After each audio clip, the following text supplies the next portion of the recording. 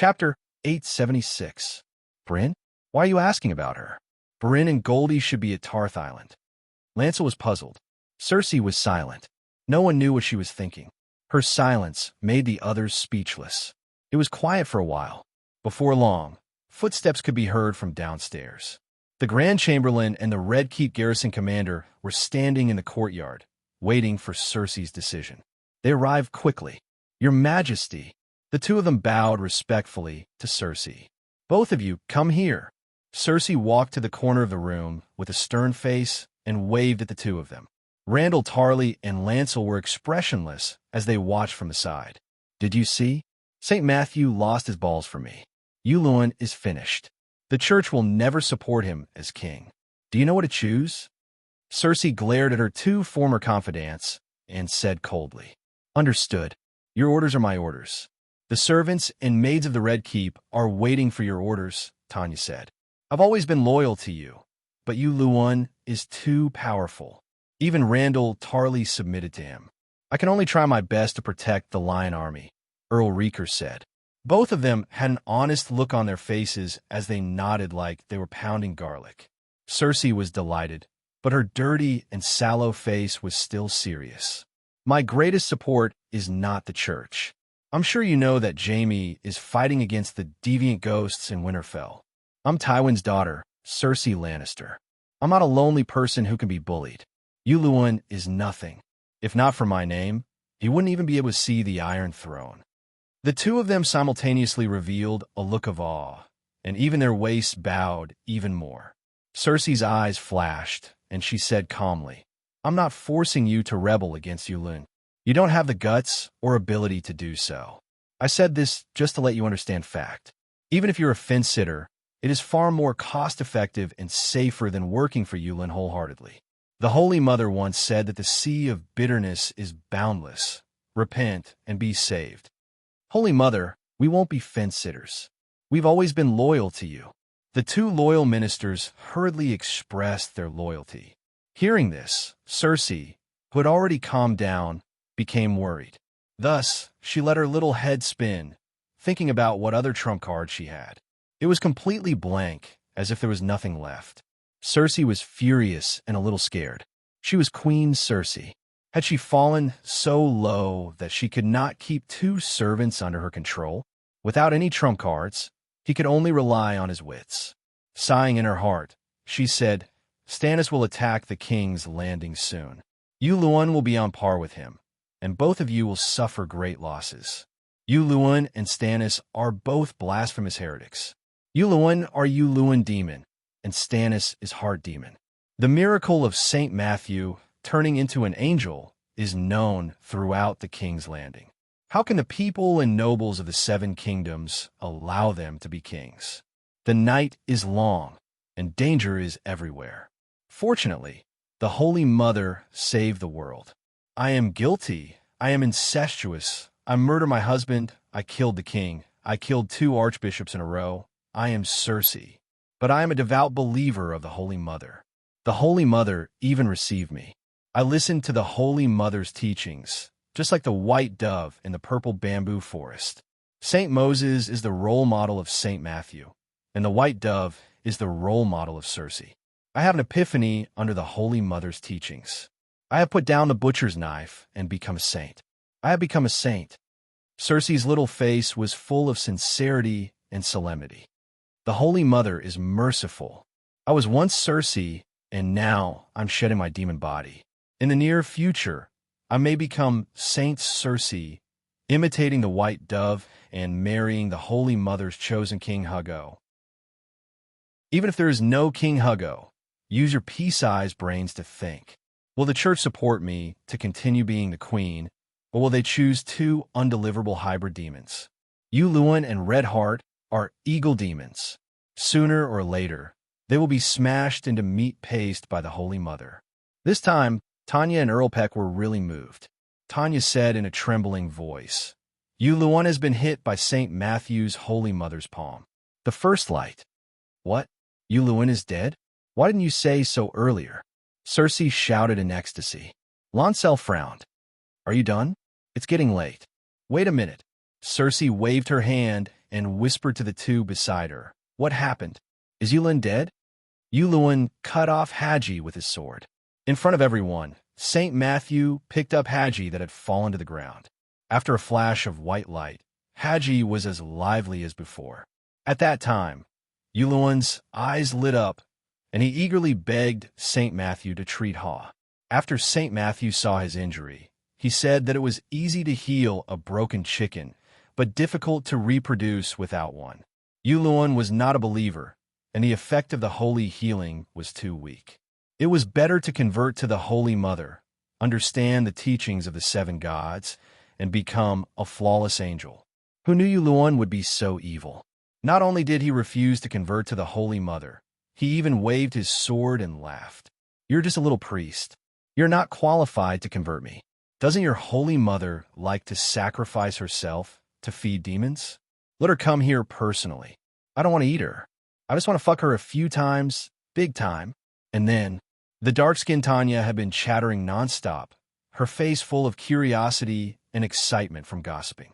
But in the end, her dark-skinned face suddenly turned pale, her eyes filled with fear and reverence, and her voice started to tremble. St. Matthew roared. The Holy Mother was merciful, but he also had the means of a warrior. Then he shouted, "Holy Mother's palm, the first appearance of holy light." The dim court was instantly filled with light. The holy light was like a knife, blinding my eyes. It's true. I really thought I was blind. My eyeballs were swollen and sore, as if they were going to explode under the holy light. Tanya rubbed her eyes and said with lingering fear, "And then?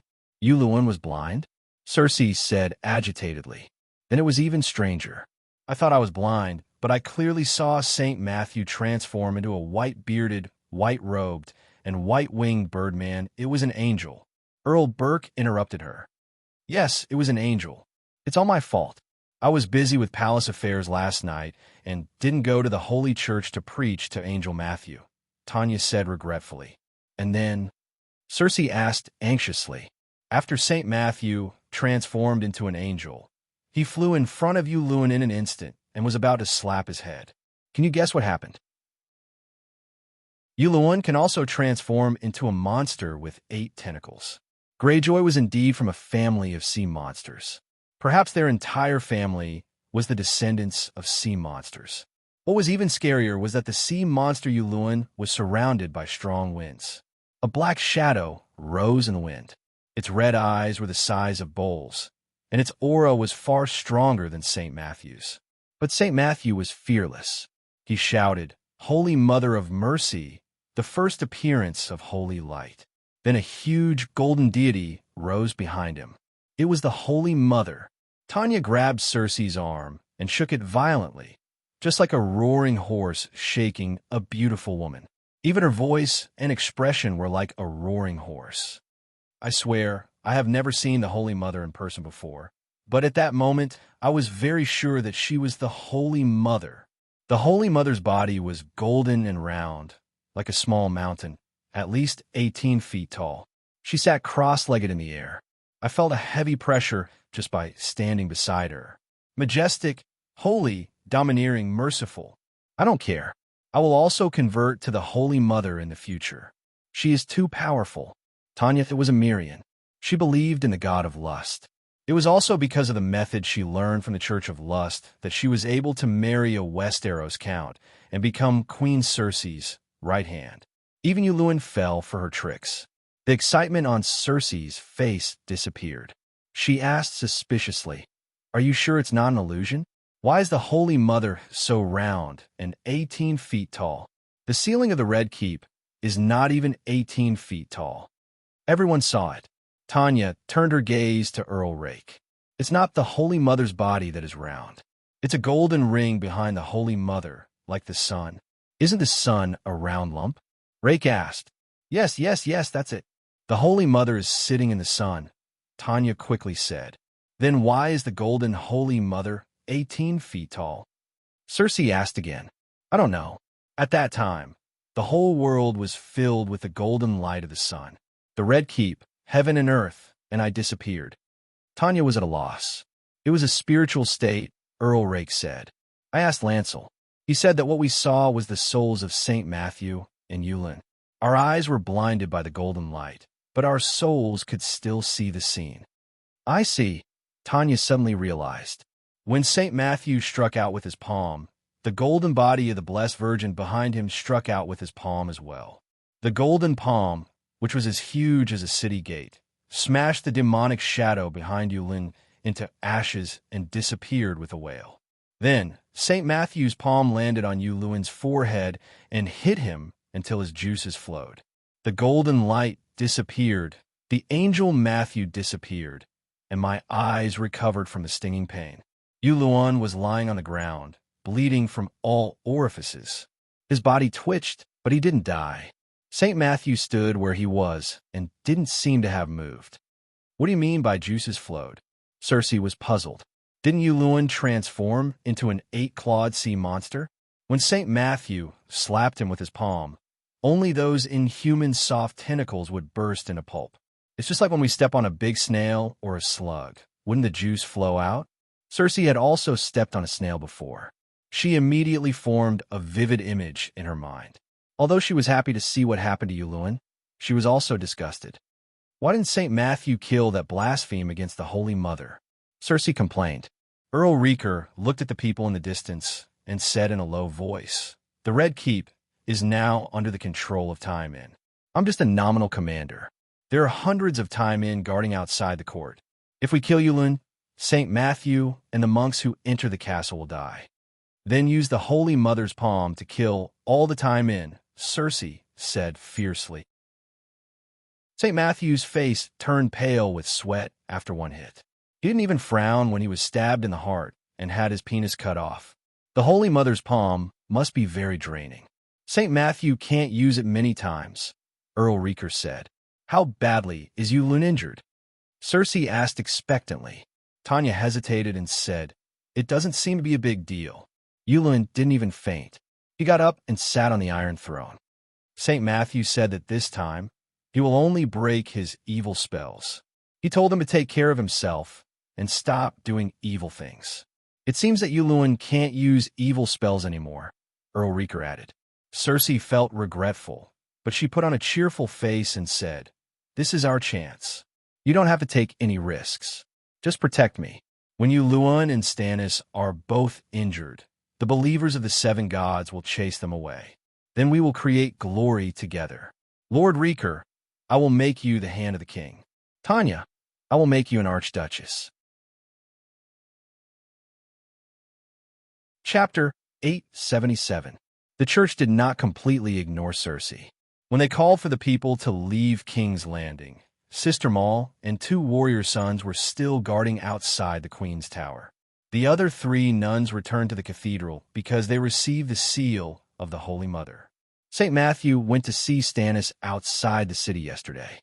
From this afternoon onwards, the Valley Army outside the riverfront gate will withdraw to 20 kilometers away from King's Landing. 100,000 poor people will leave first. By this evening, they must cross the Blackwater River and enter the royal forest.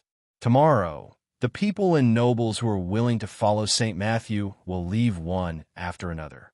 Stannis promised not to attack King's Landing for a week.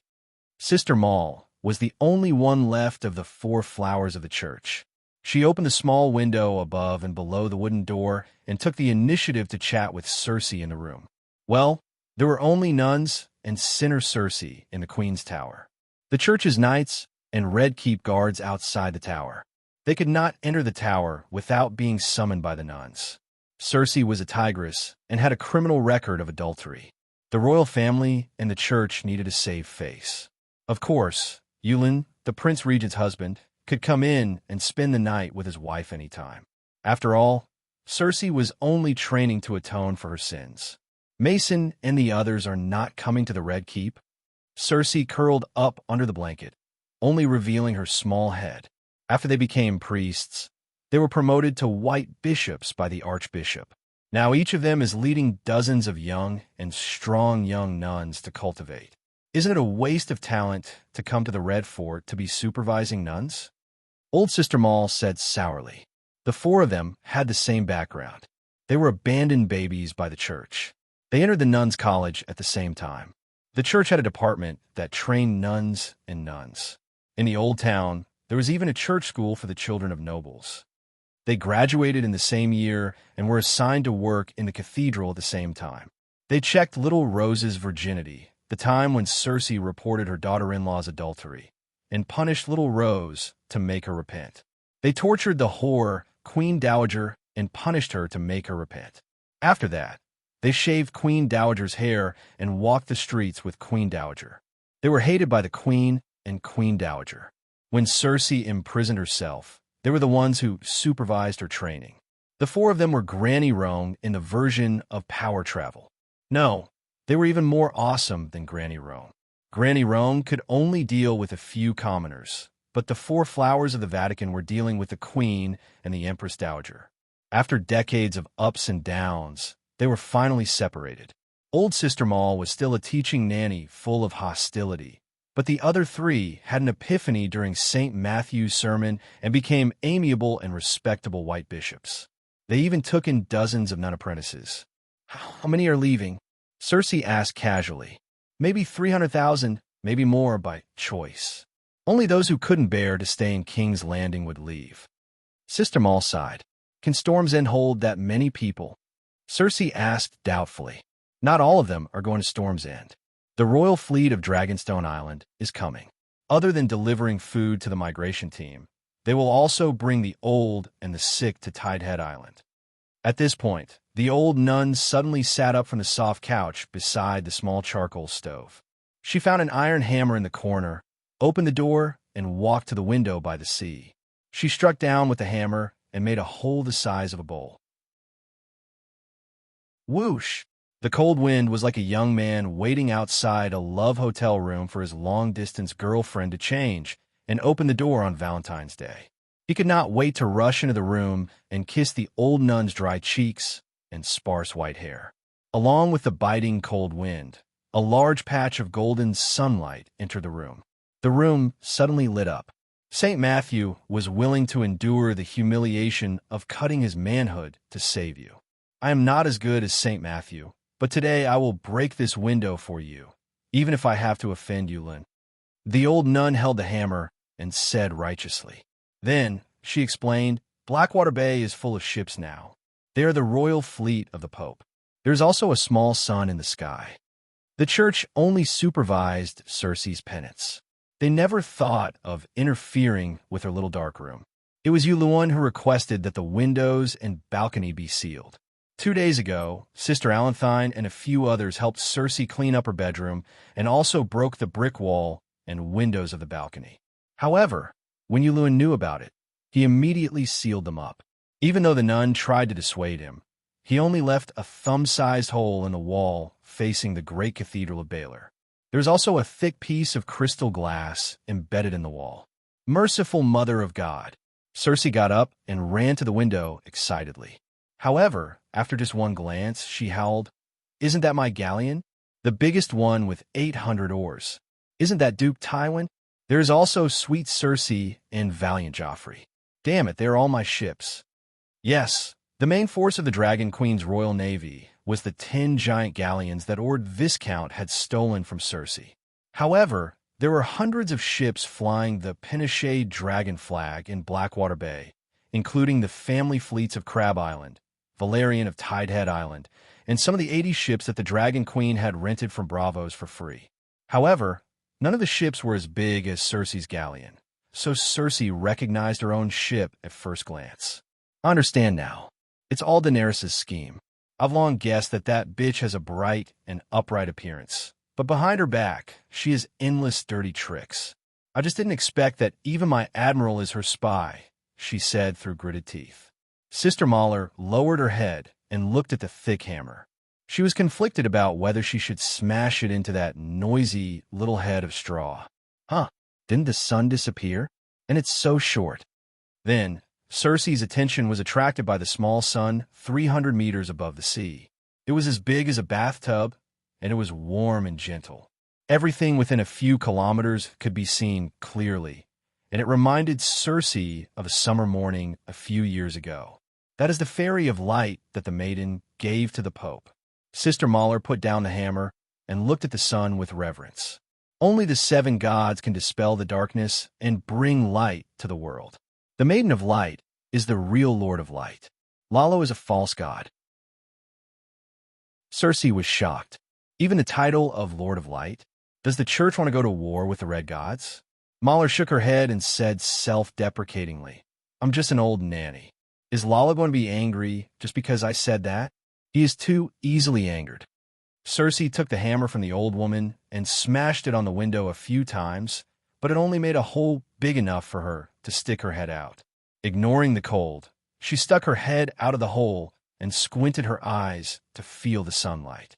Although the cold north wind took her away in an instant, Circe truly felt the warmth of the sun.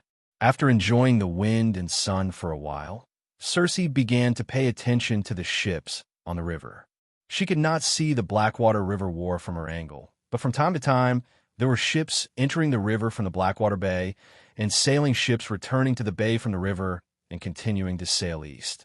Even from afar, she could see that the deck was crowded with thousands of people. She could not tell whether they were men or women, old or young. She could only vaguely feel that they were all dirty and unkempt. That's strange. Why would Stannis allow these people to leave? The more people there are in the King's Landing, the more soldiers there will be to defend the city when the other ghouls come. Can't he understand such a simple logic? Circe was puzzled. Only the living can defend the city. Those who starve to death in the gutters will only become the companions of the ghouls. The king and the nobles are fighting for power and profit. They don't care about the lives of the common people. The King's Landing has not collapsed yet because of the hundreds of thousands of tons of food that St. Sparrow used the church's bank as collateral, the old nun said coldly. What kind of attitude is that? Circe glared at the old nun and said righteously, blame those traitors. If they did not rebel against me, why would there be so many wars? You did not commit incest with the Kingslayer and did not murder King Robert. Why did they rebel? What does an old nun like you know? The reason for the rebellion is not important, because for the sake of the Iron Throne, they can come up with countless reasons just by flipping their lips. I don't know anything. I only know that you and the traitors you speak of are the same. The old nun said. Circe sighed helplessly and changed the topic. When St. Matthew met the Red Heart demon, did he convert him? Of course. The Holy Mother is merciful and saves all living things. St. Matthew not only converted the Red Heart demon, but also tried to persuade the Banshee of Hearts to repent and convert to the right path. The Banshee of Hearts? The red-robed priestess by Stannis' side? Circe was interested and asked, how many times did they stab the archbishop? I heard that the red-robed priestess can control shadows to kill people. The Holy Mother fought the shadow puppets with her palm. Was it exciting? Did the Holy Mother and the King of Light, our hero, appear? No, they did not. Nanny Mall shook her head and criticized seriously. You actually think of St. Matthew and the Holy Mother as acrobats in an opera troupe. It seems that days of hard work have no effect at all. You're hopeless. Circe immediately said, the Holy Mother is merciful. I am guilty and I repent, but I am also confused by my concern. Think about it. How can a person who is indifferent to the affairs and future of the church be a devout believer? The more agitated I am, the more it proves my devotion to the Holy Mother. The old nun thought carefully and found the sinner's words reasonable. Her expression softened, and she said slowly, the last time the Holy Sparrow fought Lun, it was because Lun insulted the Holy Mother. In the face of St. Matthew's persuasion, although Stannis and the red-robed priestess were furious, they only ordered people to beat him. Yes, the Knights of the Red Heart punched and kicked the archbishop, but they did not even draw their swords. A group of knights besieging an old man. Circe was shocked. Maul nodded slightly with an unnatural expression. Did St. Matthew fight back? Circe asked again. No. Even when he was beaten to the ground, he was still compassionate and merciful. He recited the Bible and tried to use words and the spirit of mercy to reform the pagans. The old nun lowered her head awkwardly. What about the knights of the church? What about the sons of warriors and the gathering of the poor? Seeing the archbishop being beaten like a dead dog, No one want to help? Cersei could not imagine that scene. The Church of the Seven Gods is a disgrace. Even she felt a little ashamed at that moment. St. Matthew did not let us help him. Then how badly did he get beaten up? Did he not learn his lesson when he failed to convert Lyn? Cersei grimaced. The old nun's expression became even more strange. In fact, the experience of converting Lyn the day before yesterday made him even more determined to do so. Why? Chapter 878. If the sublimation of the soul under the teachings of the Madonna only made Matthew understand the true meaning of great mercy and set up an ideal, then the matter of converting Lyn completely strengthened his belief in the doctrine of the Madonna of Mercy. His soul had sublimated again. He had now crossed the angel rank and was promoted to the second level of the archangel. In terms of the wizard's level of practice, he was a demigod who had comprehended his own divinity. Yes, Matthew, the paladin, had divinity, and it was not from the Madonna. On the contrary, the Madonna got the same amount of new divinity as Matthew, the divinity of mercy. The night before, when Big Black suddenly contacted Dany and told her about the divinity of mercy, she was more surprised than happy. The true Madonna only had the divinity of the Madonna that came with the Madonna's priesthood, but there was no specific divinity of mercy. The Madonna's priesthood came from the imagination of the believers, and the divinity of the Madonna was also what the believers thought the Madonna should be. It was different from the divinity of mercy that Matthew himself had comprehended. It was more than innovation. The priesthood was essentially knowledge, similar to the god's talisman in the world of Xinxia. If a person who knew nothing got the priesthood of the water god, he could make clouds and rain. But once his water god's talisman was taken away, he would become a mortal who knew nothing again. If the person who knew nothing understood the divinity of the water god during his time as the water god, he would still have the ability of the water god even if he lost the talisman. Before Big Black lost the priesthood of the Madonna, he was beaten back to a stupid black dragon. Now that he had a part of the divinity of mercy and lost the priesthood of the Madonna, he could change his name to Buddha or Bodhisattva, because he had the divinity of the Bodhisattva. It was Matthew who comprehended the divinity, but the Madonna also had the same divinity, reaping without sowing. This was one of the benefits of the gods keeping believers. In fact, if you think about it carefully, Matthew even gave his mark of life to the Madonna Dany. What was divinity compared to the mark of life?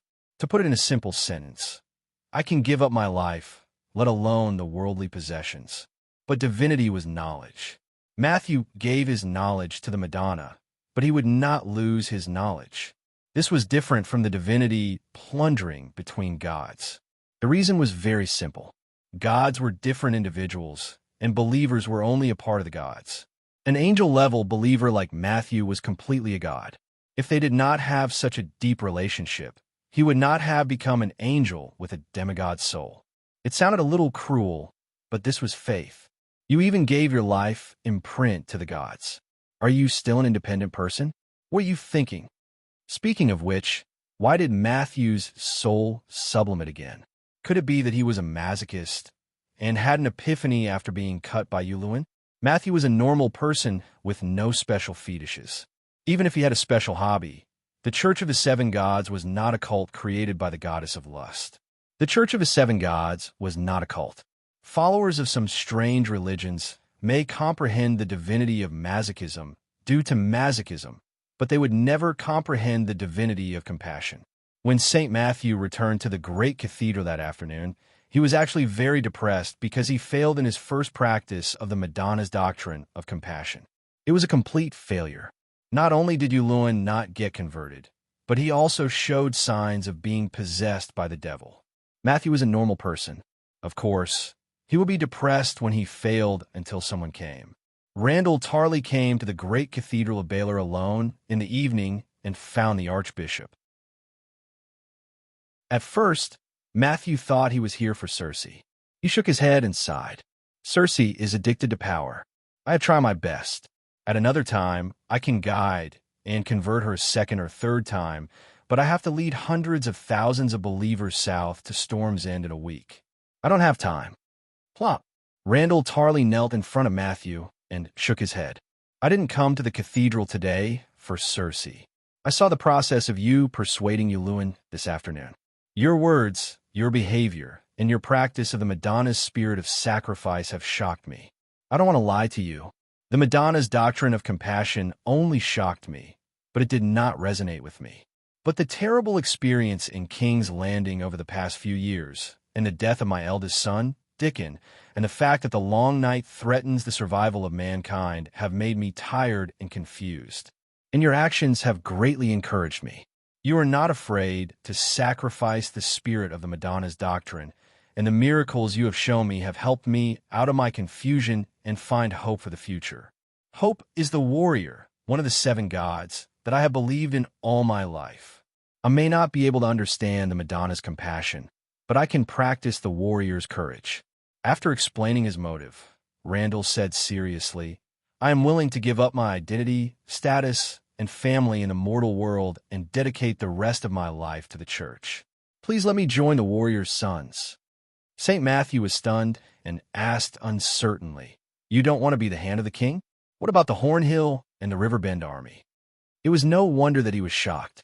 In thousands of years of church history, this was the first time that the hand of the king had directly become the warrior's sons. I wrote a letter of resignation and left it with the hand of the king's seal in the Red Castle. The Hornhill soldiers will join the church with me, but they will only participate in the Battle of the Long Night. They are not part of the church's armed forces, unless some of them voluntarily join the warrior's sons or the Constellation Warriors, the Assembly of the Poor. As for the Riverbend army, they will return to the Riverbend army, join the church with me, and continue to serve the Iron Throne. Randall had been in a bad mood recently. He was full of despair and uncertainty about the future. And the fact that St. Matthew did not die even though he courted death in the court made him realize that the Mother of God was awesome, the church was awesome, and the monks of the church, such as the Great Sparrow, the Dragon Queen, and St. Matthew, were all outstanding and determined. The church was a good place to go. Being a missionary was a good career, especially St. Matthew. Randall did not think much of the Madonna's compassion, but St. Matthew's persistence and actions touched him deeply. The church now was no longer the rotten organization that the archbishop used to deceive little boys. It was no longer a weak organization that never revealed its true miracles. The church now had monks who kept themselves clean, persisted in their ideals, and were not afraid of sacrificing themselves. They had miracles that were revealed to people every few days, and they had powerful supernatural powers. Compared to the Iron Throne now, to be honest, Randall looked down on the Dragon Queen. Because she was a woman, because she was independent, because she was not Westeros. But compared to the Dragon Queen, Cersei, Yuluen, and Stannis were nothing. The Iron Throne would not be able to save the world. The ones who could end the king of deviant ghosts and dispel the darkness must be the 7 gods. With this understanding, Randall Tarley's choice to join the church was logical. And Randall Tarley was just the beginning. St. Matthew baptized Randall immediately and personally helped him put on a colorful cloak, not a rainbow. The White Knight's cloak was pure white, and the Red Knight's cloak had a flaming red heart pattern. The colorful cloak was one of the symbols of the warrior's sons. The former commander of the warrior's sons, Sir Theodore, also took the initiative to step down and give the position of commander to the famous general of the 7 kingdoms, Randall Tarley. He was willing to be his deputy. The news of Randall Tarley leading the Jowling soldiers to join the warrior's sons spread. That night, more than 20 great nobles came to St. Matthew and applied to join the warrior's sons. They were also believers of the 7 gods. In the Holy Church Hall, facing St. Matthew and the statues of the 7 gods, they all said their heartfelt words, Matthew, you're too awesome. You sacrificed yourself to overcome the demons, stab the heart, cut the chicken to continue, 10 feet 8 golden body, and broke the evil with divine palms. You've really opened the eyes of us muggles who haven't seen the world.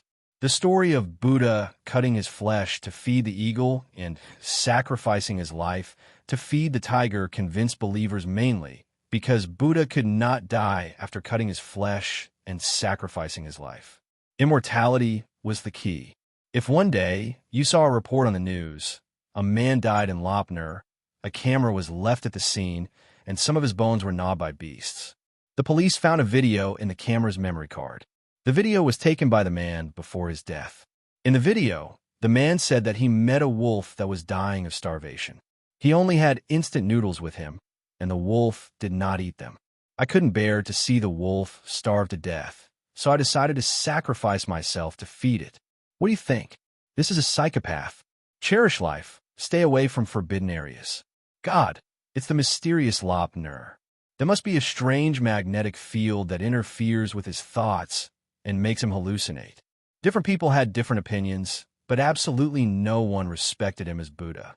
Not everyone was qualified to sacrifice themselves to feed the tiger. If St. Matthew was stabbed to death by Yuluan, then he was a big idiot.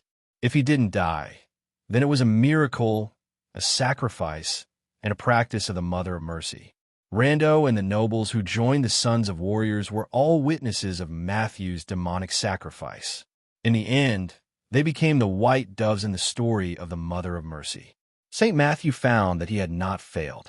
He reenacted the story in the Bible, and his compassion for the Mother of Mercy's teachings became more firm. His soul sublimated and became an archangel. He continued to work hard. The next day, he went to Erlu's camp and used his fearless spirit to influence Erlu and the red-robed woman. Well, he didn't even let go of Melisandre. In Erlu's tent, in front of countless people, Matthew looked at Erlu with pity and love and said, "Poor child, you have lost your way. I can feel your pain. Your body is in the human world, but your soul has fallen into hell."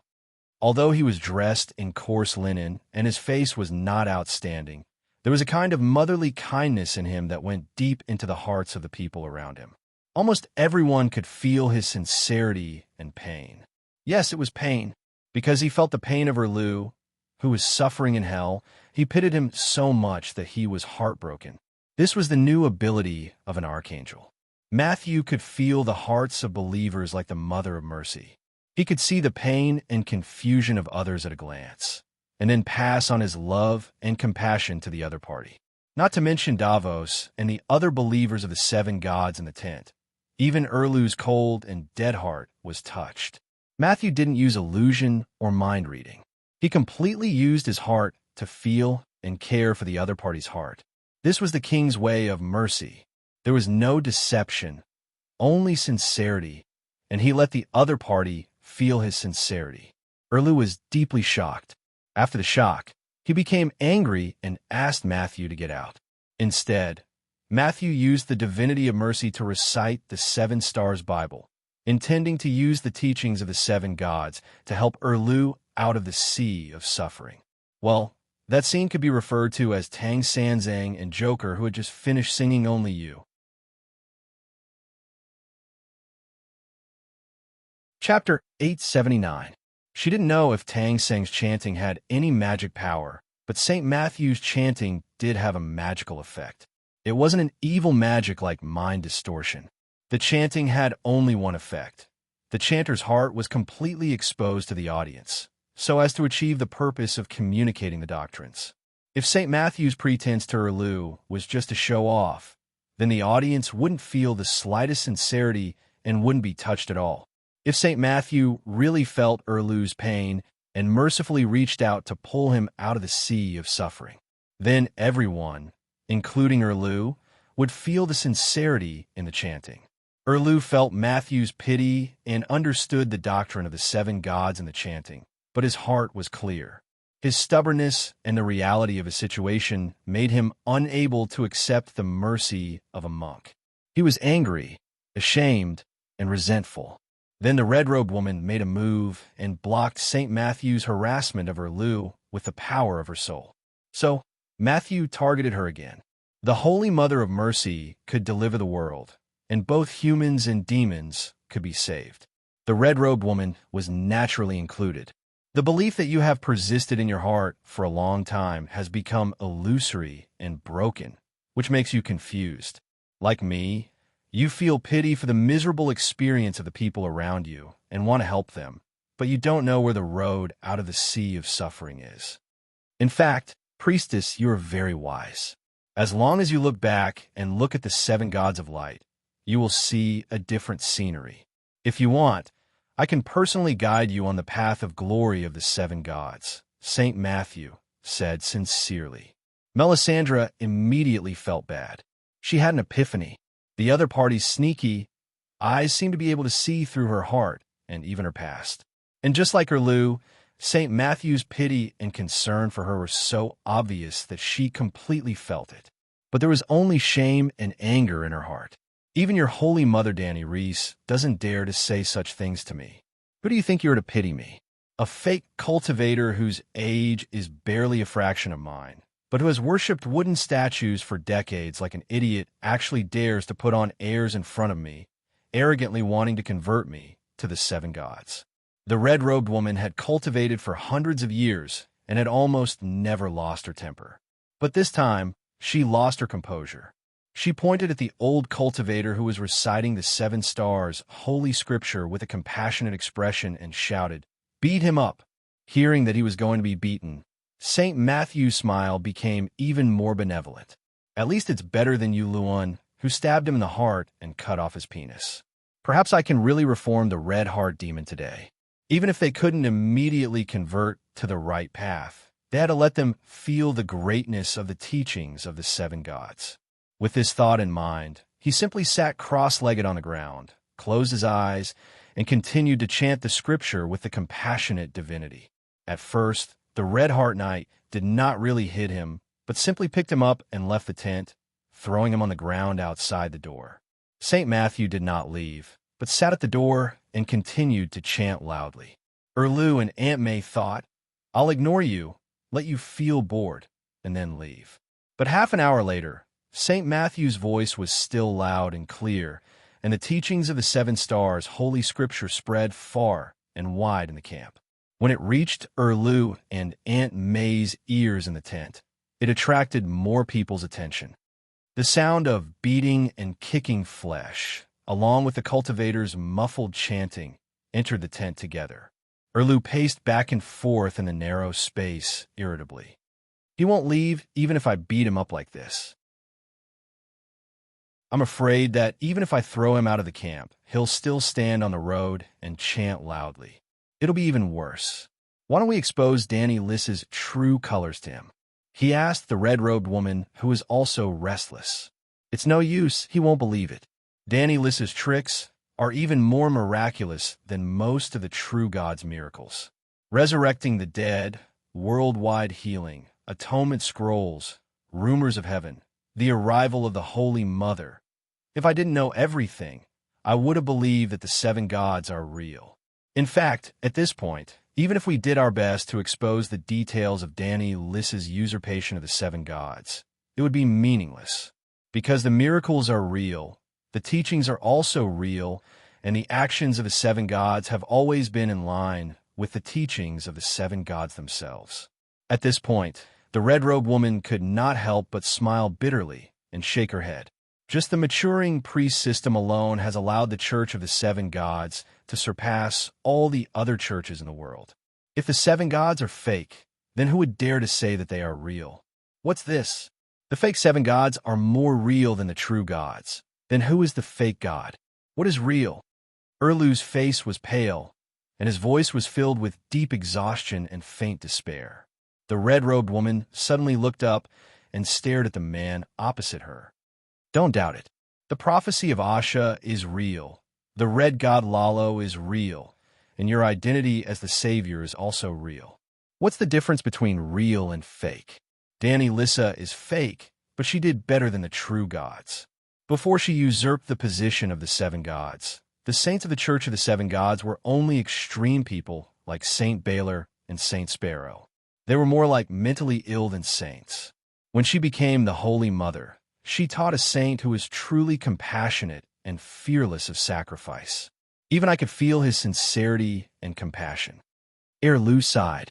You were affected by his divine language. Matthew is a demigod, Melisandre said. Erlu pointed at the tent door. Maybe I was affected, but I didn't listen to his chanting. I only saw what was happening outside the door. You said he was a demigod, but a demigod was punched and kicked by a mortal knight, and his compassion remained unchanged. Is this something an ordinary person can do? Whether he is a saint or not, it has nothing to do with us, Melisandre said. He waved his hand weakly and pointed at the military map hanging on the wall. How can it have nothing to do with us? I'm about to attack King's Landing, and the city is full of believers of the seven gods. If a true saint appears, the believers will naturally unite around him. So, when I take King's Landing, how should I rule? Do I have to clean up the great cathedral of Baelor and burn the statues of the seven gods? Even Cersei and Yulun aren't that crazy. Matthew will lead the sparrows and refugees away from King's Landing, and the great cathedral of Baelor will be built into a fortress.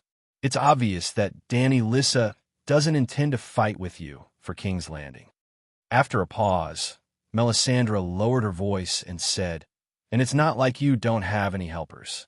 The Light King has sent an oracle to the Red Temple of the Free Cities, and countless hand of the Holy Fire and Red Temple priests will cross the sea to the Westeros. You are the Holy Son of the Red God Church, and the Light King's spokesperson in the mortal world. The Red Priests of Myr, Pintos, Bravos, and even Volantis will listen to your command." Stannis was shocked and asked, "For the forbidden spell array of 10,000 extraordinaries, for ending the long night, for the battle of King's Landing led by you. The Frost God is the Light King's eternal enemy, and only Lalo can save the world. The Red Priests who serve the Light King will certainly not stand by and watch what happens in the Westeros," the red-robed woman said righteously. The truth was not as dignified as Melisandre made it out to be. It was true that Lalo had called for the Red Temple priests of the Free Cities to support King's Landing, but the purpose was to clean up the dirty water that the Dragon Queen had poured on him in the Red Temple. Dany had arranged for the allied prisoners of war to return home and spread the information about Lalo. As long as she did not want to lose the faith of the humans, she only had one choice: to use practical actions to prove that the Red Priests were different from the despicable and weak nobles, and that they would fulfill their mission to end the long night. In other words, she would cross the narrow sea and go to the Westeros to fight the other ghosts. At this moment, in Volantis, Machiro, who had received the oracle, left the Black Wall and returned to the Red Temple outside the Black Wall. As usual, he stood on the highest pillar and preached to his believers. The Black Wall nobles have given up on the people of Volantis, but the Red Gods have not.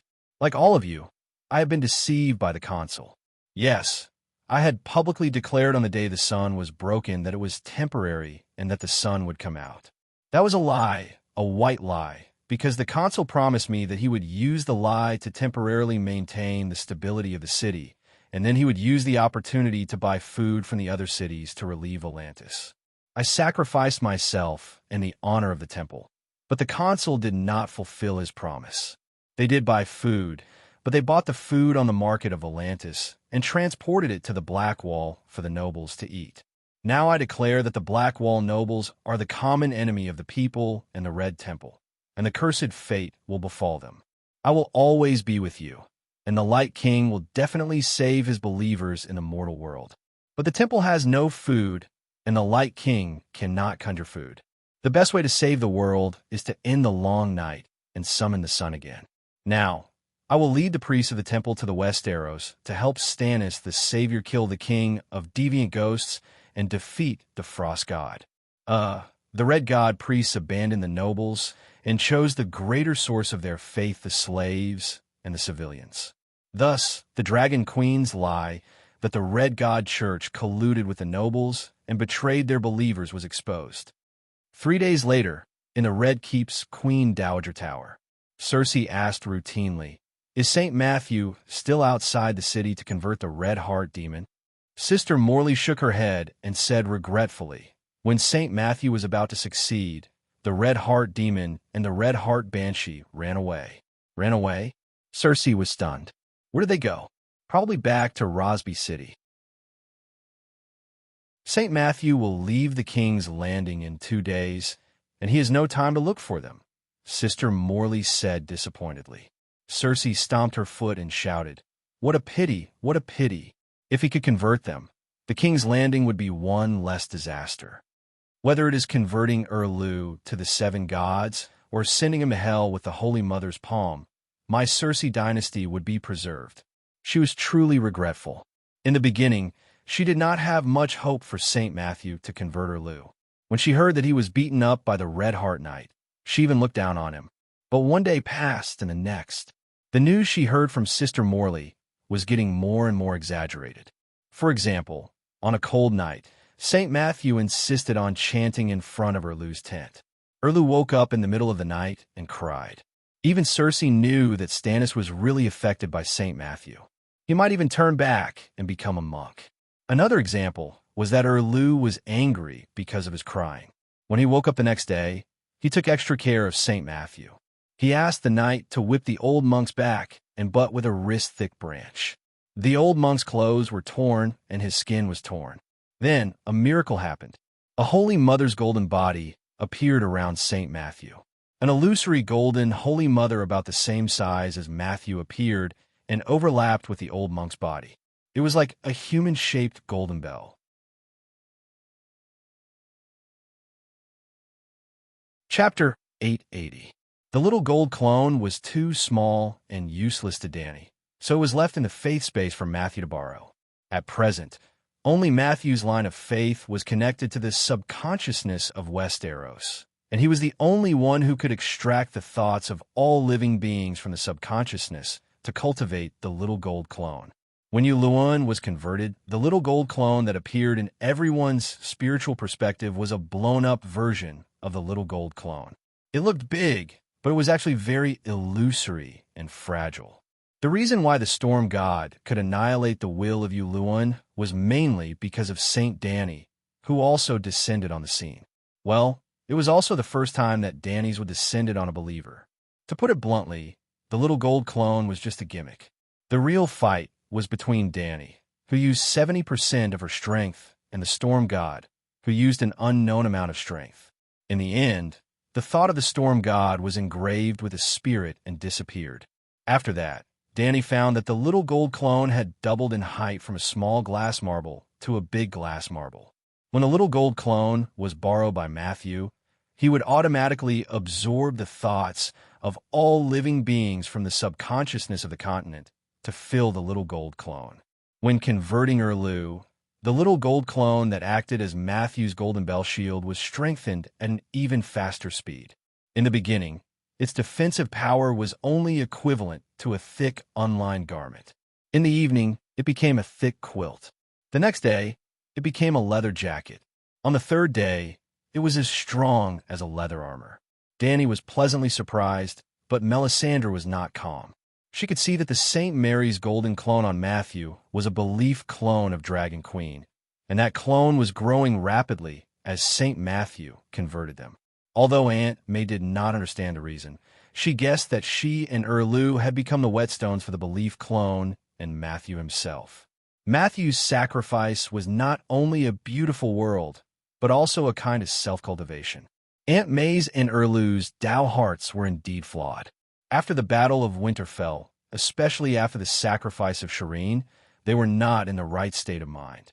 If the stalemate continued, Matthew would become sharper and smoother, while their own psychological flaws would become bigger. If Matthew, Erlu, and Melisandre were locked in the same cell, Erlu would most likely collapse in all aspects after a year and a half. His faith, outlook on life, worldview, and beliefs would all collapse. Even if Aunt May could persevere, her worldview would change. Therefore, the way the two of them decisively ran away. Perhaps they had really missed the opportunity to repent and be saved. Well, they would rather die than turn back. The sun above Blackwater Bay shone brightly for 5 days and 5 nights. Dragon Queen's royal fleet sent out galleons more than 1,000 times, transporting a total of 200,000 old, young, and women to Tidehead Island. St. Matthew led about 250,000 refugees and poor people who could travel long distances south to Storm's End Fortress. At this point, the king's landing migration plan was declared complete. Dany had fulfilled her obligations and done everything she could. On the night of St. Matthew's departure, the light of the 7 holy towers of holy light of the Holy Cathedral was extinguished. In the training field south of the great Cathedral of Baylor, 99% of the coffins that used to occupy the space were gone, and the rest were placed in the warehouse in the backyard. The training field, paved with bluestone floors, was empty, and only the angry howling of the north wind could be heard here alone. Hiss, a huge black shadow, flew over from the east and let out a low cry before slowly descending. When the pterosaur steadied itself on the ground, a one-armed monk holding an oil lamp was already standing in the corridor next to the training field. "I didn't expect you to really come." Looking at the short man who slid down from the pterosaur's back, the one-armed hero Lancel had a complicated expression. "Even though I've become more handsome, taller, and have the title of Targaryen's super illegitimate son, I'm still Tyrion, your cousin, Uncle Kevin's nephew, and Papa Tywin's good son." Tyrion took off his windproof helmet and giggled. "Bastard, you still have the face to call me Papa and Uncle." Tyrion was grinning as he made his way up the stone steps, his helmet tucked under his armpit, when a tall figure darted out from behind the pillars of the cloister, snarled, drew his sword, and came striding toward him. The dwarf was only shocked for a moment before he guessed the person's identity from the familiar figure and voice. He chuckled and did not dodge. With a clang, he threw his helmet away and grabbed the handle of the axe on his back with one hand. He shouted, "Almighty dragon of heaven!" The next moment, a golden rune lit up between his eyebrows. His body expanded like a balloon from 4 meters to 6 meters in an instant. Whoosh, whoosh. 2 cold glints met in midair. Clang, yellow sparks flew when the axe and sword collided. Then, the person opposite him grunted, and his sword flew out of his hand. It flew back 4 to 5 meters and embedded itself 2 inches into the pillar with a thud. "Ha ha, Jaime, you've been defeated by me." The dwarf laughed excitedly. The sword handle was still vibrating in the air when the man who had lost his sword quickly lowered his body and took a step forward diagonally. With a sweep of his leg, the laughing giant immediately lost his balance and fell forward. Boom! With great difficulty, the dwarf used his axe to support himself on the ground and stabilize his body. But the next moment, he felt a strong force coming from behind him. With a thud, he fell to the ground. It was Jaime who had nimbly circled behind the dwarf and kicked him in the back. After kicking the dwarf to the ground, Jaime stepped forward and sat behind him. The dagger in his left hand was pressed against the dwarf's neck. He sneered, "You want to defeat me? Dream on. So what if you have boundless strength? Your martial arts are too lousy." Sigh, I was too reckless. Other than strength, swordsmanship and agility also determine the outcome of a duel. Tyrion sighed. The golden rune between his eyebrows dimmed, and his body shrunk like a pig with a hole. "But I haven't lost." He struggled to turn his body. He was still lying on the ground, but he was facing Jaime. Jaime sat on his lower abdomen and did not put away the dagger in his hand. "You haven't lost? Try it." The cold blade caused goosebumps to appear on his skin. "My life-saving spell is a bit disgusting. I was afraid of scaring you." The dwarf smiled bitterly. "You have already scared me." Jaime looked at the dwarf's face in bewilderment. "Could it be that you were really cursed by the forest witches when you were young? How about it? Handsome enough, right?" The dwarf winked. Jaime sneered and slid the dagger from his neck to his cheek. "Maybe I should peel off your skin and see if there's another deformed, ugly face underneath. Or I can pull out your heart and see if it is also cursed. I killed my father, but Uncle Kevin's death really has nothing to do with me." The dwarf sighed. "If it wasn't you, then who was it?" Lancel walked down the steps and looked at him suspiciously. Seeing Jaime's expression that said he was lying, Tyrion said angrily, "Are you two idiots? In that situation, who would benefit the most from Uncle Kevin's death? When the lion is unlucky, Targaryen is happy, and you are Targaryen wearing the lion's skin." Jaime said with a gloomy expression, "You would rather believe that I am a demon than that she is a beast?" You are a beast. You could even kill your father, let alone your uncle, Jamie said coldly. I can pull the trigger only because our father is also a beast. He did those beastly things to me. Isn't it natural to kill him? But what did Uncle Kevin do to me? If Targaryen really wanted the lion to be unlucky, he didn't need to plot an assassination. Wouldn't it be better to just ride a dragon and breathe fire? As Tyrion spoke, he reached out and pushed Jaime's chest. He did not push. What are you riding me for? Although I've become more handsome, I don't look like our horse sister at all, the dwarf said with his hip out. Jaime sat down a few times and patted the dwarf's handsome face with the dagger in his hand. Be honest. If you don't make things clear today, don't think you can leave in one piece. Oh, you really think you have me, Tessa? Hiss. The pterosaur, who had been crouching on the side like a statue, flicked her tail lightly and sent Jaime tumbling a few times. It was as easy as a broom sweeping goose feathers. Baby, be good. The dwarf got up and smiled as he patted the pterosaur's tail that was half the height of a man. You told him to ambush me. He turned to Lancel, who was holding a lamp. Jaime can find me, but I can't find him, the one-armed hero said. Where have you been recently? The other ghosts are going south. Why haven't you returned to Casterly Rock to take charge of the defense? As soon as he asked, the dwarf waved his hand and mocked himself. I'm so stupid. Who else could you be staying in King's Landing for? Jaime fell a little hard. After taking a few breaths, he used his hands to support himself and slowly got up. Cersei would never murder her own uncle. He growled. How long has it been since you last saw her? Half a year, a year and a half. It's almost 2 years, right? Tyrion looked at his brother's crotch with pity. You haven't used that thing of yours during this time? What nonsense are you talking about? Jaime's eyes flashed with embarrassment. Your dick is almost rusty, but she has already played herself to the point of breaking, bastard. Jaime's eyes were bloodshot. He roared and pounced on the dwarf again. This time, the dwarf did not fantasize about using force to defeat his brother.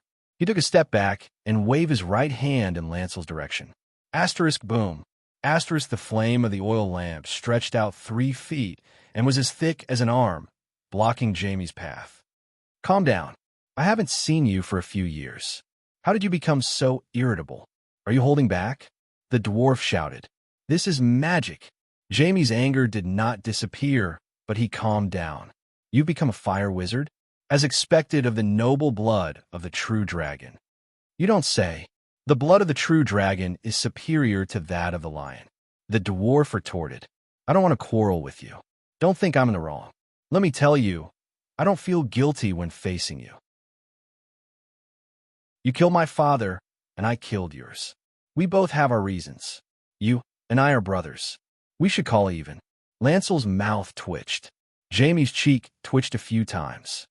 You said the Mad King deserved to die. I killed him well. I did. The dwarf nodded. But you also taught me that if anyone dares to touch my woman, I'll take his life. You know better than I do how my father treated Tessa. How could I bear it when you told me the secret at that time? What's more, I found snow in his bed. When did I teach you that? Jaime said. You've been teaching me with your actions. If someone did that to Cersei, how would you react? Jaime was silent. After a while, he said, You're right. I can't tolerate you insulting her. Insulting? Are you crazy? I said she was a slut. Isn't that the truth? The dwarf pointed at Lancel. Ask our bishop cousin how many men the sinner Cersei has. Lancel regretted not leaving earlier.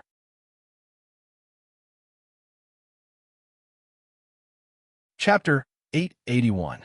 The north wind was howling in the courtyard, and the room was no warmer than the outside without a fireplace. The atmosphere between the 3 Lannister brothers seemed to have frozen into ice in the cold air. After a while, Lancel broke the silence and asked in a low voice, You really didn't kill my father? The dwarf hugged his cloak tighter and said with certainty, It was Cersei and Yuluan. Then he explained why he went to see Kevin and what he discussed with Kevin. You can ask around and see if Uncle Kevin had any intention of surrendering that day. Then you will know if I'm lying. In fact, if you use your brains, I would have admitted to the crime of patricide without hesitation. Why would I lie about a lesser crime? Lancel looked down and sighed. Jaime pursed his lips, and his face twisted in extreme pain. The dwarf killing his father and Cersei killing her uncle seemed crazier, but the dwarf had a legitimate reason for killing his father, while Cersei did it for power. Jaime even sympathized with the dwarf, but he could not accept killing his own father for power. "What about Tommen?" he asked bitterly. "Seven hells. Why don't you say that I'm responsible for all the murders in the Red Keep?" Tyrion was furious. He waved his hand and shouted, "That day you all thought that I killed Joffrey, but what happened? I can even tolerate that crazy second-generation Joffrey. Why would I kill the honest Tommen?" "Tommen was poisoned to death by a shapeshifter," Lancel interrupted. "On the first night of Tommen's mortuary, a stray cat sneaked into the great cathedral and seemed to want to attack Cersei. Fortunately, St. Matthew, who was only an archbishop at that time, was there and severely injured the stray cat's soul. When the stray cat escaped, a monk was scratched by it and died immediately in the same way as Tommen. At that time, the long night had not yet come. We knew nothing about the shapeshifters and other supernatural beings. Later, when the sun went out and the mother gave an oracle, she told the archbishop all the secrets of the world. Only then did we know that the cat was the shapeshifter's animal companion." "Stark?" "Stark." The two brothers spoke at the same time. Jaime looked hesitant, but the dwarf's tone was certain. "Which Stark do you think it is?" Jaime looked at his brother and asked, "Perhaps it's the three-eyed crow?" At this moment, the dwarf was once again uncertain. Jaime pondered this for a moment before he shook his head and said, "It might be Jon Snow, Sansa, or Arya, but it wouldn't be the three-eyed crow. I've seen Bran before. He's very powerful. If he wanted to kill Cersei, he wouldn't have had to wait until then." The main reason was that the gnome didn't participate in the Battle of Winterfell. If he had gone and interacted with Arya, he wouldn't have any suspicions and would be able to identify the culprit. "Forget it. There's no need to guess. It's Stark anyway. This is retribution, the grudge between the lion and the direwolf." Jaime sighed bitterly. No matter who killed her, there's no need to pursue this matter. The lion killed Ide and Robb, so let's use Tommen to pay with his life. To that child, death might be a form of release. At least, when we face Stark in the future, we don't have to feel guilty anymore. Our families are even. I've never felt guilty. I didn't throw Bran, I didn't stab Ide, and I didn't kill Robb, Tyrion said. "If you weren't held captive by a woman like Catelyn, why would I stab Ide? Why would Father attack Aegon? In the end, you're the starting point of everything," Jaime said angrily. "I should let Father see how brainless his chosen successor is. Even now, he still doesn't understand the true cause of the War of the Four Kings," Tyrion mocked as he pointed outside the window. "You think you're smart?" Jaime spat out. "Idiot. You're the idiot. Littlefinger has been dead for so long, and you still don't know that he's the mastermind," Tyrion retorted. Jaime smiled coldly. "Smart man, tell me, how did Littlefinger die?" The anger on the dwarf's face froze. Littlefinger's death was still an unsolved case. "Could it be you? What have you been doing for the past 2 years? If I didn't hear that you went to Winterfell to fight deviant ghosts, I would have thought that some bastard buried you on the side of the road," Tyrion said in shock. "It's a long story." Jaime waved his hand and sighed. "Finally, I've repaid my debt." "What debt? Speak clearly," the dwarf asked curiously. "I can't say. I swear to keep a secret." Jaime shook his head. The dwarf frowned and thought for a moment. His expression suddenly changed, and he said in shock, "Could it be that Stark is still alive? I want to save Cersei." Jaime changed the topic abruptly. The dwarf had been staring at his face. Now that he had gotten the answer he wanted, he couldn't help but exclaim, "I thought that Targaryen's life was the toughest. Even after the kingdom was destroyed, there would still be descendants who would rise again. Now, I realize that Stark is the main character. After so many years, no one died. Perhaps one day, I will suddenly appear. I shouldn't be surprised. You don't have to worry about that. Ed Stark's bones have been burned to ashes. In Winterfell, I saw it with my own eyes. The Stark in the tomb was burned to ashes," Jaime said. The dwarf smiled proudly. "So it really is Catelyn. It's unbelievable that she was revived by the Red Priest. Jaime was shocked and angry. The dwarf waved his hand and smiled. Don't be agitated. I'm not trying to trick you. Stark's family only has a few people. Rob's head is embedded in the magic mountain, and Ida's been burned to ashes. Only Caitlin is left. I've heard rumors about the Lightning King long ago. Back then, I thought it was just a trick played by the Flagless Brotherhood. Now that gods and demons are everywhere, it would be foolish of me to think that way. Sigh, Madame Stoneheart is a demon. You'd better not provoke her. Don't ask about her. Don't have any interactions with her. Jaime sighed. Tyrion shook his head disapprovingly and smiled with satisfaction. Jaime, you've been hanging around Westeros all this time. It's inevitable that your vision is a little narrow. I've seen too many terrifying people, gods, and demons in the past 2 years. A mere Madame Stoneheart, Lancel glanced outside the window and reminded, it's getting late. The 7-star Tower of Holy Light will light up at 6 in the morning. Cultivators wake up even earlier for their morning classes. You should get down to business. Tyrion looked around at the narrow and empty cold stone room and frowned. Waking up early and sleeping late. You're still living in this kind of room. You're living too shabby. The room that looked like an ice cellar was only 15 square meters. It should be very narrow, but other than a half-meter wide and 2-meter-long wooden bed and a small office table and chair, there was nothing else. It was empty, but it also gave off a strange feeling of spaciousness. Now, the dwarf and Lancel were sitting on a hard, thatched bed, while Jaime sat on a small stool. My living conditions have already surpassed 90% of the people in the 7 nations, Lancel said calmly. As long as you like it. Tyrion shrugged and turned to Jaime. Where do you live now? A cave. What? The dwarf thought he was hallucinating. I'm digging a cave under Aegon Hill. It's the Red Castle's secret passage. Now, the secret passage is full of traps. I can only choose a suitable place to dig another path according to the original secret passage map that Varys provided. Jaime sighed. You're really stubborn. The dwarf didn't know what to say. The night had come. Today, the other ghosts were heading south. Instead of returning to the western region to reorganize the defenses and protect their homes, he went to dig cave. After a while, he asked softly, She's already rotten. Is it worth it? Other than me, who else can save her? She must be looking forward to my arrival. That's enough. Jaime looked down and sighed. The dwarf rubbed his numb face and asked, How can I help you? You're not waiting for me here just to rekindle our brotherhood. This is really unexpected. Jaime didn't know you were coming. But the news of a noble coming to the cathedral to collect the coffins of his ancestors spread in King's Landing. He's also here to deal with the 4 coffins, Lancel said. Cremate them.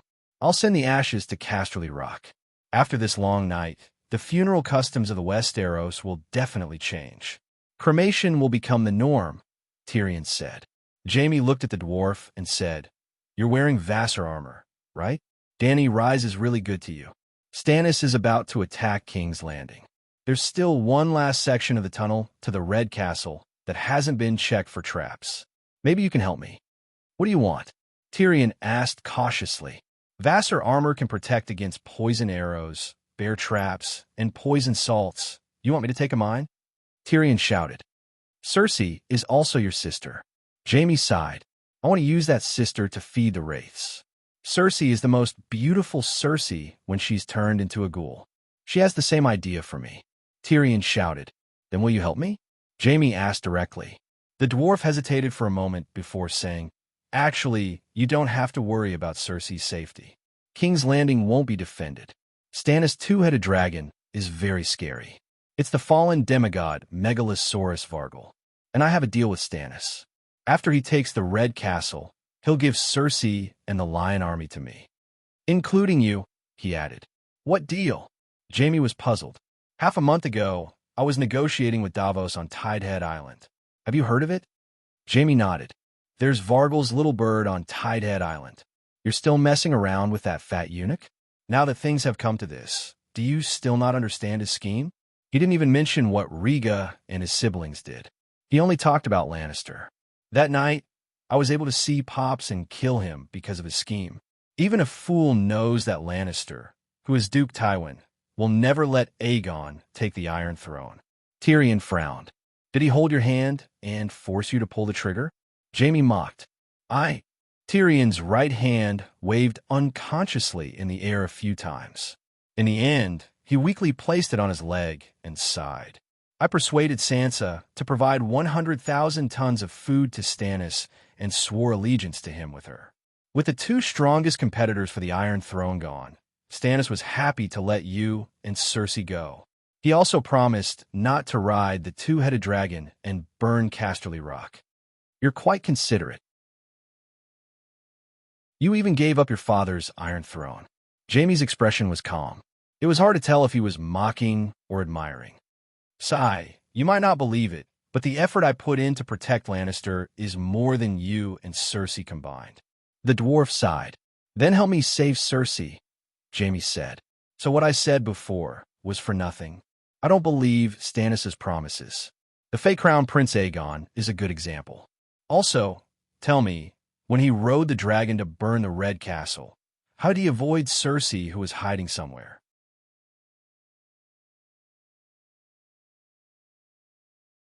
Chapter 882. Holy Mother of God, are you really Tyrion? You've grown so tall and handsome. You've changed so much. In the dark cave, the turbid air was filled with the faint fragrance of the rosin torch. As the bearded fat warrior limped closer, Tyrion smelled the familiar scent of cosmetics. It was the fat eunuch Varys who had disguised himself as the bearded warrior. Before the Tower of Light lit up, Tessa carried 4 coffins and carried Jaime and Tyrion out of the sacred hall. The two brothers worked for an entire morning and finally burned the 4 corpses to ashes. They put them into 4 jars and hung them around Tessa's neck. Then they snuck into the narrow beach behind the Red Castle from the direction of Blackwater Bay and entered the cave on the cliff. There were many traps buried in the tunnel leading to the Red Castle. The traps that belonged to Varys had already been marked, and the traps that Kevin had arranged for the Lion Army to set up had also been checked over the past few months. Only the last few hundred meters of the tunnel remained. Before approaching the last stone path, Tyrion and Jaime met Varys. You haven't changed much. You're still sneaking around and scheming in the dark. Tyrion sneered. Varys stuck the torch into the stone wall and leaned closer to observe Tyrion. Strange. You don't look like King Aerys or Prince Viserys after you recover from the curse, he said. You don't look like King Aerys or Prince Viserys at all. You don't even look like Madame Joanna. You and Jaime are still brothers, but there's still no resemblance. Instead, you look like a non-Undul foreign bloodline. Why? After being reminded by Varys, Jaime also reacted. I really don't look like an Undul. His rough left hand touched his brother's face and pinched for a while. He shook his head and said, It's not a faceless human skin mask. You're crazy. Tyrion pushed Jaime's arm away and shouted, This is the High Valeglia bloodline, the royal bloodline. After calling out, Tyrion stepped forward and grabbed the fat eunuch's greasy and dirty woolen sweater. Varys, don't try to change the topic. The Dragon Queen will deal with you for murdering Rhaega's 2 children. Now, tell me the truth. Did you plan to murder my father? Which father? His Majesty Aerys was killed by your brother. It has nothing to do with me. Duke Tywin was killed by your own hands. I was shocked. Varys laughed. Don't deny it. You wanted to kill my father. Tywin, the final victor of the War of the 4 Kings, is your greatest enemy. At that time, I found it strange. No matter how dishonest my father was and how lustful he was, there was no need for him to play with my second-hand woman. Besides, he never touched prostitutes. Everyone knows that. Varys shrugged and said, maybe he just wanted to take revenge on Aerys' son.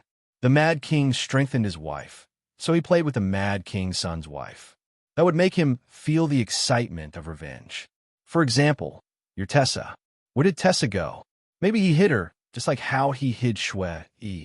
Maybe when he rode Tessa in Shwe-E, he shouted, Kill you, wife of Aerys' son. Tessa. Tyrion's body trembled. His eyes were in a daze, and his heart became uncertain. Could it be that after Tessa was rotated by 100 soldiers, Tywin's father hid her and enjoyed her alone? No. The dwarf suddenly recalled how he shot his father to death on the toilet that night. Why did he shoot him? Because he asked him where Tessa went. He thought for a moment before saying scornfully, "Oh, Tessa, I remember now. You're the first prostitute. Where else can a prostitute go?" Because of this sentence, he did not want to kill him, but he was really provoked. And then, bastard. Thinking of this, Tyrion was sure that he had been played by Varys. He grabbed the fat eunuch's clothes with his left hand and slammed him against the wall. The index and middle fingers of his right hand heated up and elongated, turning into two slender and slippery earthworms. At the top, there was a mouth full of rice-sized sharp teeth. Just like Jenny, he used part of his body to turn into a dragonworm. TSK Tisk. Before Varys could react, the dragonworm slithered into his nostrils like a small snake. Seven gods above, what is this? You turned into a monster? The fat eunuch cried out in shock. As he cried out, he struggled. But just as he struggled, he cried out in pain. "Ah, it hurts. My heart and liver. Don't bite my heart and liver." Dark red blood seeped out of Varys' nostrils. "Behave. Don't move. Don't play any tricks." Tyrion laughed sinisterly. "I won't move. Don't bite me." "Damn it. What kind of monster have you turned into? Are you still Tyrion?" Varys looked at the dwarf in front of him in horror. "Tyrion, your finger." Jaime was also shocked. "This is witchcraft." Tyrion smiled proudly and said, "I have obtained the inheritance of the great wizard Valeglia. I am no longer the same as before." "Witchcraft." Varys' eyes were filled with disgust. He said in a low voice, "You have fallen to actually learn blood witchcraft." Tyrion sighed and said, "I know that when you were young, your tongue was cut off by a wizard, so you hate magic. But reality is cruel. Gods, magic, demons, megalosaurus, and monsters are all real. Burying your head in the sand and pretending to be an ostrich is useless. The deviants are in the north, millions of them like a tide, and there's also the frost god who can casually cast forbidden spells. Without a powerful wizard, the human race will go extinct, just like the other races in the countless eras before." "Evil wizard." Varys was unmoved. "Forget it. I have nothing to say to a psychopathic muggle like you." Tyrion let himself penetrate deeper into the eunuch's body, causing him to sweat profusely from the pain, before continuing with the previous topic. "When I know about your plan with Illyrio, know that the true king in your heart is Aegon, and know that you plan to overthrow Lannister's Iron Throne. All the doubts from before will be clear. Lannister with Tywin is the strongest Lannister, and your scheme will never be realized. So, you will definitely find a chance to kill him. That night, you killed him yourself. If I didn't turn back, you would have framed his death on me." Varys was silent. Tyrion laughed coldly. "When I was Prime Minister, we were good friends. You often sent Shwe into the Tower of the Prime Minister through the secret passageway of the Red Keep for me to fuck. It was done quietly, and no one knew. Unfortunately, when my father returned to King's Landing and became the Hand of the King, he also lived in the Tower of the Prime Minister in the bedroom I slept in before. You used the same method to send Shwe to the same bed. If I had left the Red Keep like a coward, you would have returned to the Tower of the Prime Minister, killed Shwe and my father, and then left some traces of my appearance. In fact, after I killed Shwe and my father, I didn't leave any traces, and there was no third party at the scene. But the next day, everyone agreed that I did it. Why? Shwe is my biggest trace. That poor woman, perhaps she still wanted to seduce the new Hand of the King, but she didn't know that my father hated prostitutes the most." The dwarf smiled bitterly. "Is this true?" Jaime asked in a trembling voice. If it was true, then he had been played by Varys. Varys looked at Tyrion and said, "First, pull that thing out of my nose. You make me feel like I'm having chicken tips. They're your slender dick." Tyrion shuddered and cursed in disgust. "My dick is so thick that it can take your last breath. If you don't tell the truth, let me tell you, I played with all kinds of trash in Slaver's Bay. I've been through a lot, and I can get hard even in the face of fat eunuch." Varys clenched his thighs and looked at the dwarf in horror. A chill crept up Jaime's spine, and he hurriedly took a few steps back, as if Tyrion was emitting a plague. "I misunderstood you." Varys apologized sincerely. "I thought you practiced evil witchcraft because of your twisted nature.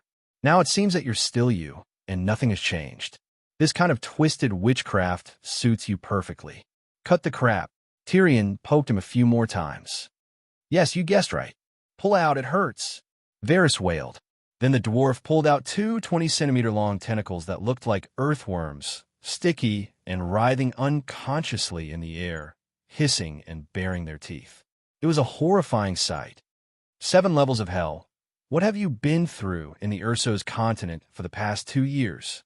Jaime's scalp went numb, and his voice trembled. "Explain your plot," Tyrion urged angrily, kicking the fat eunuch, who was backing away from him. "You're right. As long as Duke Tywin doesn't die, Lannister's Iron Throne will be as stable as Mount Ty. That was what I thought at the time, but now it seems laughable. 10 Tywins wouldn't be enough to defeat the Dragon Queen, and 100 Tywins wouldn't be able to defend the King's Landing against the otherworldly creatures. It's not that he's not strong enough, but he's just like me. He belongs to the real world without magic, gods, or Megalosaurus. The world now is too crazy, and old-school power players like us have been eliminated." Varys sighed. Jaime's face turned ugly. "When I forced you to release Tyrion, was that also part of your plan?" The target was already determined, and all that was left was to act according to the circumstances, the fat eunuch said. "Slap." Jaime stepped forward and slapped him hard. "That's it."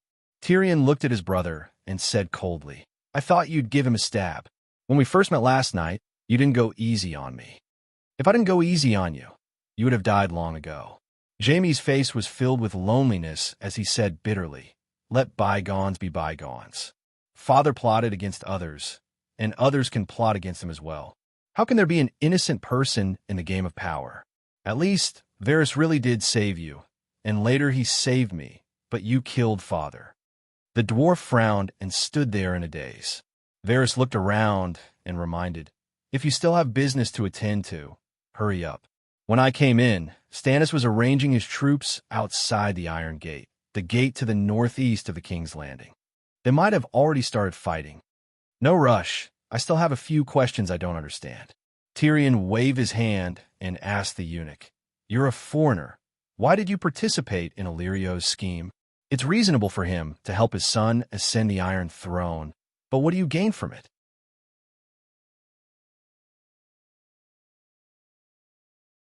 Chapter 883. After a moment of silence, Varys said in a shrill voice, "Everything I do is for the sake of this country and the common people. In the power games of you nobles, the ones who suffer the most are always the innocent. I want to put an end to all this and change everything." Tyrion looked at him as if he were an alien. "Is there something wrong with your head? You are from Lys. As a foreigner, you care about the lives of Westeros. Do you think you are the slave Misha St. Dany? Even St. Dany is not as generous as you. She only does her best and never takes on responsibilities beyond her abilities. I was born in Lys, but spent most of my life in Westeros," Varys argued. "You are lying." Jaime stared at the fat eunuch.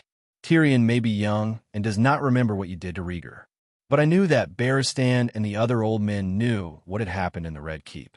Everyone knows that Aerys is a fatuous ruler, and Rhaegar is a rare example of benevolence and wisdom in the history of the Targaryen royal family.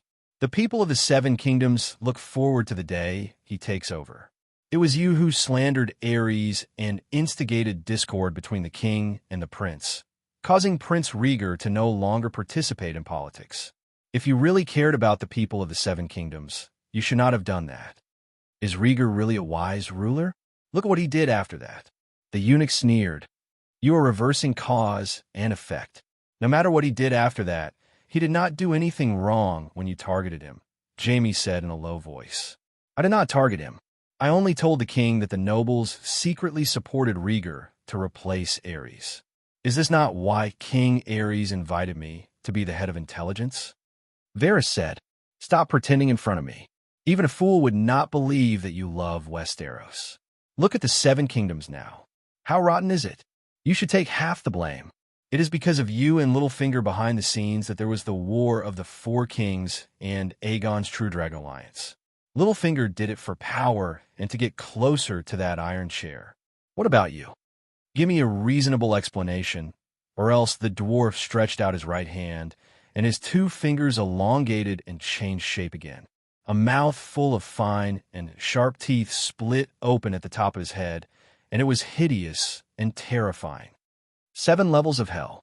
Varys took a few steps back and shouted, "I'm not lying.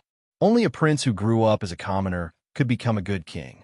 Before Aegon learned how to walk, he had already begun to learn how to be an excellent ruler. He was trained as a knight in arms and taught to read and write history, law, and poetry by maesters. For as long as he could remember, a nun had taught him the mysteries of faith. When he became a big boy, he lived with the fishermen and relied on his own 2 hands to survive. He knew how to fish, cook, mend nets, treat wounds, and wash his own clothes. He knew the fear of being hunted and starved. To him, the crown was his responsibility. He understood that a true king must put his people first and think of them all his life." Tyrion stared blankly at the fat eunuch. "Is there really nothing wrong with your brain? What did I say wrong?" The fat eunuch said angrily. "Is the Aegon you speak of really the same person as the Aegon I met? To be honest, he is not bad, but he has always been protected under your wings, and is no different from the outstanding children of other noble families, putting his people first and thinking of them at all times." The dwarf shook his head mockingly. This sentence completely exposed a fact, and that is that you are lying. As the saying goes, watch a child grow up, and watch a person grow up when they're 3 years old. Aegon is not 3 years old. Can a shrewd person like you see his personality? The one who truly puts his people first is not Aegon, but the Dragon Queen. When she first freed the slaves in Astapor, you should have understood this fact. But your first choice is still Aegon, and the slaves Misha are just cannon fodder to be sacrificed. Isn't this a joke? On one hand, you say you want to choose a benevolent king who understands the suffering of the people, but on the other hand, you abandon such a benevolent king. Varys' expression changed several times. Then he turned around and ran into the depths of the cave. Although he was missing a leg, he was still as fast as a rabbit. In the blink of an eye, he had already covered 7 to 8 meters, as expected of a water dancer who had been around for decades. But although he was fast, Tyrion's reaction was not slow either. He pulled out the small crossbow hanging from his waist, and with a whoosh, shot an arrow right into Varys' thigh. Ow wow, the eunuch fell to the ground, and Jaime immediately went forward to hold him down. "Why are you running? You have already told us about murdering my father, and we will not pursue the matter. We only want to know why you support Aegon. Is there a need to risk your life?" Jaime said unhappily. "I'm getting more and more curious. What secret is it that you would rather die than submit?" The dwarf walked over and squatted beside Varys, undoing his belt with a sinister smile. "Tyrion, what are you doing?" Varys said in shock. "What am I doing? What do you think?" "Jaime, don't be in a daze. Help me hold him down. Damn it. How dare you do such a thing in front of me? I swear, I will cut off your little brother." Jaime's face turned green. "I won't use my little brother, only my hand." The dwarf winked at him. "I am scaring the damn eunuch." "Varys, you should tell the truth. Tyrion is not human. He can do anything." Jaime sighed. Varys closed his eyes and became a corpse. But as soon as Big Whites but was exposed to the cold air, he could not hold on any longer.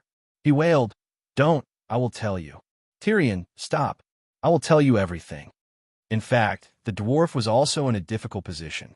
He was even disgusted by the fat eunuchs, but now that he heard the eunuch begging for mercy, he pulled up his pants and urged with a wooden face, "Speak." The fat eunuch lay face down on the muddy ground. 2 drops of tears seeped out from the corners of his eyes, staining the ground with 2 wet spots. He said in despair, "I am Syra's brother, which means I am Aegon's uncle." 7 levels of hell. The dwarf and Jaime shouted at the same time. After being stunned for a while, Tyrion frowned and said, "That is reasonable, but why are you running? Even if you are the Mad King's illegitimate son, there is no need to run, right? I am a eunuch, a Targaryen illegitimate son without a little brother. The eunuch choked. So what if I am a eunuch? I'm a dwarf. Tyrion's voice became gentler. I would rather exchange my height for your little brother. The eunuch said. No. Tyrion shook his head like a rattledrum. The eunuch sobbed softly. Jaime let go of the eunuch and cleared his throat. It is getting late. Let's get to work. Help me bandage my leg, the eunuch said in a muffled voice with a heavy nasal voice. Jaime checked it and frowned. The wound is very deep. It is best to get a priest in the Holy Church to take a look. They are not good at treating illnesses, but healing is their forte. Let me do it. The dwarf reached out his right hand, and a ball of gentle white light slowly lit up in his palm. Jaime and the eunuch's eyes almost popped out of their sockets. How is this possible? How can someone like you become a priest? Jaime said bitterly. The dwarf used his dagger to cut open the wound on the eunuch's leg and took out the arrow. He said casually, You might not know, but I'm the first holy knight. My understanding of the teachings of the seven gods is not inferior to the average white bishop. Actually, the dwarf was avoiding the important and dwelling on the trivial. With his piety, he was not qualified to be a priest. It was only because he begged that the Dragon Queen gave him a life-saving divine spell. The life-saving effect of holy healing was too good. Later, Dany felt that she could not be biased, so she upgraded the seal of the Holy Knight to version 2.0. In addition to the previous functions, there was an additional holy healing skill. However, version 2.0 of the seal of the Holy Knight was still in the beta testing stage. Other than the dwarf, only the few white knights on the front lines could use it. I remember that you were an apprentice in the circus when you were young, and Scylla was a prostitute. Tyrion was puzzled. Do slaves have the chance to choose their lives? Varys smiled bitterly. No matter how poor the descendants of the Blackfire are, they should not become slaves. Dany, Rise was even a beggar. Tyrion shook his head. She just did not have food to eat. Why did she have to beg? If she heard what you said, she might spit out a mouthful of dragon flames. You, me, and Aegon are different. We are innocent, so she can accept it, but you are the main cause of her miserable life. Then who will be responsible for my miserable life? I would rather be a beggar than lose my dick. Varys asked with a twisted face. You have a bad life. Are you going to blame Dany, Rise, and the Mad King? Her tragic fate is all because of your and Illyrio's ambition. Tyrion sneered. If I had not been secretly protecting her in Viserys, they would have been killed by Robert's assassins. Varys said, When she catches you, you could try begging her for mercy with those words. Let's see if she'll forgive you. Tyrion sneered. You think I'm afraid of death? Varys sneered. You're not afraid of death, but are you not afraid of being attacked by 10 strong men? If the queen wants to punish you, she will do anything. Tyrion laughed. Have you been attacked by 10 strong men before? Jaime could not help but ask. The dwarf's smile was as sour as expired milk. No such thing. Don't talk nonsense. Jaime was really suspicious. Looks like I have to find someone to find out what happened to you at Slaver's Bay. Don't do as you please. Tyrion waved his hand weakly and asked the eunuch, Is Rhaega's son really dead? Varys shook his head. No one would have thought that Duke Tywin would be so ruthless, even killing a baby. Illyrio's letter to Asherah was fake, and Aegon's substitute baby was real, but that was after Illyrio's son was killed. At the time, Illyrio had just given birth. After learning about the incident at King's Landing, he had a flash of inspiration and suddenly had the idea of having Aegon replace Rhaega's son. Then I began to arrange for the letter and the substitute baby at Reek Bay. That baby had a difficult birth and was not born at all. I deliberately told Sir Clinton that I had the child's father lie to his family and say that the baby had a difficult birth. In fact, he had secretly sold it to me as soon as it was born, and the price was a bottle of red wine. This was a lie that no one could see through. Because the baby had a difficult birth, and the baby's father was indeed an alcoholic. When he died drunk in the gutter, No one knew if he had sold his son, but no matter who you asked, they were certain that he would have sold his son for the sake of red wine. Varys looked proud. As for the letter, it was even simpler. I had someone personally deliver the letter to Asherah instead of a messenger crow. The reason was sufficient. I was afraid that the secret would be revealed. And the person who delivered the letter had to travel thousands of kilometers, so it was normal for it to be delayed for a few months. You're an idiot who thinks you're smart. You didn't cover up the biggest flaw. So what's the point of doing these minor details? Tyrion disdained.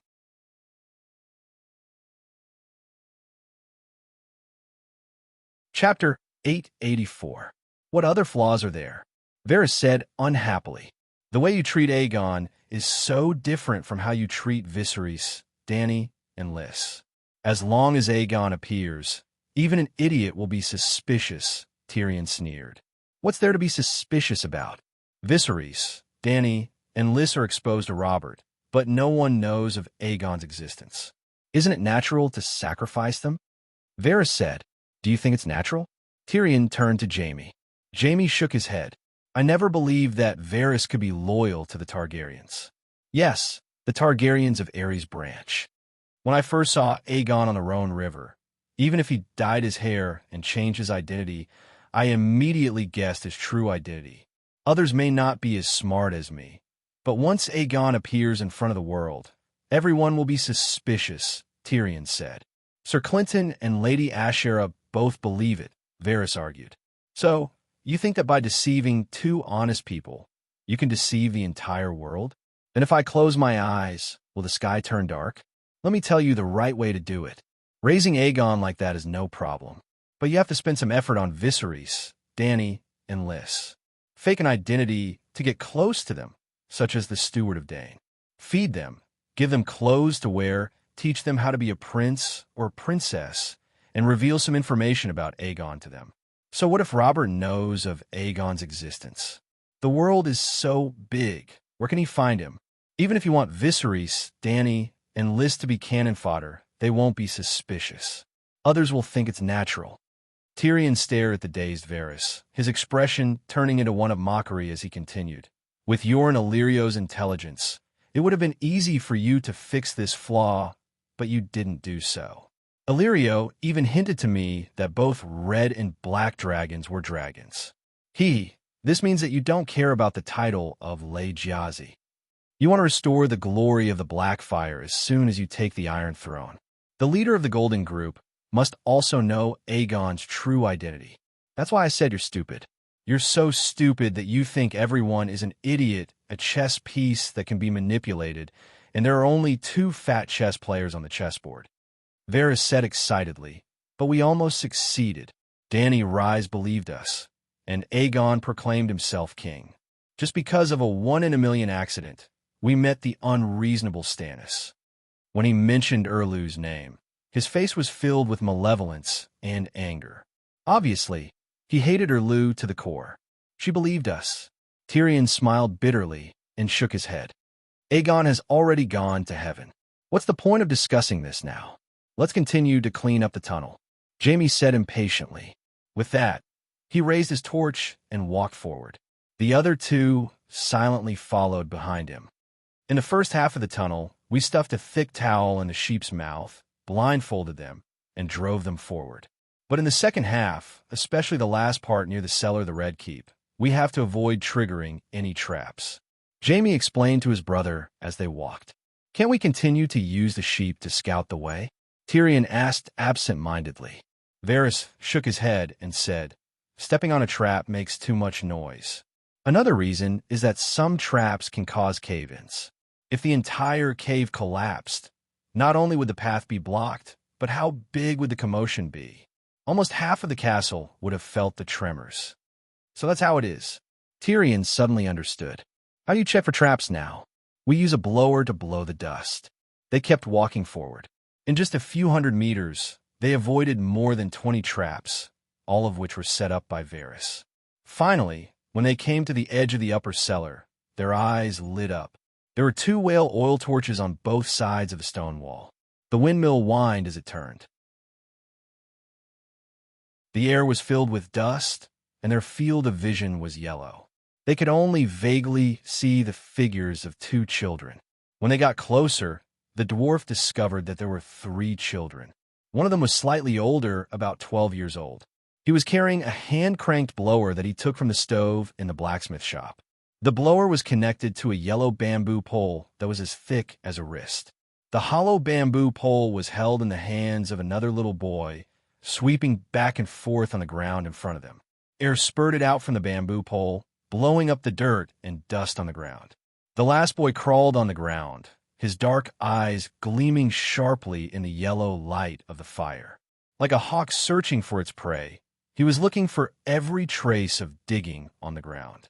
Almost all the trigger mechanisms of the traps are buried underground, but not too deep. They rely on a person's weight to activate them. If they're too deep, it will affect their sensitivity. Therefore, by blowing away the dust on the surface of the dirt road, we can at least distinguish the traces of digging, Varys explained. What's the detection rate?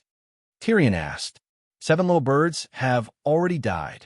Traps like traps and animal traps have a thick layer of soil, so it's very difficult to detect. Fortunately, we are only worried about the collapse of the soil caused by the explosion. Those kinds of traps are triggered by wire ropes and are buried very shallow.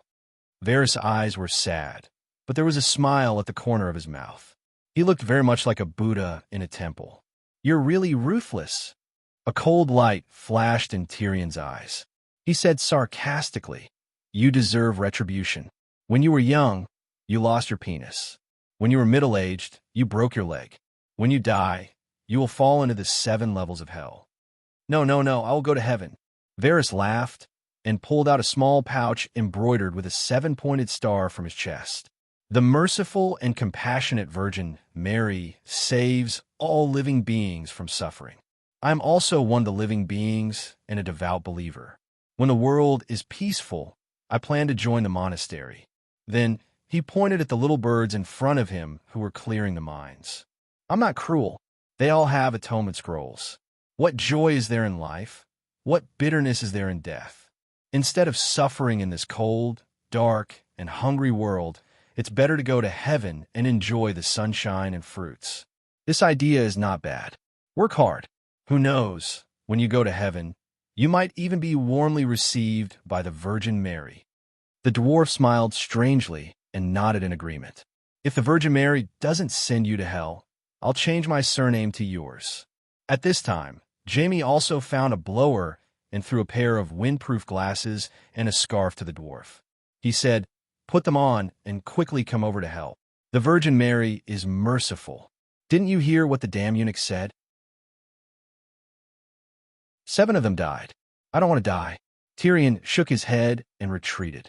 Before we came, I already said that I need your help because you have the Varys steel armor. If you don't check for traps, are you going to tell us jokes with your eloquence? Or are you going to use your fingers to perform blasphemy? Jaime sneered in annoyance. Can't you send in a few more little birds? Tyrion shouted. Kikik. Varys laughed like a hen that had just laid eggs. You just said that I'm cruel and that I'm going to hell.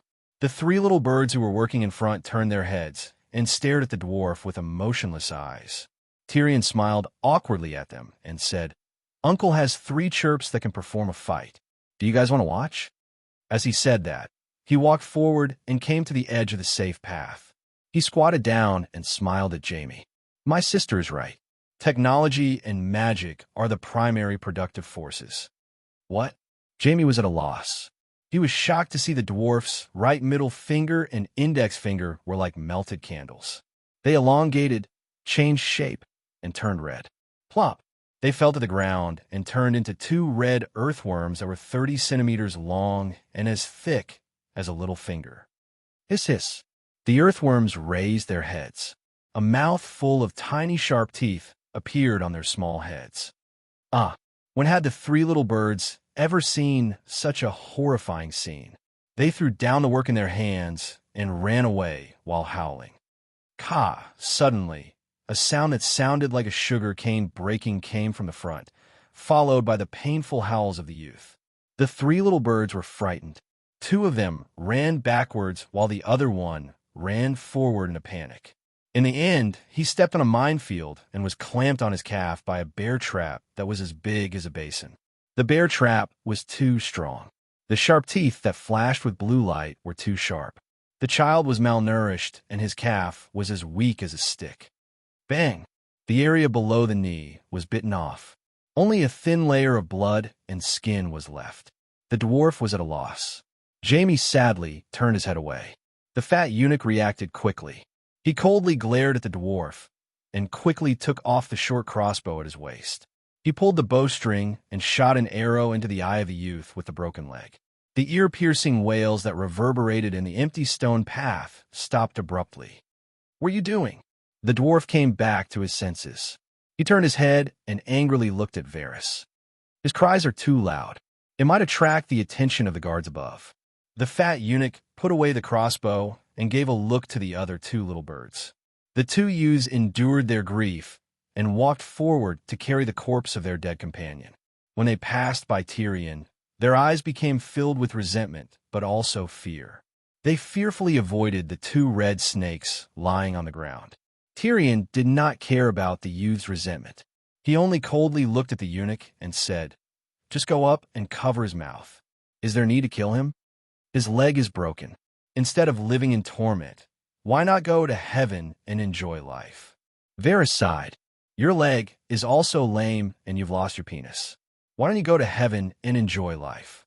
Tyrion coldly said, "I can't raise a disabled person. Previously, I was able to maintain the huge little bird all because of the king and Illyrio's sponsorship. Now that I have no income, the price of living materials increases by the day. Little bird that can't work will only be a burden to others." Varys bitterly said, "Sigh, it's also your fault. You suddenly made two strange snakes. Even I was scared. How can little bird not be scared?" Jamie looked at the dwarf, who was missing two fingers. "I plan to use witchcraft to investigate the trap so that you guys would commit fewer sins." "Who would have thought that I would commit more sins first?" Tyrion said with a pained expression. "You should have told us in advance." Varys sighed. Following that, there was a long silence between the three of them. Only the whale oil torches were burning. However, because Little Bird had stopped and left, the smoke and dust that filled the cave drifted to the ground. A layer of dust fell on their hair and clothes, but the air became clear. Varys lightly coughed and broke the silence. He pointed at the dragon worms lying on the ground and unconsciously writhing and asked, "These two little snakes were transformed from your fingers? How do you detect traps? Do you know about dragon worms?" Tyrion's thoughts moved, and the two slender dragon worms wriggled forward. He followed them to the trap and then began to burrow into the ground.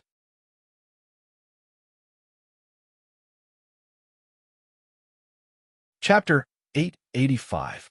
Half a day later, Tyrion used a long bamboo pole to point at the ground in front of him and said to Jamie, "Right here, a finger deep, there's a wire buried all the way to the wall. It might detonate a device on the ceiling, probably something like a wildfire jar." Jamie walked to the spot the dwarf pointed out, squatted down, and used a small shovel to gently scrape the surface of the soil. He then removed the loose soil on the surface and found a taut three-strand hemp rope. At the bottom of the rope, Jamie also dug out a small trench that was as deep as a palm. If someone stepped on it, they would definitely leave a deep footprint and trigger a mechanism. "I need to rest for a while. I'm so tired." Tyrion waved his hand and found a rock by the side of the tunnel to sit down. Jamie stared blankly as the two earthworms crawled out of the ground and crawled to Tyrion's side.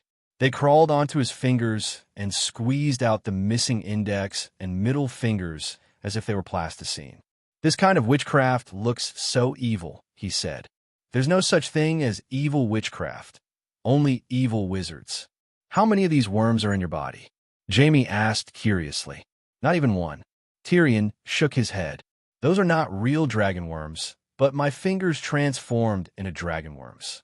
After understanding the meaning of dragon worms, Jamie unconsciously looked down and finally stared at the dwarf's crotch and asked, "Can other parts of your body become dragon worms?" "You've seen it before. It's big enough. There's no need to transform into dragon worms." Tyrion also lowered his head and looked at his crotch. Which man would complain about his crotch being big? Otherwise, why did you transform your index and middle fingers? Wasn't it to assist your second brother?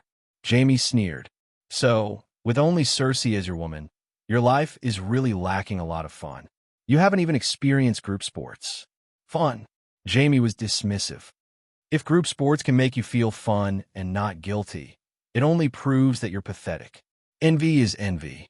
Don't say that the grapes are sour just because you can't eat them, the dwarf said with a smile.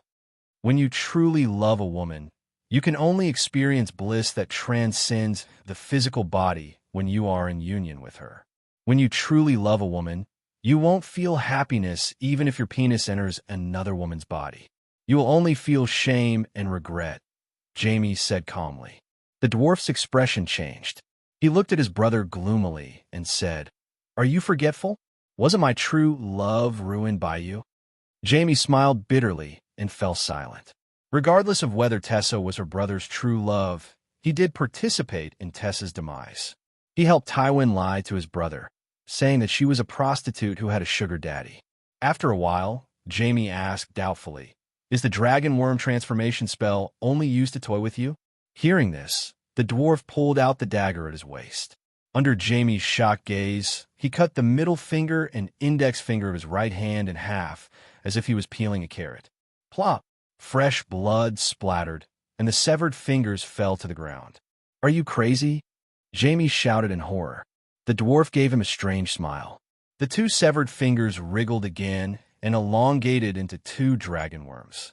Even the blood nearby merged into the dragon worms' bodies. Other than losing two fingers, the dwarf's right hand did not have any injuries. Then, just like how he retrieved the dragon worms previously, the dragon worms crawled onto his palm and turned back into two fingers.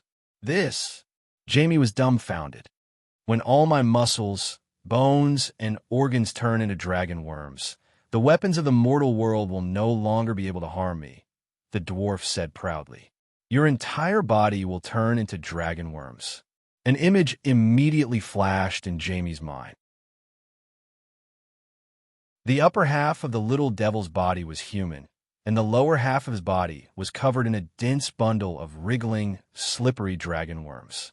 Then a group of women lay side by side, and the dwarf raised his head and laughed loudly. He shuddered and cried out, "It's too scary. This is sorcery." Tyrion said indignantly, "If you ask me, the sword techniques you've been practicing since you were young are even more evil than my witchcraft. This is because sword techniques can only kill people. My witchcraft is mainly used to improve bloodlines, increase magic power, and immunity to damage. The number of people who have died under my sword far exceeds all the witchcraft in the world combined. It can't even compare to forbidden spells. Why don't you say that sword techniques are evil magic?" Jaime said hesitantly, "You can't say it like that. Sword techniques are upright and upright, while your witchcraft is sinister and evil. Have you forgotten that a little kid was scared to death just now?" The dwarf was stupefied. "If you say it like that, then we can't continue this discussion. Anyway, the benefits of dragon worm transformation will not change because of your thoughts. For example, I will never be like you and become crippled." Jaime's expression turned ugly. But after a moment, he had a thought. He asked hesitantly, "If I learn your dragon worm transformation witchcraft, can I grow a right hand?" "You can." Jaime's face showed joy, but the dwarf shook his head and said, "Unfortunately, you don't have the high bloodline of Alleglia. You can't learn my witchcraft." At this time, a light suddenly shone from the cave behind them. The fat eunuch shouted at the top of his voice, "Amazing! Amazing! Stannis has broken the city gate. The king's landing has fallen? That's too fast." Jaime was shocked. Tyrion hung the lantern on the wall and handed the food box in his other hand to Tyrion. He sighed and said, "This is the first time I've seen the Megalosaurus. I never thought that the Megalosaurus would be so powerful. You guys didn't see it, but the Megalosaurus attack was too convenient. First, a group of pterosaurs used kerosene bombs to clean up the crossbows around the city gate and set the entire city wall on fire. Then Stannis rode on the two-headed dragon and spat out dragon flames. The city gate only lasted for a minute before it collapsed. After that, the 20,000 Valley Army, 1,000 Northern Cavalry, and 3,000 mercenaries, a total of 24,000 people, rushed into the Steel Gate.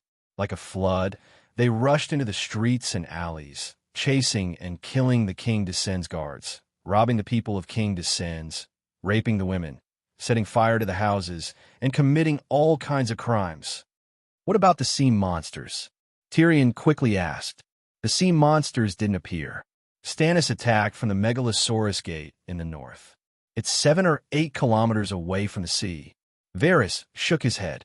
Yulun is the priest of the god of storm. Doesn't he have a trump card? Tyrion asked again. The city was in chaos. I didn't see Yulun, but I heard from the monks that St. Matthew used first appearance of holy light to break Yulun's sorcery, Varys said. It only destroyed his sorcerer's magic power. But Yulun is not only a sorcerer, but also the son of the god of storm.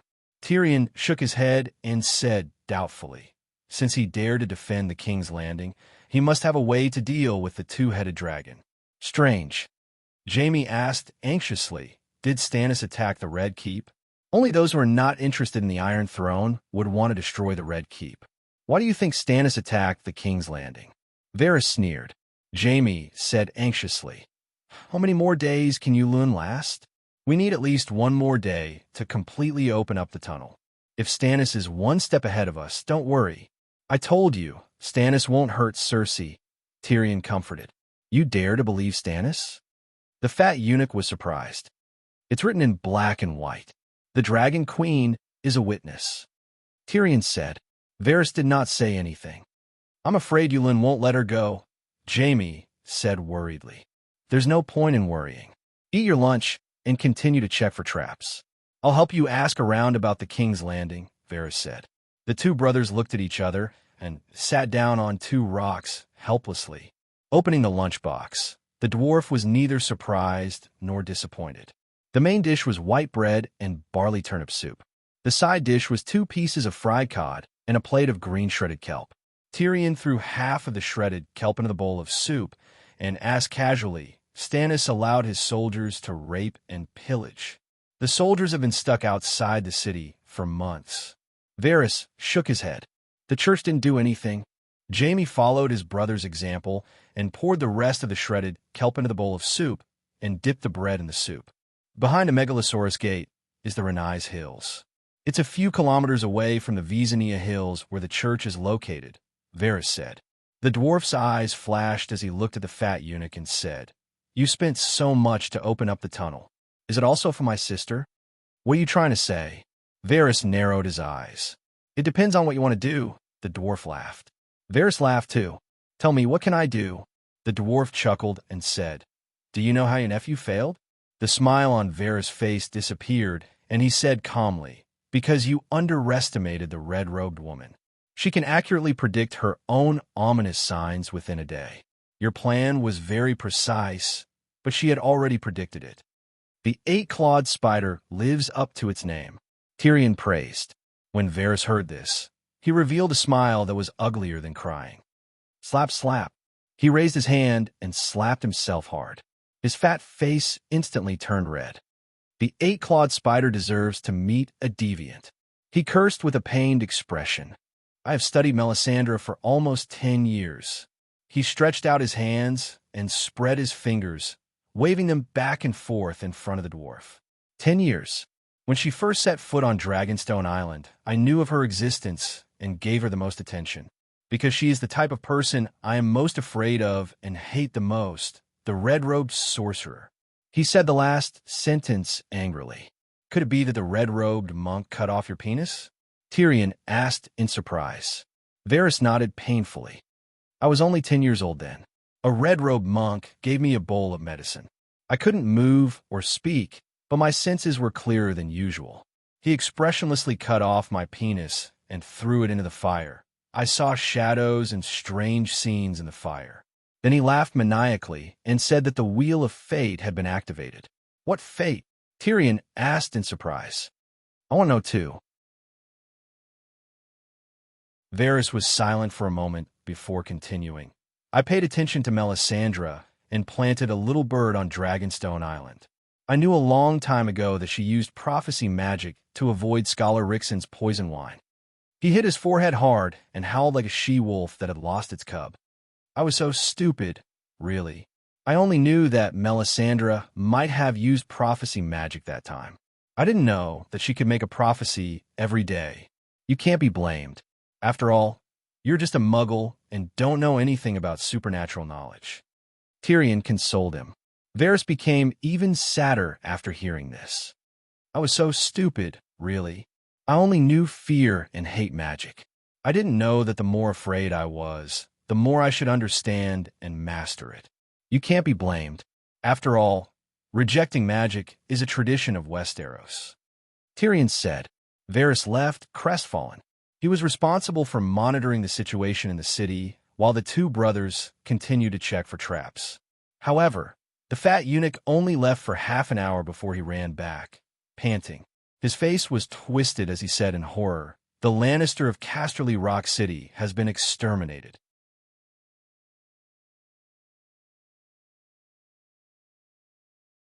Chapter 886.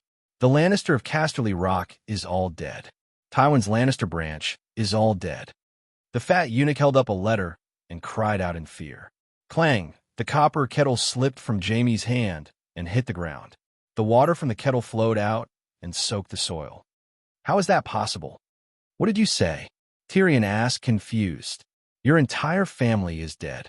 Varys swallowed his saliva and said with difficulty, Fuck, you're the one whose whole family was eaten by deviants.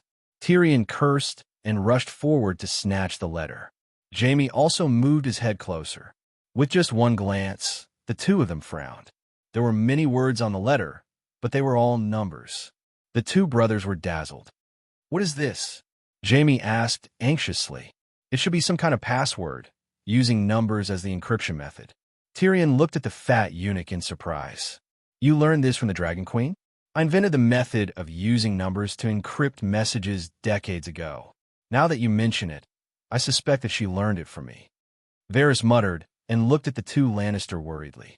He said softly, The letter was sent from Casterly Rock. I have little birds there too. Your family, hundreds of people died. Almost all the direct descendants and those close to the direct descendants are dead. At the peak of the eight-clawed spider, he even had spies in Queers, Horse King City, and Slave Bay. It was normal for one or two little birds to appear in the families of the Seven Dukes. The number one spymaster of the Song of Ice and Fire was Varys. You're kidding. Tyrion's heart tightened when he saw the eunuch's serious and pitiful eyes. He tried to crack a smile that was uglier than crying. I contacted Uncle Damien a few days ago. I told him not to worry about the Dragon Queen and Stannis anymore. He smiled and said that he believed that I didn't kill Uncle Kevin. He also said that Aunt Xena and her family will return to Casterly Rock from River Run in 2 days. Jaime said bitterly, Who can take down Casterly Rock? Deviants? That shouldn't be. Deviants can't take down Casterly Rock in an instant. If the deviant ghosts attack, Wizard Grom in Casterly Rock City can instantly contact the Dragon Queen of Dragonstone Island through the glass candle, and then the Dawn Warriors stationed in Hellenberg will immediately rush to support. It's not deviants, it's food poisoning, Varys said. What? You're kidding, right? The two brothers' eyes almost popped out. Your Aunt Xena is the wife of Count Edmund Fry of Riverrun, right? Varys asked. Don't talk about these useless things. Let's talk about Casterly Rock first. Tyrion said irritably. Varys spread out his hands and said helplessly, I'm done. Including the fire wizard Grom, 874 people died in Casterly Rock. It's that simple. They were all poisoned to death at the banquet. Even the scholars died. We haven't confirmed what the poison was. My spies aren't sure if it was an accident or if it was Lannister's enemies who poisoned them. We should have more news in a few days. Damn it. Jaime's eyes were sore. He punched the stone wall and choked. It's all my fault. I should have returned to Casterly Rock immediately after the Battle of Winterfell. Tyrion turned his head away and wiped the tears from the corner of his eyes. He said hoarsely, Thank goodness you didn't go back. At least we're alive. Cersei is alive. Myrcella is still at Slaver's Bay. The two brothers lowered their heads and grieved for a while. Tyrion wiped the tears from his face and asked the eunuch, "What did you want to say?" Varys hesitated for a moment and said in a roundabout way, "Do you know that there are dead people outside Riverrun?" Tyrion rubbed his red eyes and shook his head. "I only know that there are deviants in Riverrun." Although Jaime had been digging in the tunnels, he had been getting information from Varys. He was not slow on the uptake. He said, Dragon Queen's judgment that day was correct. The deviant Ghost King activated his second life and disappeared.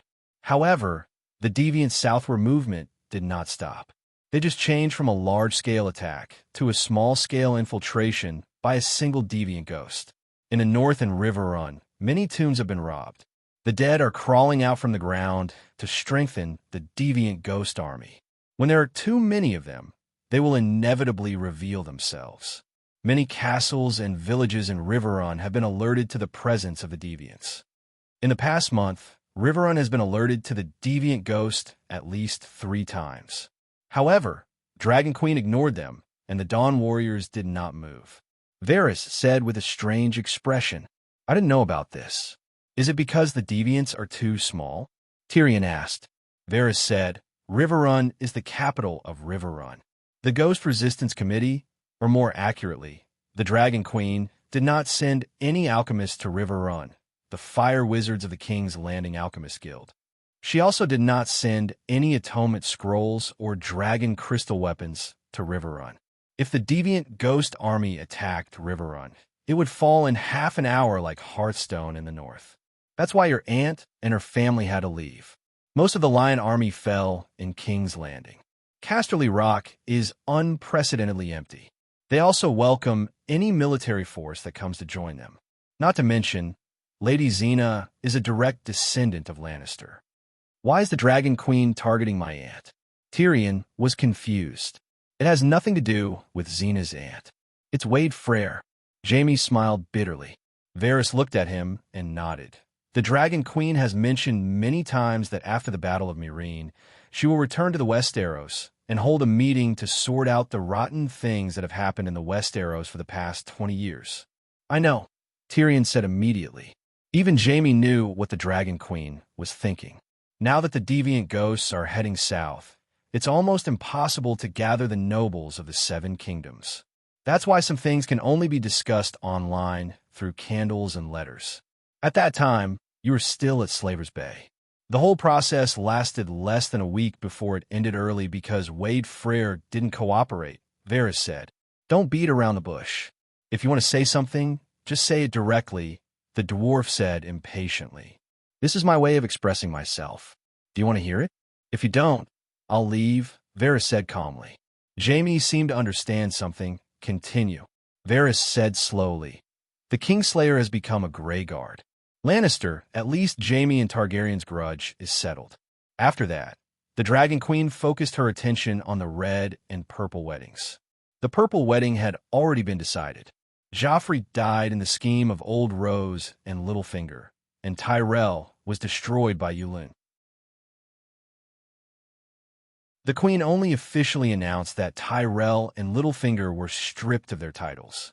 Since everyone was dead, the nobles of the 7 kingdoms had no objections. The Red Wedding was originally very simple. Everyone knew what happened in Clonic River City. The problem was the result of the trial of the Dragon Queen. The Dragon Queen meant that Old Wade had to admit that he violated the rights of the guests and betrayed his lord. He had to publicly apologize to Winterfell in front of the nobles of the 7 kingdoms. Every noble would have to send a messenger crow. Secondly, those who participated in the Red Wedding, including Old Wade himself, would have to commit suicide to atone for their sins. Thirdly, the Freyr family would be stripped of their title as Duke of Hygin. Clonic River City would still belong to the Freyr family, but the Freyr family would be demoted from Marquis to titular knight. The land around Clonic River City would belong to the Iron Throne, and the Iron Throne would take out a sum of money to compensate the families of those who died in the Red Wedding. Of course, there was still the Holy Wedding before the Red Wedding. Stark would also be punished. Robb's violation of the Holy Marriage Contract was no less than Old Wade's. First, Rob and Wade Frere would have to commit suicide to atone for their sins. At the same time, the current Duke of the Northern Territory would have to publicly apologize to Clonic River City's Frere in front of the nobles of the Seven Kingdoms. Secondly, Winterfell would have to fulfill a wish of Miss Frere, who had her engagement broken off. In this way, the Frere family and the House of Stark's grievances would be settled. Tyrion's mouth twitched. That's fair, but to Wade Frere, I'm afraid it will be difficult to accept. Jaime sighed. Old Wade should accept that the most valuable thing in Clonic River City wasn't the land or the title, but the city itself, which was the only bridge to the Green Fork River. The Frere family was the victim of Rob's violation of the Holy Marriage Contract. This was the truth. The Dragon Queen had already considered this point, so she left the Frere family a foundation to rise. Varys sneered. Wade Frere didn't want to die, and he didn't feel that he should give up the title of Duke of Hygin. He said that the title was conferred by the Iron Throne, and that the Dragon Queen had no right to revoke his title and land. Old Wade didn't know the result of the Battle of Meereen. He dared to reject the Dragon Queen. He really had guts, Tyrion said curiously. Jaime shook his head and said, the trial on the glass candle was just an experiment. After the Dawn Knights were established, the use of the glass candle was demonstrated to the nobles of the Seven Kingdoms to strengthen their confidence in fighting against the Ghost Committee. Wade Frere knew this, and he was sure that the Dragon Queen didn't really care about his reaction. Moreover, he already knew the Dragon Queen's bottom line. When the long night passed and the Dragon Queen came to settle the score, he would have died many years ago, and Frere wouldn't receive any heavier punishment. In this way, he would have profited greatly. Varys sighed. In fact, the Dragon Queen didn't arrange for the Megalosaurus to burn the city. She just completely gave up on Rapid Flow City. The Atonement Scrolls, the Magic Network, the Dragon Crystal Weapons, and the Dawn Knight's rescue were all gone. What does this have to do with the mass poisoning in Casterly Rock City? Tyrion asked hesitantly. Although he was asking the eunuch, his expression became serious. Like Jaime, he had a vague guess in his heart. The only reason so many people were poisoned, including the scholars and the wizards in charge of the glass candles, was because Casterly Rock was hosting a banquet to welcome the Freys from Riverrun. P.S. P.S. P.S. The Freys. The Dragon Queen refused to help Rapid Flow City, and the news from Winterfell was too frightening. Now that a small group of ghouls appeared outside Rapid Flow City, the people in the castle couldn't sit still and fled to Casterly Rock City, which was building the third line of defense. Rapid Flow City also brought 5,000 Hygin soldiers and a large amount of emergency food to Casterly Rock City. How could they not celebrate? Then that old bastard Wade Frere led Frere's enemies to Casterly Rock City. Tyrion's eyes were red, and he was about to cry again. Varys's eyes flashed. Perhaps it's not a disaster. You Lannister have done a lot of evil, don't you know it? Have you guessed who the murderer is? Tyrion's eyes were cold. Varys waved his hand as if he was chasing away something terrifying. The discussion ends here. I'm just a messenger, and I don't want to get involved in your feud. More than 800 people were killed just like that. A true killer. I'm scared.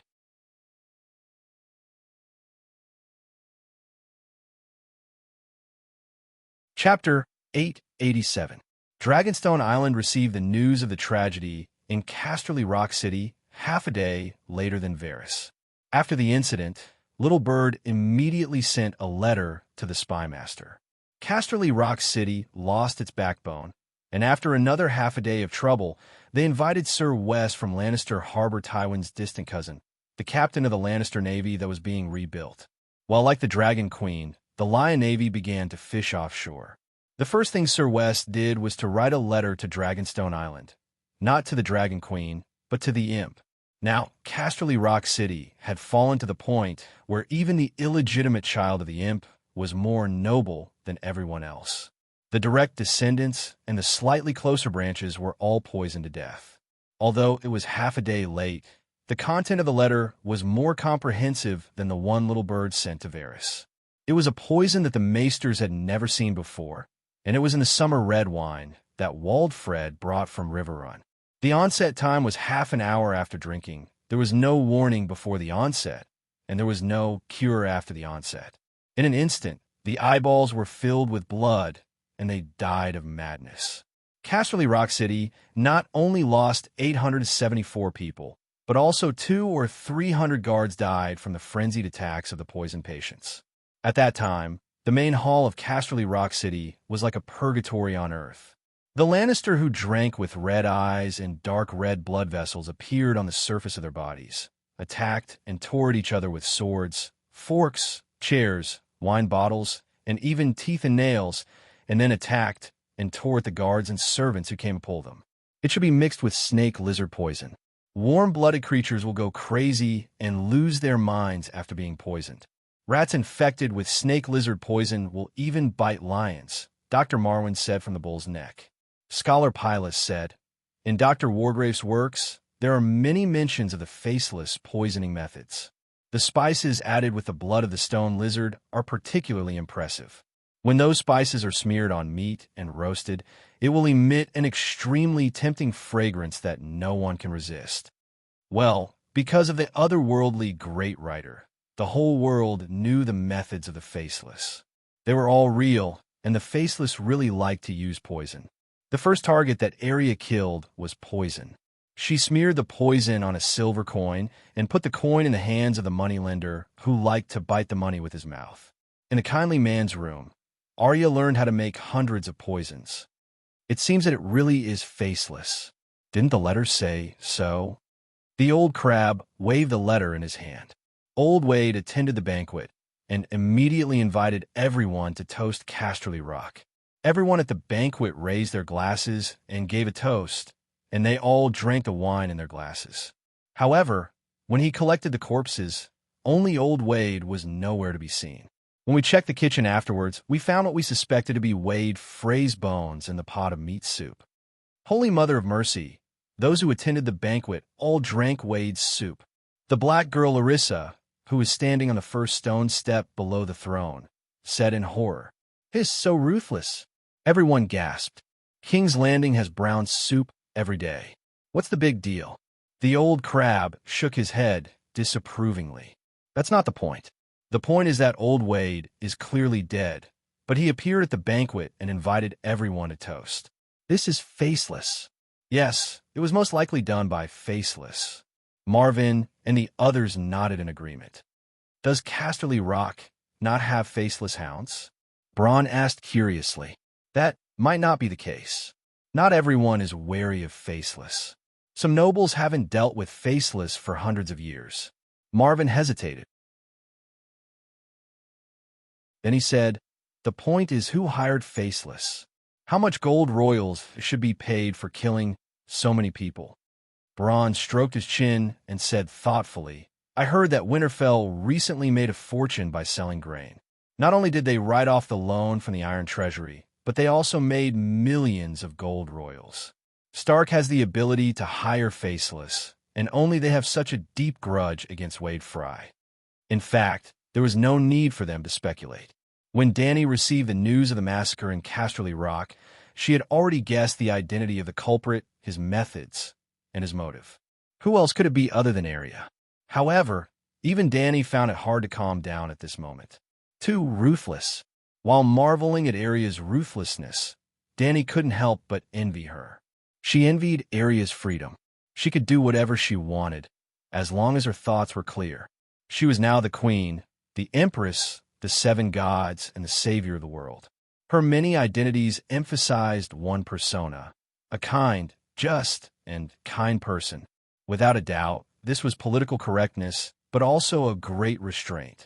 When Wade Freyr had refused to follow her instructions and commit suicide to atone for his sins, Dany had also wanted to ride her dragon and fly to Riverrun City, bathe the city in her dragon flames, and then stand on top of the city walls, with the smoke rising into the sky and the wailing of the undead as the background.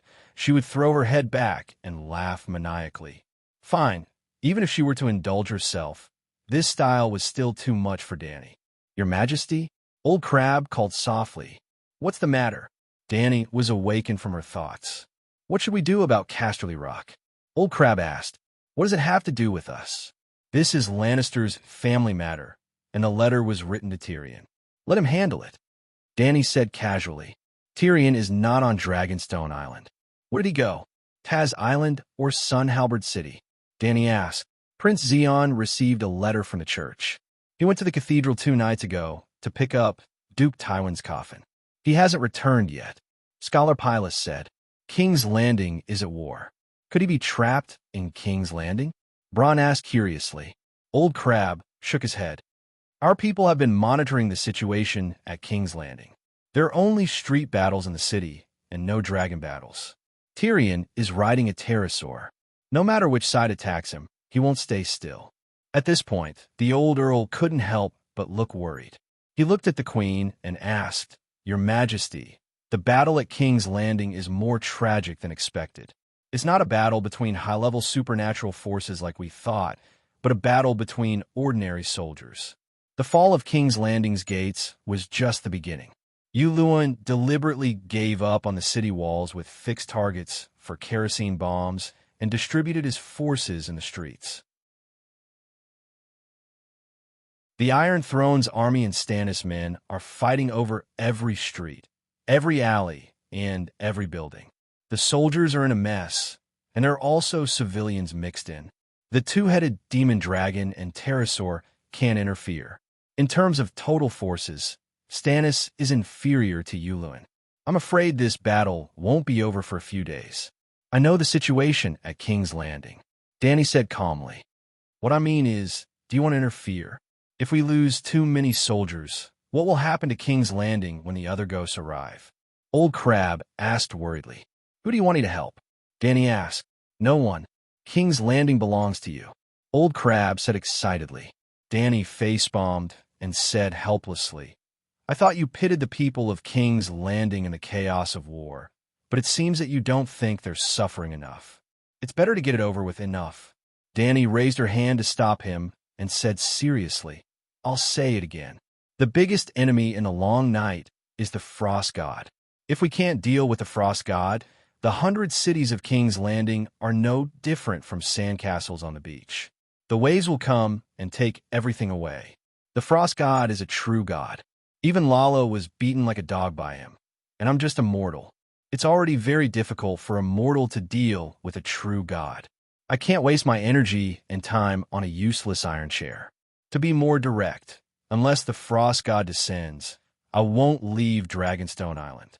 No matter what happens in the Seven Kingdoms, no matter which city the other ghosts invade, don't disturb me. That's the business of the Dawn Warriors and the Ghost Resistance Committee. Mortal matters are mortal matters. I'm only responsible for the Frost God. If the nobles of the Seven Kingdoms ask, tell them the same. Do you understand?" "Understood." That night, Dragon Queen slapped herself in the face and left Dragonstone Island in a hurry, because Casterly Rock City had fallen. Helen Castle was another proof that the Song of Ice and Fire world had a bug-level architecture. It was made up of 5 huge towers that were more than 100 meters tall. The towers were connected by suspended stone bridges. Standing at the top of the towers and looking at the catapults outside the city, they were about the size of insects. The castle was 3 times the size of Winterfell. The Divine Forest alone was 20 acres. Helen Castle's kitchen was as big as Winterfell's main hall. The main hall of Helen Castle was called the 100 Furnace Hall, which meant that there were 100 fireplaces in the hall. Of course, the 100 Furnace Hall was bragging.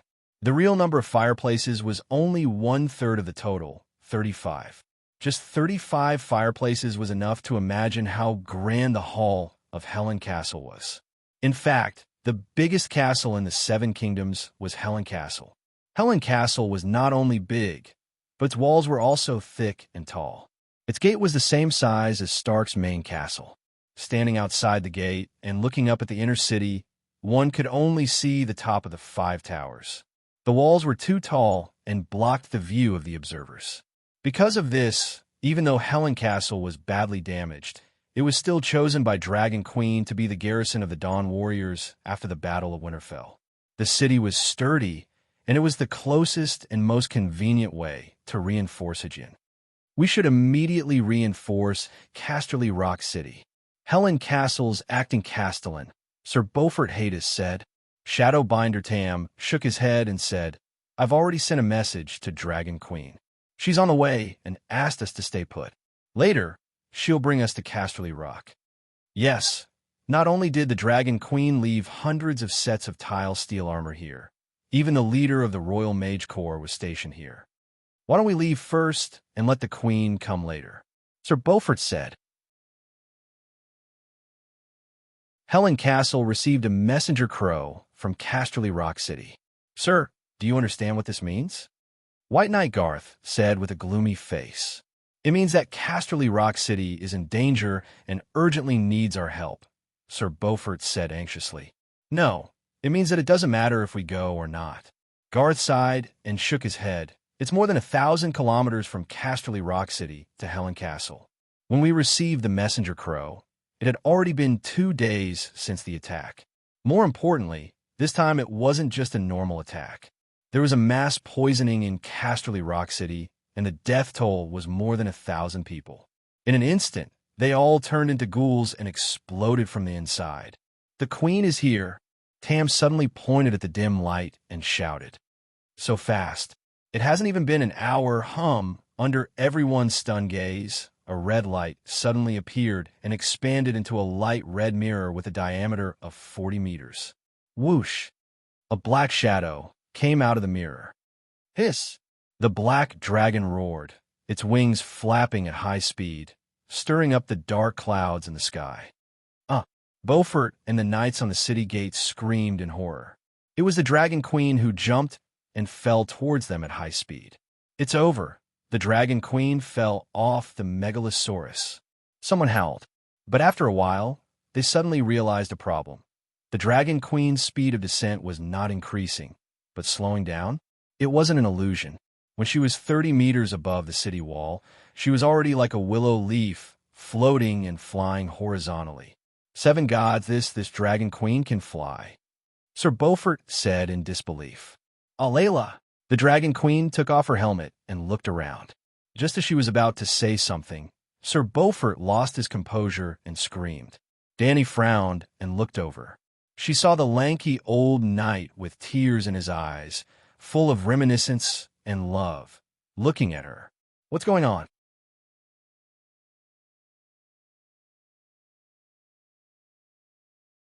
Chapter 888.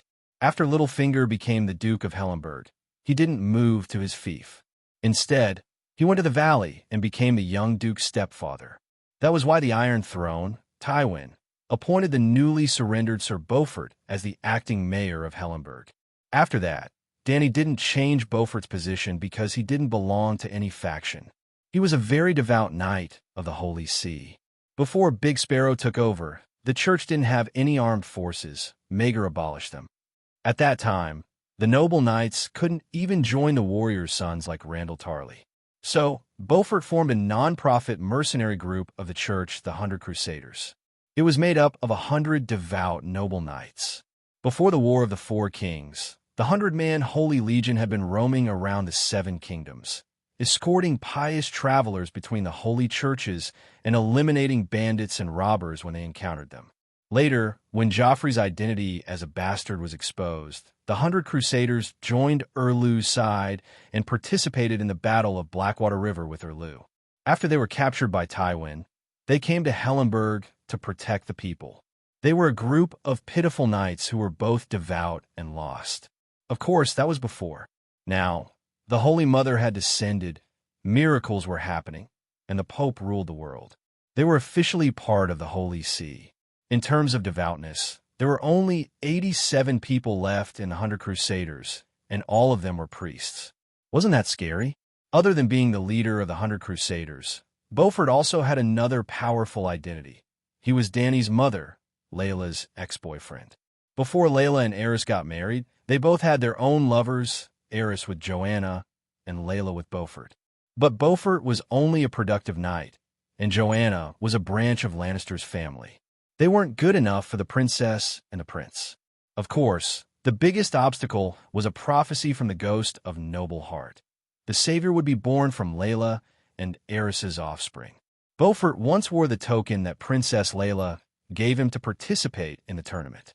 He killed everyone in the tournament. Like Big Bear, who later wore Lynette's token, he defeated all his opponents and put the crown of love and beauty on Layla's head. Then, the next year, Layla married the Mad King.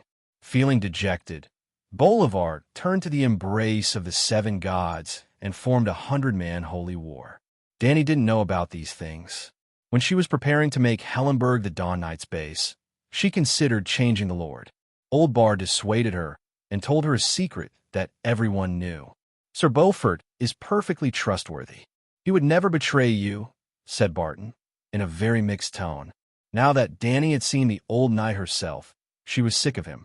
If she had known he was like this, she would have sent him away, no matter how loyal he was. You know my mother, Sir Beaufort.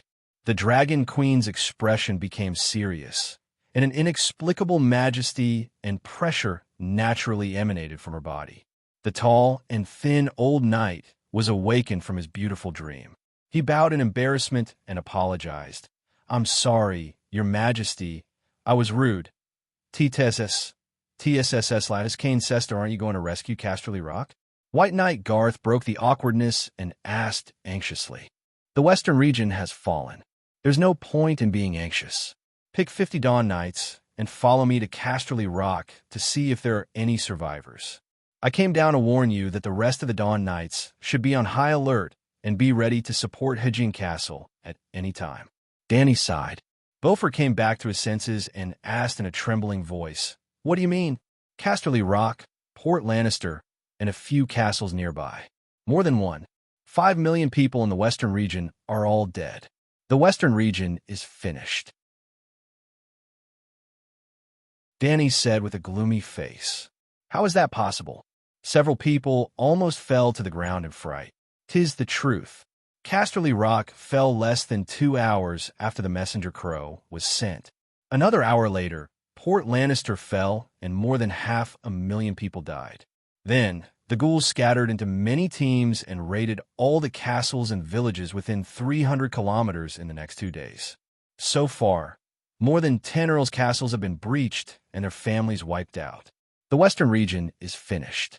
Dany also flew out of Dragonstone Island on Blackie. After a cool breeze, she realized, Casterly Rock has fallen.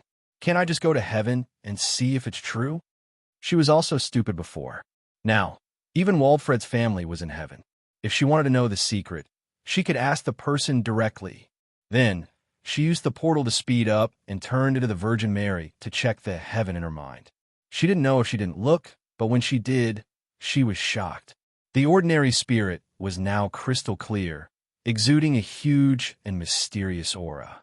Its volume had expanded by millions of times, like a golden planet. How to put it? A spirit had no volume to speak of. Dany thought it was big because it was measured by its energy. In the space of faith, the higher the power level and the stronger the energy, the larger the size of the spirit. This was also the reason why no believers ever doubted the authenticity of the Holy Mother, because when they met in the faith space, the Dragon Queen's size was countless times larger than the mortal believers, and the naked pressure of a superior energy level. No one would think that it was fake.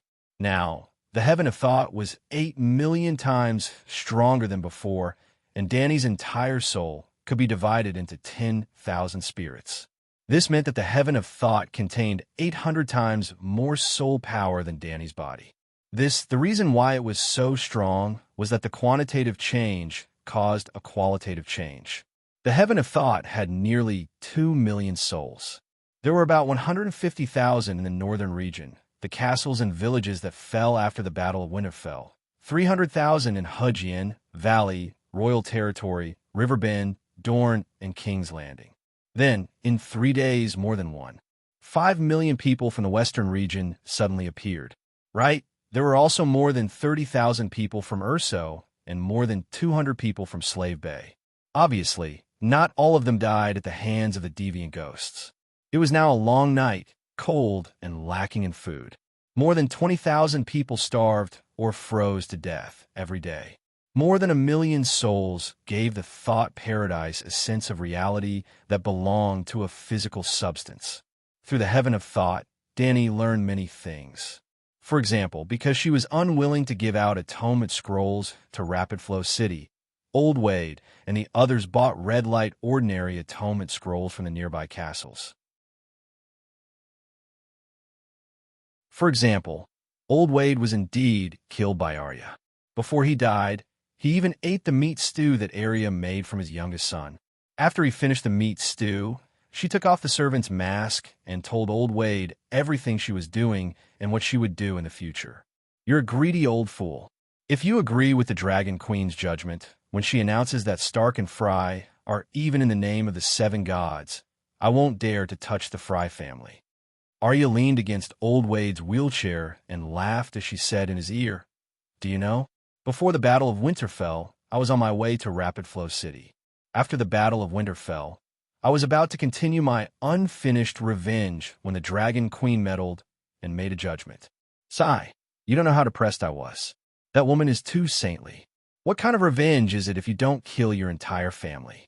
Of course, I'm grateful for her saintly treatment of Jon, Bran, Sansa, and Stark. After all, my father also destroyed her father's dynasty. Speaking of which, my family owes a debt to the Targaryens, because my Aunt Lynna was a promiscuous slut. She wasn't abducted by Legger at all. Those two bastards eloped. Fortunately, the Saintess protected us, and you rejected her judgment. Then, I excitedly rode Nymeria, Arya's direwolf, here. Hee, I can't give you a chance to regret. Mercy. Old Wade's eyes were full of pleading and regret. Na mercy. She slit his neck. For example, from the temporary castellan of Casterly Rock City, West Lannister, Dany learned about the specific process of the fall of Casterly Rock City. The corpses piled up in the Hall of Heroes, Casterly Rock City's burial chamber, waiting for Tyrion to return and dispose of, suddenly came to life in the middle of the night. Taking advantage of the night and the memories of the living in their minds, the ghouls raided the city wall guard camp. Every time a person died in Casterly Rock City, the ghoul army gained a fierce general, cleaning up the Hall of Heroes from the bottom layer to the top layer. Without the help of the ghouls and deviants outside the city, Casterly Rock City fell into the hands of its own people. After receiving information about Casterly Rock City from the Paradise of Thought, Dany immediately contacted Bran in Winterfell and asked him to find the whereabouts of the ghoul army. She had to stop the millions of ghouls from leaving the western region and wreaking havoc elsewhere.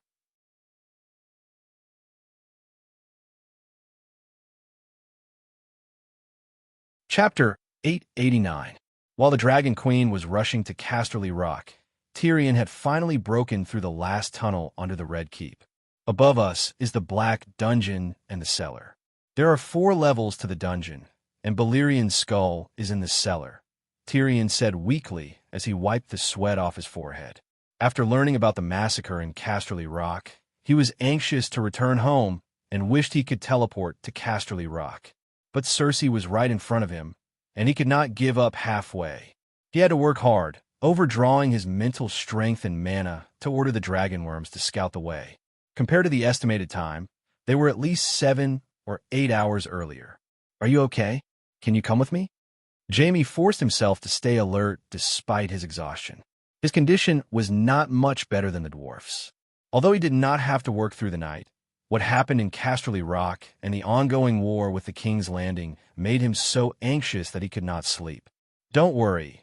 Let's rest for 2 hours and recover our mental strength to deal with the upcoming battle. Tyrion grabbed Jaime's arm and forced him to sit on the ground. Varys, Tyrion shouted towards the entrance of the cave. The fat eunuch went ahead to scout the way. After a while, the sound of riding boots running on the stone floor came closer, and the fat eunuch's panting gradually became clearer. 7 levels of hell. Yulun has gone mad. Varys's terrified yell reached him before he even came down the stairs. Yulun are crazy. He filled the cellar with wildfire jars. Hundreds of tons. The eunuch exploded. Yulun are going to bomb the Red Keep. Tyrion and Jaime suddenly stood up and shouted. The fat eunuch trembled as he said, I have always wondered why Stannis' army was not attacked by wildfire bombs. I even wondered if Yulun were thinking about the big picture and left the wildfire bombs to deal with the other ghosts. It turns out that after the madman confirmed that he had no confidence in defending the King's Landing, he wanted to blow up the Red Castle and perish together with Stannis. At the end of his speech, the fear on his face disappeared. His tone became slower, and a thoughtful look flashed across his eyes. As long as Stannis entered the Red Keep and ignited the wildfire bomb, even the King of Light would not be able to save him. It seemed worth a try. "We have to save Cersei before the Red Keep is blown up," Jaime said anxiously. "No, I can't let you blow up the Red Castle." The dwarf waved his hand repeatedly and said with a serious expression, "If the Red Fort is blown up, not only will we lose a large number of wildfires, a huge gap will also appear in the walls of the King's Landing. Moreover, in the Dragon Queen strategy, even if the King's Landing falls, the Red Fortress and the great Cathedral of Baelor will act as a nail, firmly nailing the deviant ghost's passage to the south. You'll understand once you go up and take a look. There are too many of them. We can't carry them all," Varys said helplessly. "Inform Dragonstone Island. Messenger crows are too slow. Send a letter to the church and let them use glass candles to contact the Dragon Queen," Tyrion said. Varys hesitated for a moment, then nodded. "That works too." He then turned to Jaime and asked, "What about you guys? With the Dragon Queen's intervention, it seems that we don't have to take the risk anymore. I think it's useless to call the Dragon Queen. Yulun is about to blow up the Red Keep. Why should we care about her? It's better to save Cersei first. Anyway, I have to go up," Jaime said with a firm tone. Tyrion thought for a moment and said, "Varys, wait for a moment. We'll go up and scout the way first." The wide tunnel was paved with stone slabs, which clattered loudly as they walked. On both sides of the dark tunnel, there were stone steps that were 1 meter high. On the steps were the skulls of the megalosaurus that were born after the Targaryen family took over the Seven Kingdoms. They were like shrines, worshipping the glory of the Targaryen family. At this moment, where the yellow light of the lantern shone, there were no longer black skulls that swallowed the light. Instead, there were rows of neatly stacked green glass bottles. As they walked, Tyrion felt as if he was in the mouth of a dragon. Crescent Moon Tensei. "The King's Landing should have more than this amount of wildfire," Tyrion said doubtfully as they reached the end of the cellar. "You think it's too little?" "This amount of wildfire is enough to make the Red Keep fly," Varys shouted. "It's not a matter of whether it's too little or too much. We have to find the location of the remaining wildfire," Tyrion said. Before the Battle of Winterfell, the Dragon Queen asked Randolph Talithos for 100 tons, Jaime said. "That still doesn't seem right." The two of them left the cellar as they spoke. The Red Keep had 2 levels. The inner level was for the royal family. There were the Empress Dowager's Tower, the Meg Tower for the King and Queen, the Chu Lady's Residence, and the White Sword Tower. The outer level was for the council ministers, such as the Grand Scholar's Crow's Nest, the Hand of the King's Hand's Prime Minister's Tower, which had been burned by Cersei, and the judge's room on the 4th level of the dungeon. Between the inner and outer levels was a city wall and a moat that had dried up all year round. Rusty iron spears were stuck on the battlements, specially used to pierce the heads of traitors. For example, the heads of Ide and the people of Winterfell were hung on the tips of the iron spears on the inner walls. The classic scene of Joffrey forcing Sansa to see her father's head happened there. The problem now was that Meg, who had built the tunnel, was not stupid. The secret tunnel could only lead to the outer level of the Red Keep, such as the Prime Minister's Tower and the Crow's Nest.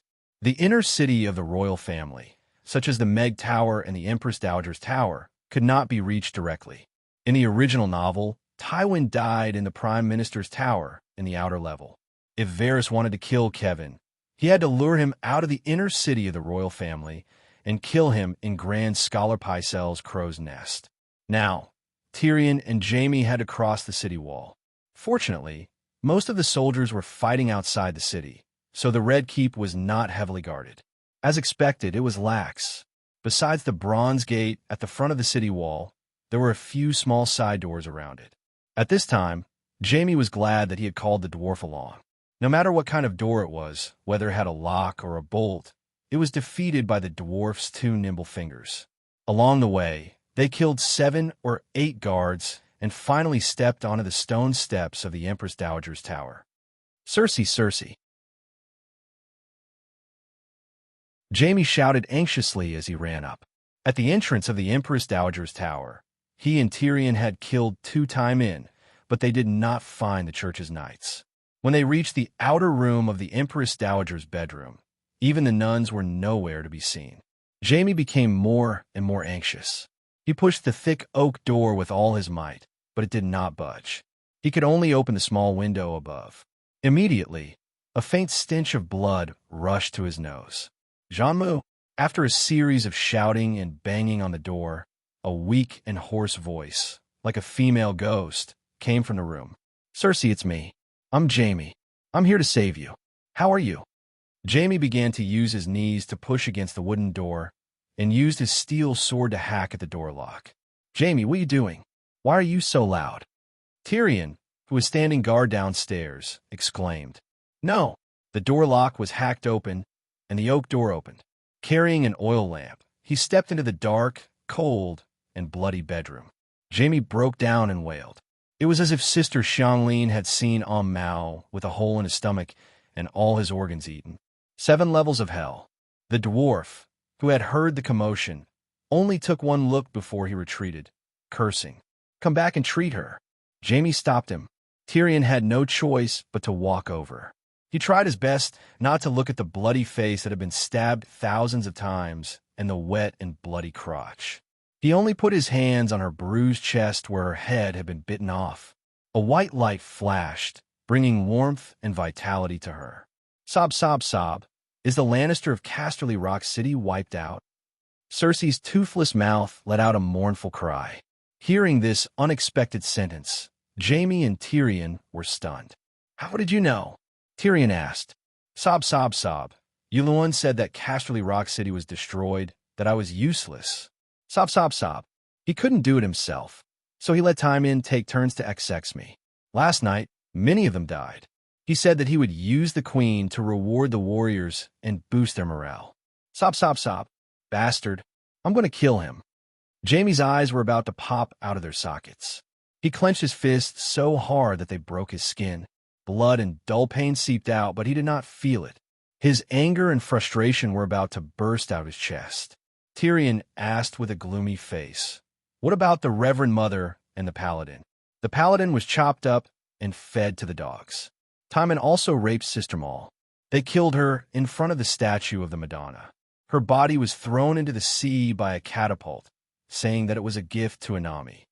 Cersei's throat moved as she spoke, and a yellowish-white substance with traces of blood flowed out of the corner of her mouth. "Yulun have gone mad," Jaime said in disbelief. Cersei opened her bloodshot eyes and struggled to look at the man beside her. Tears began to well up in her eyes again when she saw the man beside her. Yulun hated Matthew for crippling his magic. He wanted to blow up the Red Keep and sacrifice the King's Landing. He said that after this, he would return to his hometown with glory and wealth. He said that he wanted to sit on the Iron Islands and wait for the chance to rise again. "Don't worry. We have found the wildfire in the cellar of the Red Keep. We won't let Yulun succeed." Jaime held her face and comforted her gently. "No, no, no. Don't look at me. Please don't look at me." Her tears washed away the blood in her eyes, and her vision became clear. Cersei saw her lover, who was still as handsome as he was in her dreams. At the same time, she also saw her own condition. She broke down. Tears poured out of her eyes, and she pulled the straw quilt to cover her dirty body. But she had been tortured too much last night, and she had no strength left. She could only cry like a kitten. Tyrion's eyes were sore, and 2 tears fell. He quickly pressed the lion head button on his shoulder and covered her with a brocade cloak embroidered with a red dragon and a golden lion. She clenched the cloak tightly and pulled it up, trying to cover herself, but she wanted to see the man crying like a child. So she slowly pulled it down again, leaving only a slit outside. "Mother of God, why did you arrange such a fate for us? Why?" Jaime held Cersei and cried. Tyrion was very sad, and there were still tears on his face. But when he heard Jaime's cry, He could not help but smile. Mother of God only left a Bible to teach people what to do, how to do, and what the end result is. She doesn't care. Don't doubt it. She said this to me herself. She told me not to complain about fate. Fate has nothing to do with her. Jaime ignored him, and Cersei only stared at Jaime. Jaime, you are so cruel. You left King's Landing after our fight. It's been more than 2 years, and you didn't even send me a letter. When I got married, you didn't even come to see me. You bastard. I was captured. I wanted to come back, but I couldn't. James cried. I'm sorry. Who caught you? I swore not to tell. Jaime's face was full of pain. You still want to lie to me? Are you hiding somewhere and giving birth to a child with that ugly Brittany? Cersei cried. Jaime.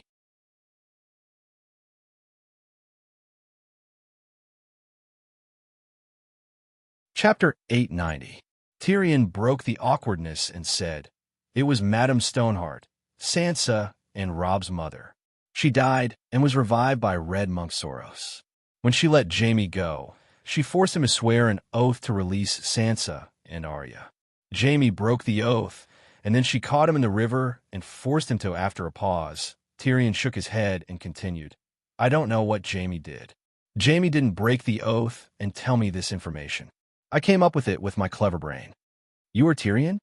Cersei turned to the handsome young man in front of her and asked in surprise. You just realized? The dwarf was a little unhappy. Even if his face changed, what about his voice? Jaime had told her his name before. You're here to kill me? Cersei asked in a trembling voice. The dwarf raised his hand with a wooden face so that the horse sister could see the holy healing on his hand. He's here to save you, Jaime said gently. Why didn't you save me earlier? If you had saved me a day or two earlier, I wouldn't have ended up like this. Boo-hoo. Cersei cried resentfully. The dwarf's brocade cloak covered her body and seemed to hide her shame and cowardice, giving her the courage to hold her head high. Jaime wanted to explain, but he lowered his head in the end. I'm sorry. That's enough. Tyrion shouted and scolded. Didn't you bring this upon yourself? After the Battle of Winterfell, Jaime didn't even return to Casterly Rock. Instead, he came to King's Landing to dig a hole and worked for more than a month like a gray mouse. You, on the other hand, are willing to give up your life for an iron chair. Didn't Matthew want to take you away last time? Did you leave? Even if Jaime came a day earlier, would you have left with him if he took you away? Cersei glared at the dwarf and shouted, Why should we leave? If we kill you, Luwin, the Iron Throne will be ours. Aren't you proficient in assassination with a crossbow? Go and shoot Luwin to death, just like how you shot your father's penis. Sneak into Luwin's bedroom and shoot him to death on the toilet bowl when he goes to the toilet. Before Tyrion could say anything, Jaime suddenly asked, Did you kill Uncle Kevin? What? Cersei was stunned for a moment before she shook her head in denial. No, it wasn't me. It was Tyrion. No, it was you, Luwin. Yes, it was you, Luwin. The dwarf was speechless. How did you become like this? Jaime seemed to have been hit twice and was in extreme pain. You despise me? Cersei was surprised. She clearly didn't mean it that way, but Jaime's words instantly reminded her of her current situation. Feeling the numbing pain all over her body, Cersei lost her courage. Weakness and humiliation overwhelmed her once more. She pulled her cloak up to cover her face and sobbed. Damn it, what are we doing? The dwarf suddenly woke up. Hurry up and take her away. We killed someone outside. Soon the guards will dang dang dang before he could finish. The sound of a gong came from outside the tower. There were also warriors shouting. Enemies have infiltrated the Red Keep. Enemies have infiltrated the Red Keep. We can't let them take the gate. Otherwise, we'll be trapped. The dwarf pulled up his helmet, unbuckled the axe on his back, and ran out. Hurry up, I'll open a path. Jaime nodded and bent down to carry Cersei. Let's get out of here. Cersei pushed him away. There was no expression on her bloodied face, but her blue eyes were filled with despair and determination. Go. I'll only be a burden. Don't be silly. I'm here to save you, Jaime said anxiously. No, you're here to save the noble and elegant eldest daughter of Duke Tywin, the beautiful and pure Queen Cersei, not a monstrous old woman like me. Cersei shook her head in pain. Don't be silly. You've never been pure. You're just a slut who talks nonsense with your brothers, even after marriage.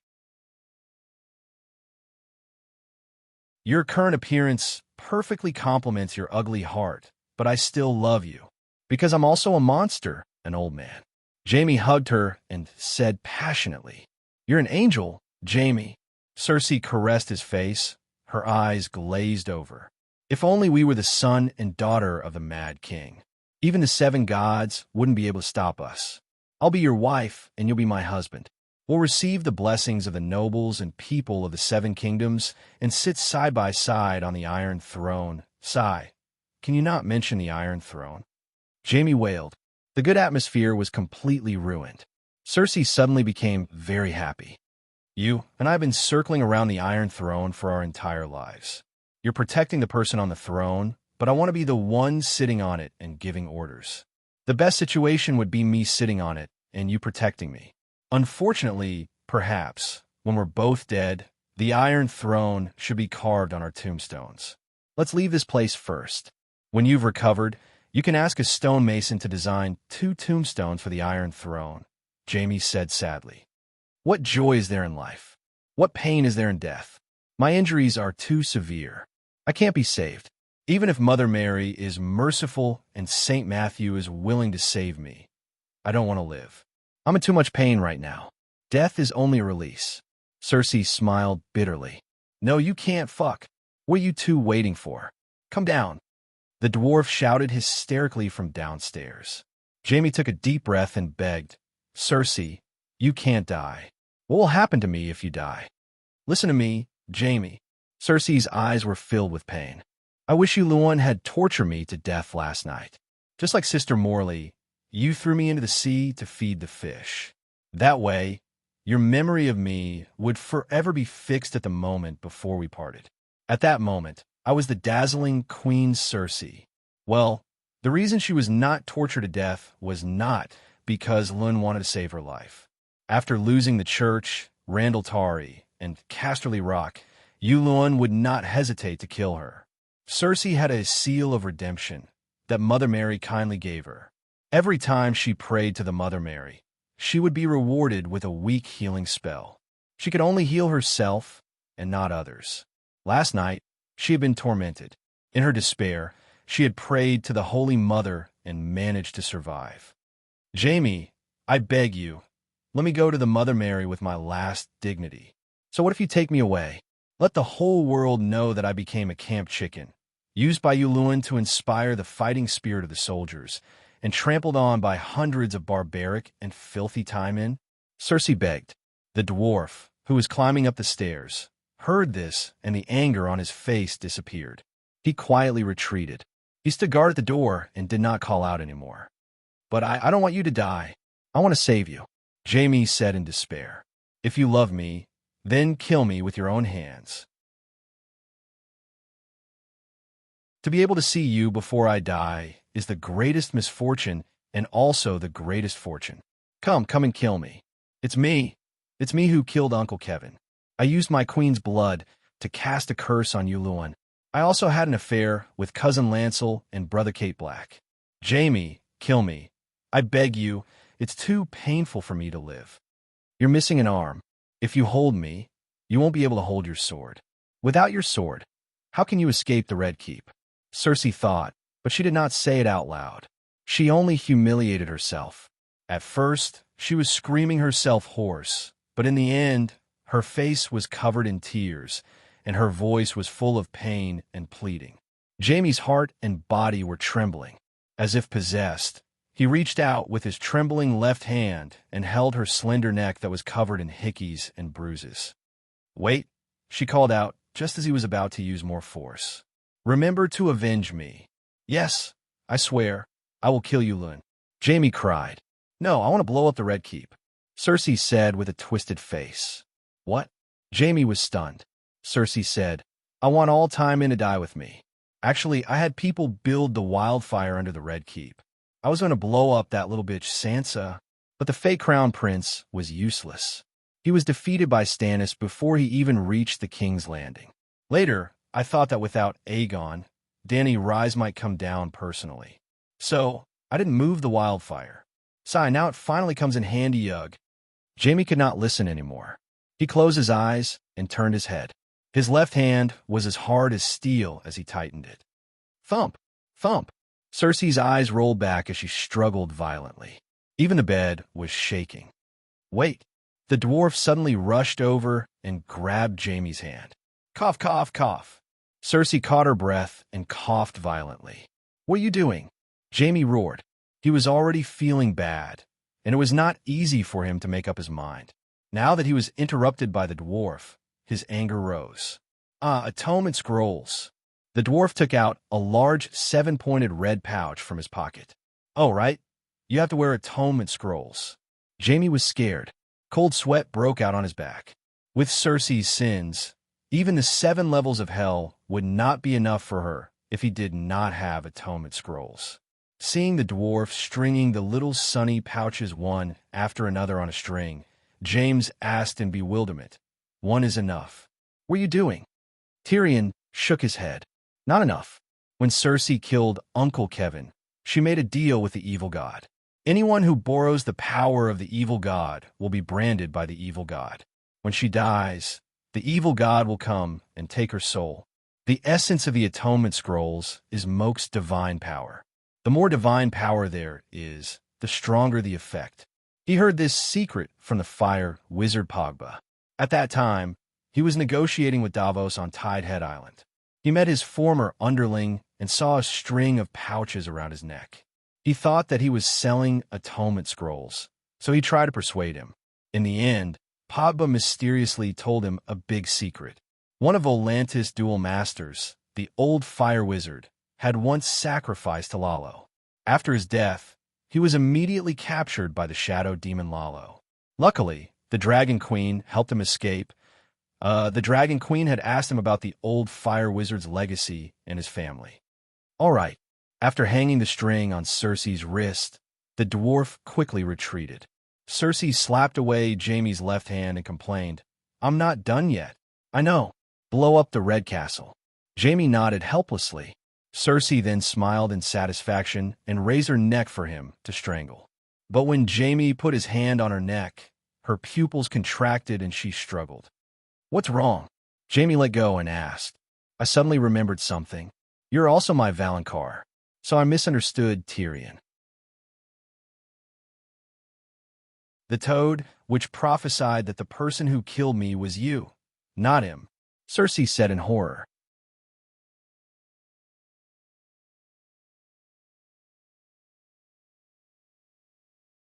Chapter 891. What if we don't die? Jaime did not understand Cersei's prophecy. "No, I want to go to heaven. Jaime, help me." Cersei begged, clutching the scroll tightly. Jaime put his hand on it again, and Cersei struggled again.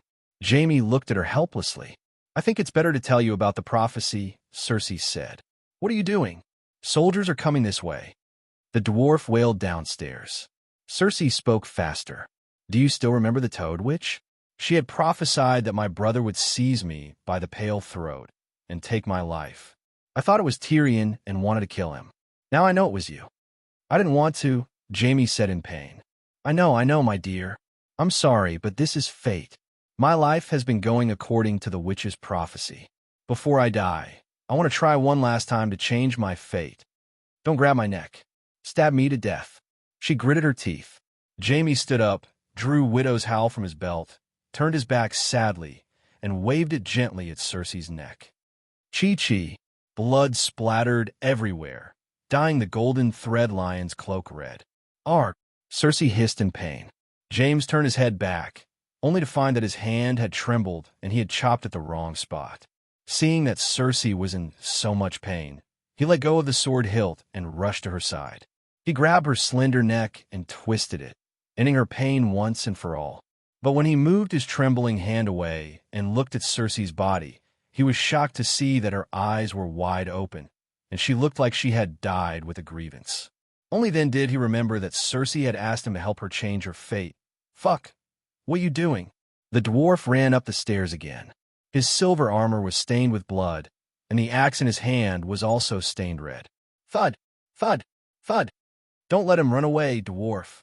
The sound of soldiers running and shouting could be heard from the staircase below. Looking at his sister's eyes that were wide open in death, the dwarf spat. "You've killed her. Tessa." He pulled Jamie back and shouted at the window. Boom. The next moment, wood shavings flew everywhere, bricks toppled over, and a small part of the wall collapsed. A huge beak reached in. "SSSS." Tessa opened her mouth and screamed. A gust of wind blew in the room. "Now!" Tyrion grabbed Cersei's body, flung it forward, and jumped into Tessa's mouth.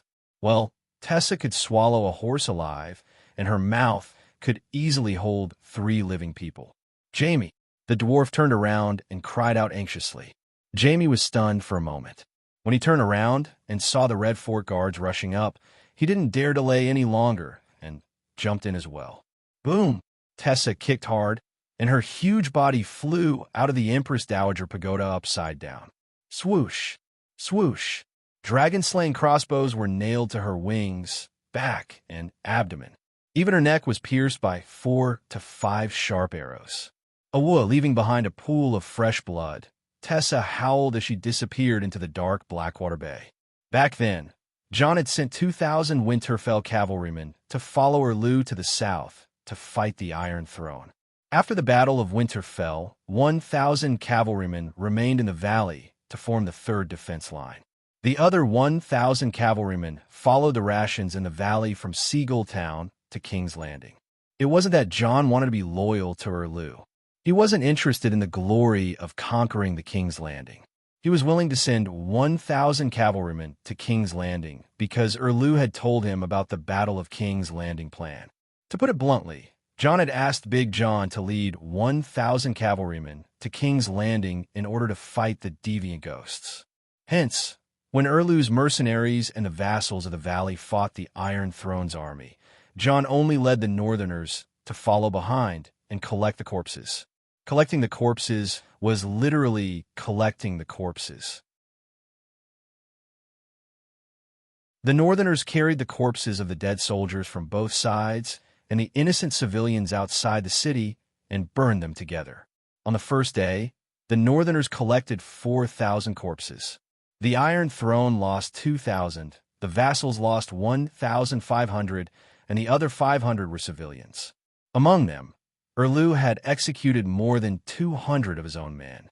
Jon followed suit and used the Dark Sisters to cut off the heads of 20 knights of the North, because they burned, killed, and looted. On the day of King's Landing's siege, as Varys had said, many nobles were used to the venting of their soldiers. However, Erlu had never spoiled his soldiers in the past few years. No matter how difficult the situation was, he was very strict with his soldiers. If they encountered anyone who raped women, robbed civilians, or killed indiscriminately, they would be tied up and sacrificed to the Red God, regardless of whether they were mercenaries, peasant soldiers, or noble knights. Just like when Erlu had led 1,000 cavalrymen and 3,000 clansmen to attack Winterfell, they had traveled thousands of kilometers in the snow. Many of the soldiers could not bear the hunger and secretly ate the flesh of their comrades. However, if they were discovered by Erlu, they would be burned regardless of whether they were hungry or not. Jon followed suit. As such, on the second day, there were no more incidents of rape or looting in King's Landing. However, the strict discipline also resulted in many deserters in Erlu's army. Merciful Virgin Mary, Duke Jon, please let me go. My 8-year-old son and 50-year-old mother are waiting for me in my hometown in Bravos. I can't die. At the north shore of Blackwater Bay, behind a small hill, there was a 4-meter-long boat tied to a shallow beach. The boat was filled with gold and silver utensils and leather coats stained with blood. 4 Bravosi soldiers from the Great White Shark mercenary group knelt on the icy beach and kowtowed to the Unicorn Rider at the top of the hill. Behind the Unicorn Rider, there were 30 horseless cavalrymen with bows and arrows aimed at the mercenaries on the beach. Caw, caw, caw, there's blood. Murder, they're murdering people. Don't let any of them go. Take them all away. The big crow flew from the boat and landed on the Unicorn Rider's shoulder as he cawed loudly. Hoo, hoo, hoo, the white wolf beside the Unicorn Rider snorted in agreement. Capture them. If they resist, kill them on the spot. John's eyes flashed as he ordered coldly. On the way back to the campsite, John met Davos, who looked exhausted. Duke Stark, how many captives did you capture today? The Onion Rider greeted him. John pointed behind him and said, Not too many. Including these 4, only 23. Only 23. The old knight smiled bitterly. They're all mercenaries with no honor. They robbed a bunch of gold and silver utensils from the Whitehead Fish Hotel on Powder Street and planned to escape, John said. Let them go. Davos waved at the northerners who were holding the deserters. We're close to Aegon Hill. Tomorrow, we'll take the Red Castle. The war will be over soon. From tonight onwards, I'll arrange for the soldiers to go to Silk Street in batches. The old knight smiled ambiguously. Duke, you can also go and take a look. There are girls from all over the world on Silk Street. There's even Saintess Yuan Kaisi who's proficient in the 7 types of spring cries. No need. John quickly waved his hand to refuse. If it was another time, he wouldn't mind going to the famous Silk Street in the King's Landing to observe. But the bitter civil war of the humans these days made him very depressed. He was even a little confused about the future, so he wasn't in the mood to visit brothels. The King's Hand then announced to the soldiers that His Majesty Stannis would pay for everyone to visit the brothels and promised a high reward. The camp was filled with cheers, and the atmosphere was instantly high. Even the deserters were gone. Today's war ended in the afternoon. The Pterosaur Knights in the sky even saw a large number of Time Men escaping from the King's Landing through the King's Gate in the south and the Mud Gate near the river. Duke, Yulun escaped. Big John stood outside the steel gate. He saw the Unicorn Knight from a few dozen meters away and shouted at the top of his lungs. We won, even though we didn't fight a single battle. Are you sure? I just met Count Davos. He said he would only attack the Red Keep tomorrow. John was bewildered. Even we have deserters on our side. Time Men can't see any hope of victory, so there will only be more deserters. Now that those Time Men are running away in waves, how many will be left in the Red Keep tomorrow? Yulun won't be able to escape tomorrow if you don't run today. Big John chuckled. John's heart skipped a beat. How many people died today?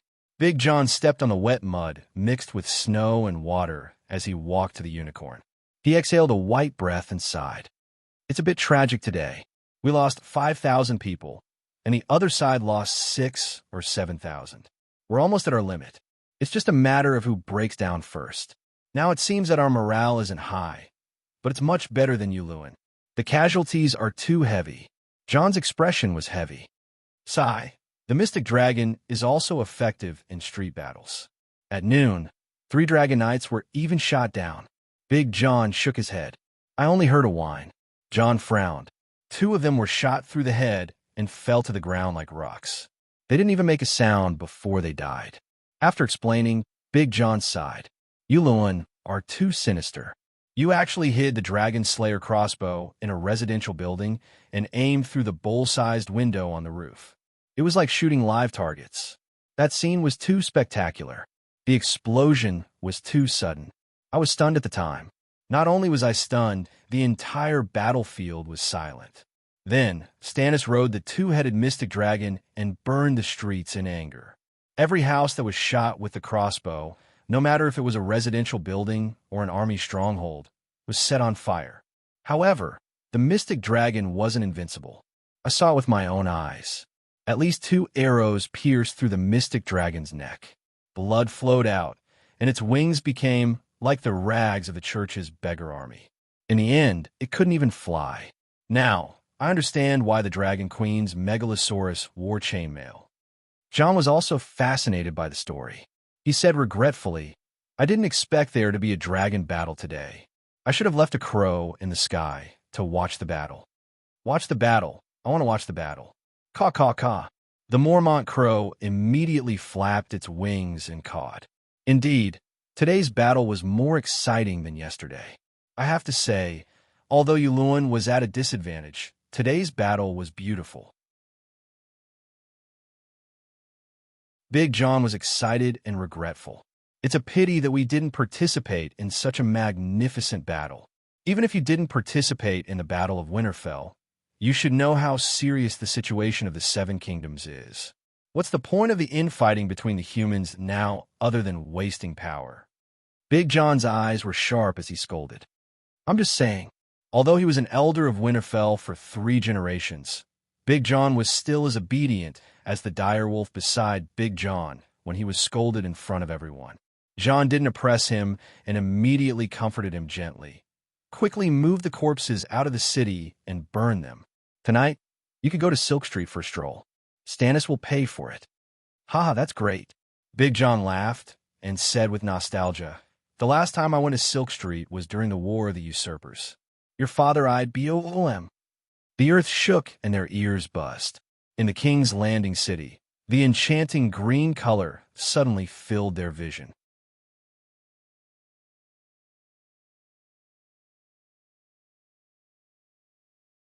Chapter 892. Let me be the King of Ashes in King's Landing. Let me be the King of Ashes. These were the famous words of the Mad King Aerys, and also his dream. Because of Jaime's stab in the back, his dream turned into his will. He thought that the Mad Kings would be forever buried in the dust of history and the ridicule of future generations. He didn't expect that in just 20 years, someone would turn his dream into reality. This was a day that the people of King's Landing and the people of the Seven Kingdoms would remember forever. After a day of fierce fighting, it was 4 o'clock in the afternoon. It was like a volcanic eruption. Some of the survivors of King's Landing even swore that the Valeglia cataclysm was nothing more than this. The explosion first occurred at Rheonice Hill, starting from the Silk Street's technical complex. Green pillars of fire and sparks rose into the sky one after another. Eventually, half of King's Landing was covered in wildfire. Shops, stables, technical complexes, plazas, street crossings, city gates, and so on were all covered in wildfire. The highest point of the explosion came from the Red Castle. The crust that supported the Red Castle was like the lid of a can. More than half of it was lifted, leaving a huge hole in the ground. Because Aegon's Hill was higher above sea level, from afar, it looked like there was a divine torch near the bay of King's Landing. The torch burned with green flames that were 100 meters tall. It was the largest wildfire that humans had ever seen. No living person under the shadow of the flames felt warm or scorching. They broke out in cold sweat and fear and confusion. An inexplicable chill was like a living nematode seeping into their bones from the bottom of their hearts and freezing their souls. 7 levels of hell. What happened? Why is it like this? Outside the city gate, John's legs went soft, and he knelt on the ground. He looked at the fire in the direction of the Red Castle in fear and helplessness, as if all the strength in his body had been sucked away. No, a howl that sounded like the cry of an old ape came from afar. It was Erlu. Like John, he also seemed to have lost all his strength. He sat on the ground in despair, looking in the direction of the Red Castle and wailing. You Luan are too ruthless. You destroyed it when you couldn't get it. Now that everyone's gone their separate ways, there's no Iron Throne left. Big John murmured in shock. Quick, let's go to Dragonstone Island and invite the Dragon Queen. A knight yelled at the top of his lungs. Big John turned around and found that the one who shouted was the Red Heart Knight beside Stannis. He recognized him, the pockmarked Knight Richard. That day in the divine forest of Snakewood City in the valley, the two of them had fought over King Aegon. That's right. Send a message to Dragonstone Island and ask the Dragon Queen to save the citizens of King's Landing. Another Crimson Heart Knight shouted. It was the short and stout Knight Song-gu. Are those two guys scared out of their wits? Big John was confused. He led the Northern Territory Cavalry and was stationed in the valley. He did not participate in the Battle of Winterfell, so he did not know much about the legendary experiences of the two Knights of Red Heart. While Richard and Song-gu were almost taboo in the Erlu camp, no one dared to talk about them. At this moment, John recovered from his shock. He stood up and said anxiously, The Dragon Queen is proficient in fire control. Let her. Before he could finish, he saw Melisandre's red hair fluttering in the wind. Her eyes were glowing red, and she was mumbling something as she rode past him on her horse. Every flame within 500 meters of her, be it candles, bonfires, torches, or lanterns, seemed to be covered by a layer of shadow that was as thick as sand. The flames were extinguished one by one. As she entered King's Landing, the burning wildfires and the people and houses that were set ablaze by the wildfires were quickly extinguished as if they were covered by sand. It was as if a self-moving EMP electromagnetic pulse emitter had appeared in a brightly lit modern metropolis. The power was not high, only half a kilometer away. Everywhere it went, the lights were extinguished, and a large circular scar appeared in the city. This is a domain. The shadow domain and the fire domain are stacked together. The fire domain absorbs the fire element, while the shadow domain lowers the temperature. This is terrifying. The others did not know what was going on. They only felt that the red-robed witch's magic was powerful. Now that John was no longer a novice, he was truly shocked and in awe. Like Melisandre, he was also a shadow binder who practiced both fire and shadow. She was his senior, and the goal that he worked hard for. There's no need to look for the Dragon Queen. He shook his head and smiled bitterly at the northerner beside him. But we still have to inform her. Yulin, Erlu suddenly shouted from afar. His face was twisted as he boarded the two-headed demon dragon. The demon dragon flapped its tattered wings and flew unsteadily towards the west. John's expression changed.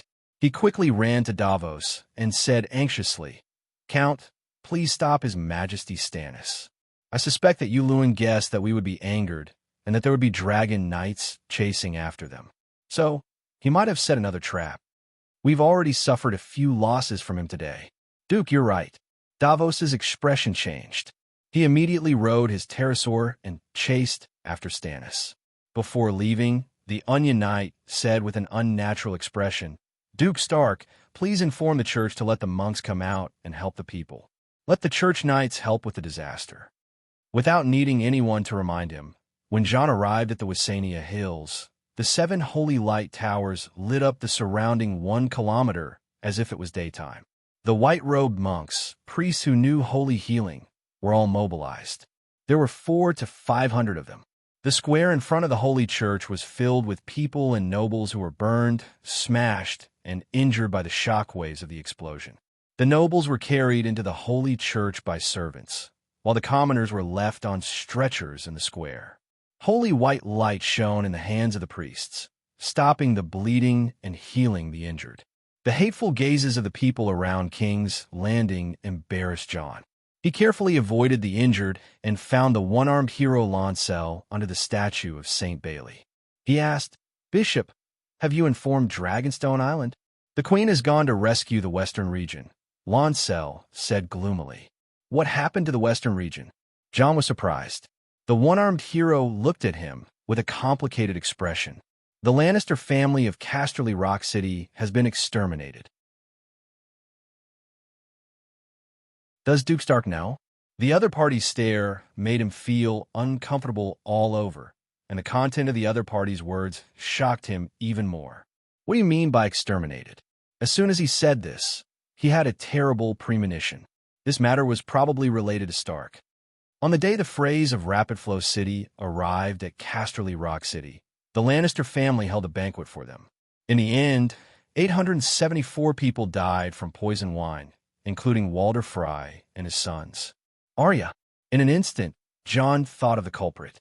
"This is the first time I've heard of this." John showed a shocked and sympathetic expression. Lancel's expression was indifferent as she continued. "Later, we discovered that there were deviant ghosts watching Casterly Rock City.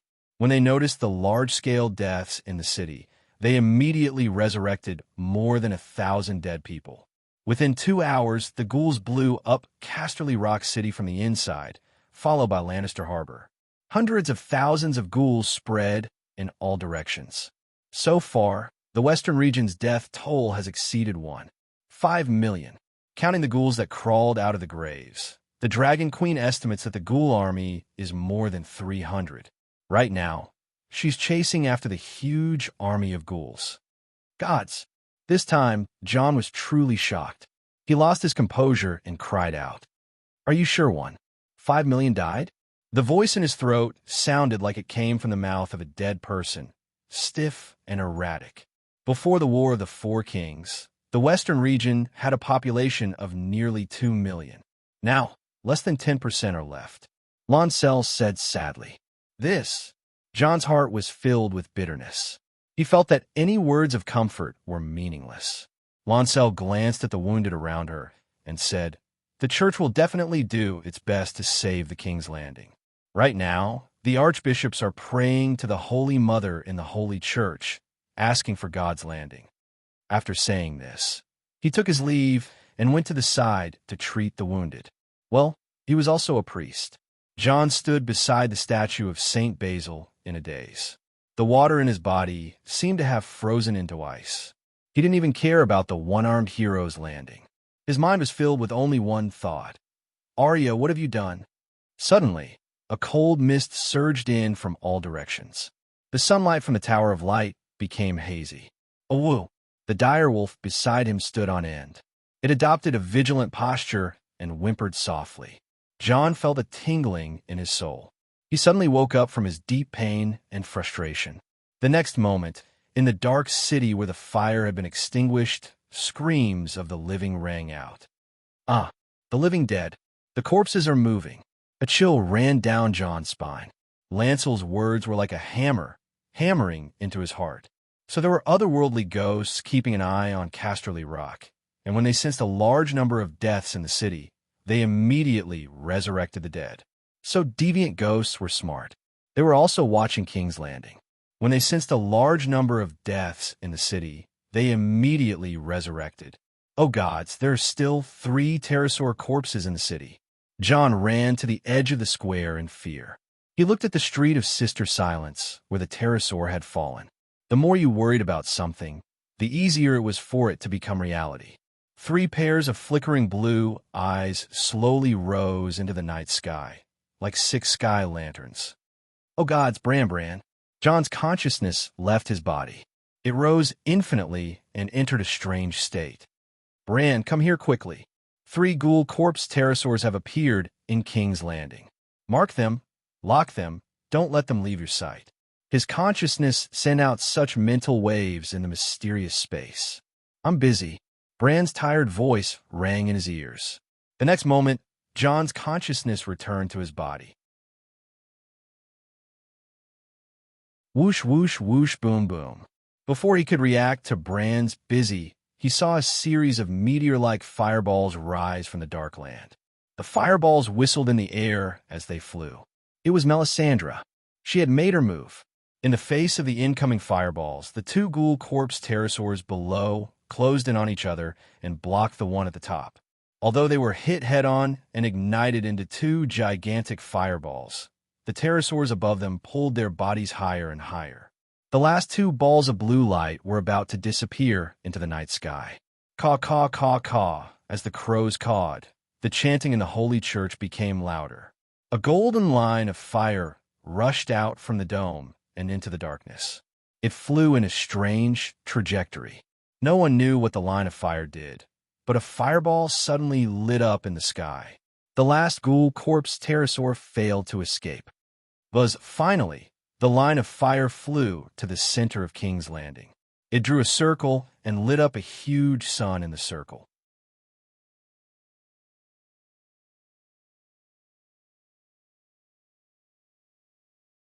Chapter 893. Big suns stretched across the sky. In an instant, the King's Landing was as bright as day.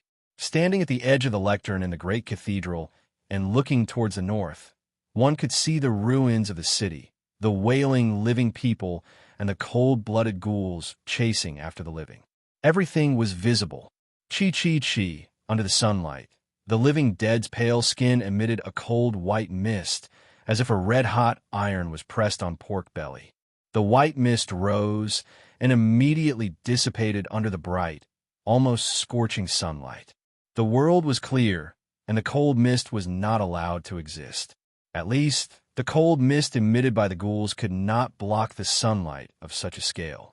The ghouls' agile movements became stiff and slow, and they even reached out their hands to block the light that shone on the indifferent face. They gave up on the massacre of the living people in the King's Landing and began to retreat weakly, running away from the sun. The monks in the sacred hall were still chanting scriptures, but they switched from the Holy Mother Scripture to the Light Maiden Scripture. Outside the sacred hall, a white-robed priest broke the silence and shouted excitedly, "The night is long and full of danger. Fortunately, there is a young girl who is with me. Long live the Maiden of Light." After the long night, the night is long was no longer Lalo's exclusive sacrifice. Long live the Maiden of Light. Soon, the living people in the city shouted together, "Block the city gate. Don't let the ghouls leave the King's Landing. The Maiden of Light is with us. Kill the deviant ghouls. Go to heaven." Randall Tully in the colorful striped cape raised the dragon-toothed blade and roared loudly. His current spirit was completely different from before. Although it was the first time he saw the living dead, he exploded with unprecedented fighting spirit and vitality. Because he was fighting for glory, for faith, for the people. Because hope was like the sun in the sky, so dazzling, so bright, he would never lose his way. Kill the deviant ghouls, go to heaven. Hundreds and thousands of warrior sons were fanatical, raising their dragon crystal weapons and shouting in unison. They were like a flood, rushing down the Vezania hills and along the streets, cleaning up all the smoking existences under the sun. The Maiden of Light was with the church's warriors. The great sun formed by 100 fire elves split into two. The great sun continued to hover over the King's Landing, while the little sun formed by 10 fire elves came to the top of the warrior sun's head. The sunlight was blinding. It wasn't until the afternoon of the next day that the large-scale battle officially stopped. During this period of time, Dragonstone Island had airdropped more than 10 tons of dragon crystals to the Templar, and hundreds of Dawn warriors had rushed over from Hellenberg. Of course, the Red God believers did not let the 7 gods monopolize the battle. Not only did the Erlu that Yuluan shot a few arrows return, but even the remnants of Erlu's army raised their flaming blades and flaming swords and blocked the retreating ghoul army at the city gate. Just like what Aunt May did in the last season of Power Rangers, she ignited thousands of weapons by herself. The effect on deviant ghosts was uncertain, but it was barely enough to kill ghouls. After the battle, the young beggar army that stayed in the Great Templar walked to the streets and alleys to clean up the individual ghouls that were hiding in the dark. They also carried the ghouls that were killed by the dragon crystal weapons to the square in front of the Great Templar.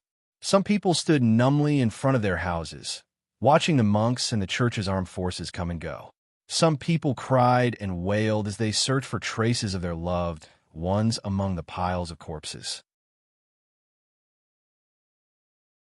There were also people who volunteered to join the beggar army, to help carry the corpses and carefully collect the belongings of the ghouls. They also brought the corpses of animals back home to pickle. Yes, the church's monks had promised the people that eating ghouls was harmless to the human body, and they would not be punished with any sins, but they should not eat humans. In fact, the number of ghouls in King's Landing was limited. Many people who could not find food had secretly hidden some fat pieces of meat with obvious human characteristics. By the afternoon of the third day, about 100,000 corpses had been collected from the entire city, and they piled up into a small mountain in front of the Templar. Those who were still alive, whether it was the Bravos mercenaries, the Northern Knights, the Valley Warriors, or the ordinary people, had all come. They stood at the periphery of the Vezania Hills to bury their companions and loved ones in the mountain of corpses. Hundreds of white-robed priests chanted together the scripture to expiate the souls of the dead, stranger guest, so that the souls in the body that had been desecrated could ascend to heaven. The reason for such a ceremony was that a noble had questioned the monks. Why did my father still become a ghoul, even though he was wearing an atonement scroll? Moreover, the father ghoul seemed to recognize me and chased after me to bite me. When I hid in my bedroom, it even knew how to find the spare key under the flower bed to open the door. 1 soul and 2 spirits. This was the official explanation of the church.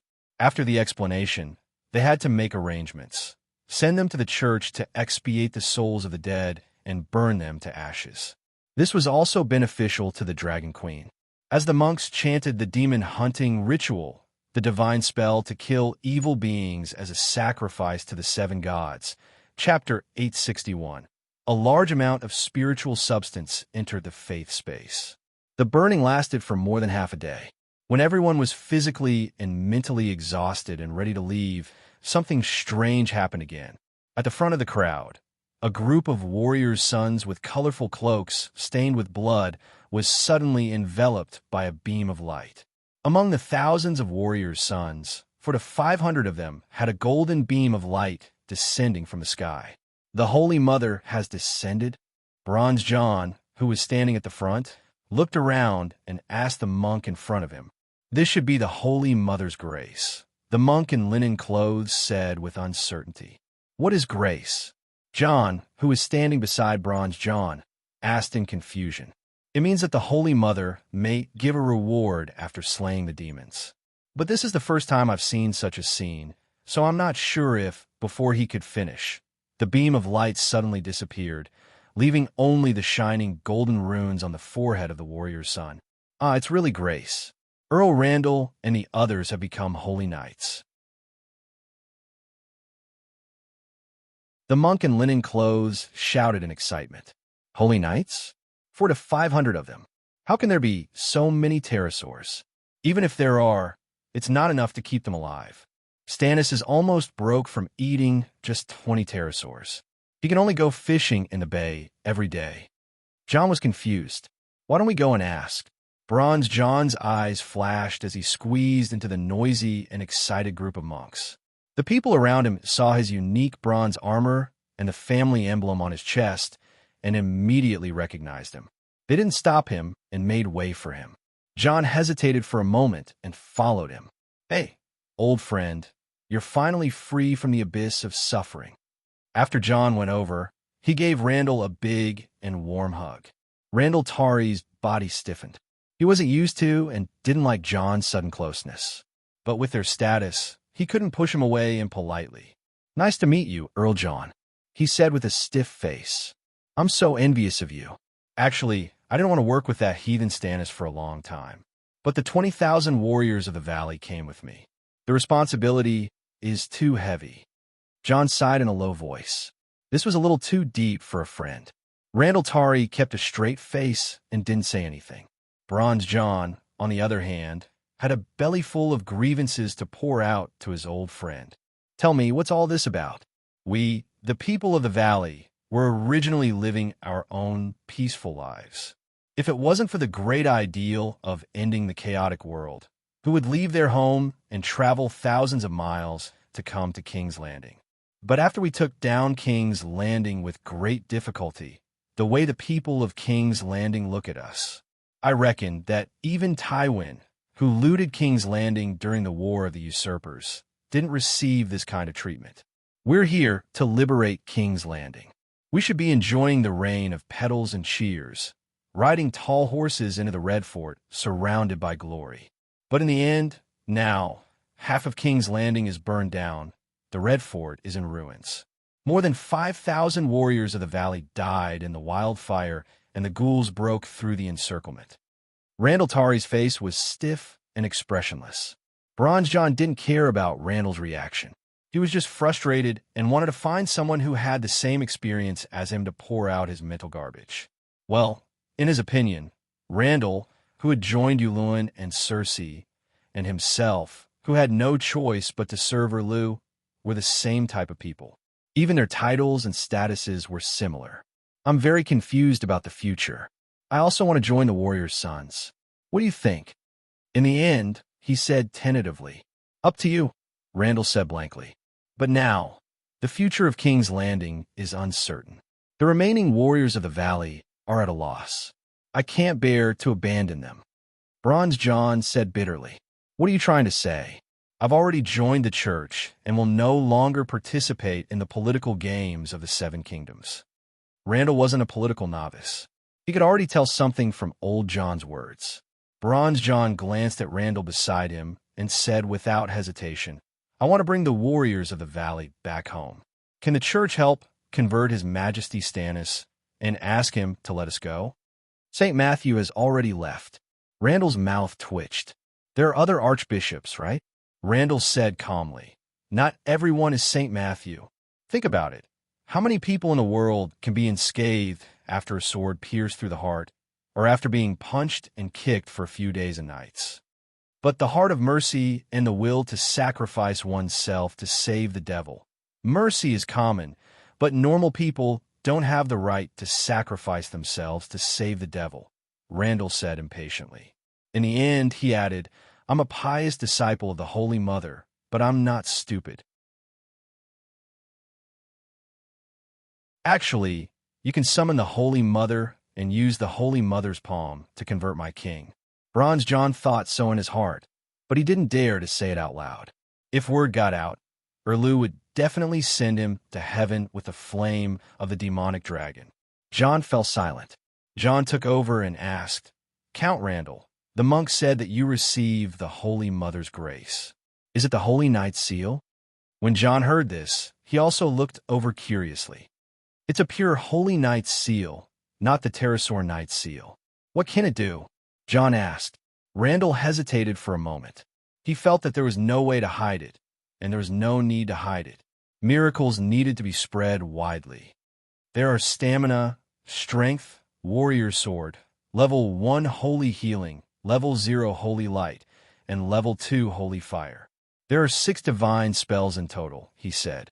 Ah, Commander, you have 6 divine spells. I only have 3, level 0 holy light, level 1 holy healing, and strength. Sir Theodore was shocked and envious. Ah, I only have 1, level 0 holy light. I have 2, holy healing and strength. I have 2 too, but it's different from you. Sigh, I didn't receive the Holy Mother's blessing. I have to work harder next time. Hearing the discussion of the warrior's sons, Bronze John was confused. What's going on? Does everyone receive the Holy Mother's grace differently? Randall searched for a piece of information in his mind and said thoughtfully, the Holy Knight profession is the same, but there are levels. I'm a level 3 Holy Knight.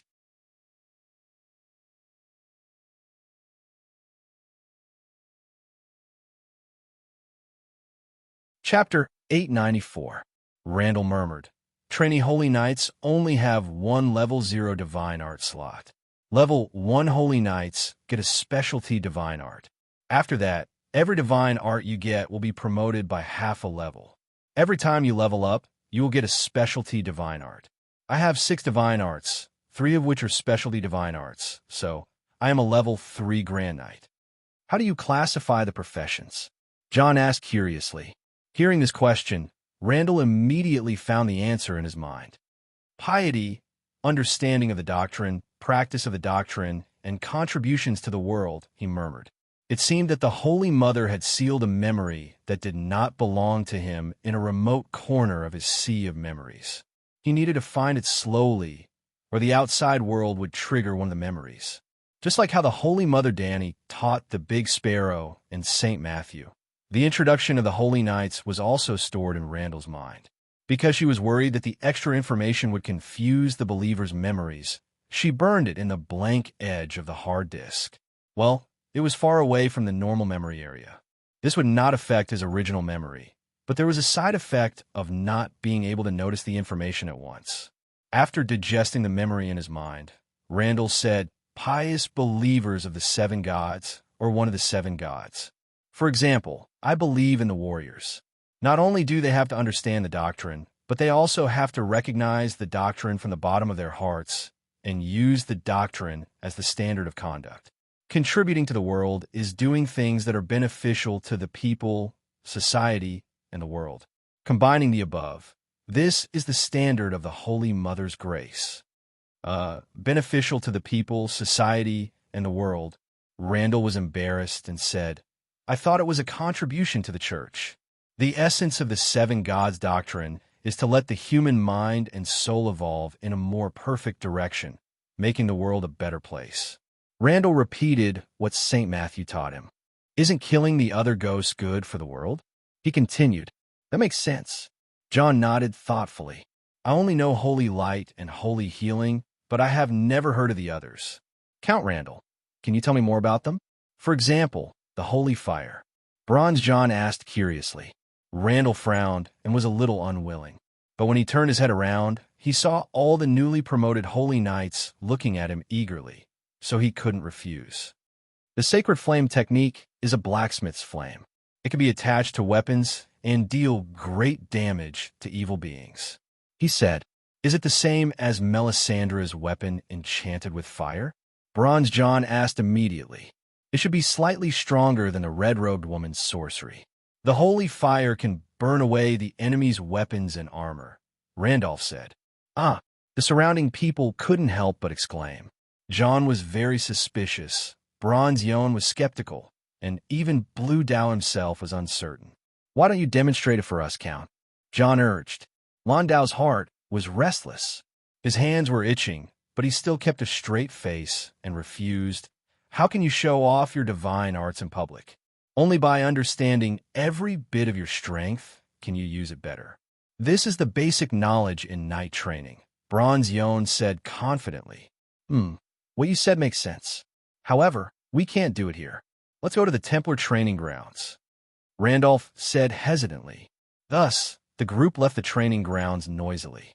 In the wide training grounds, Randolph held a sword in each hand. "Blacksmith, please bless me."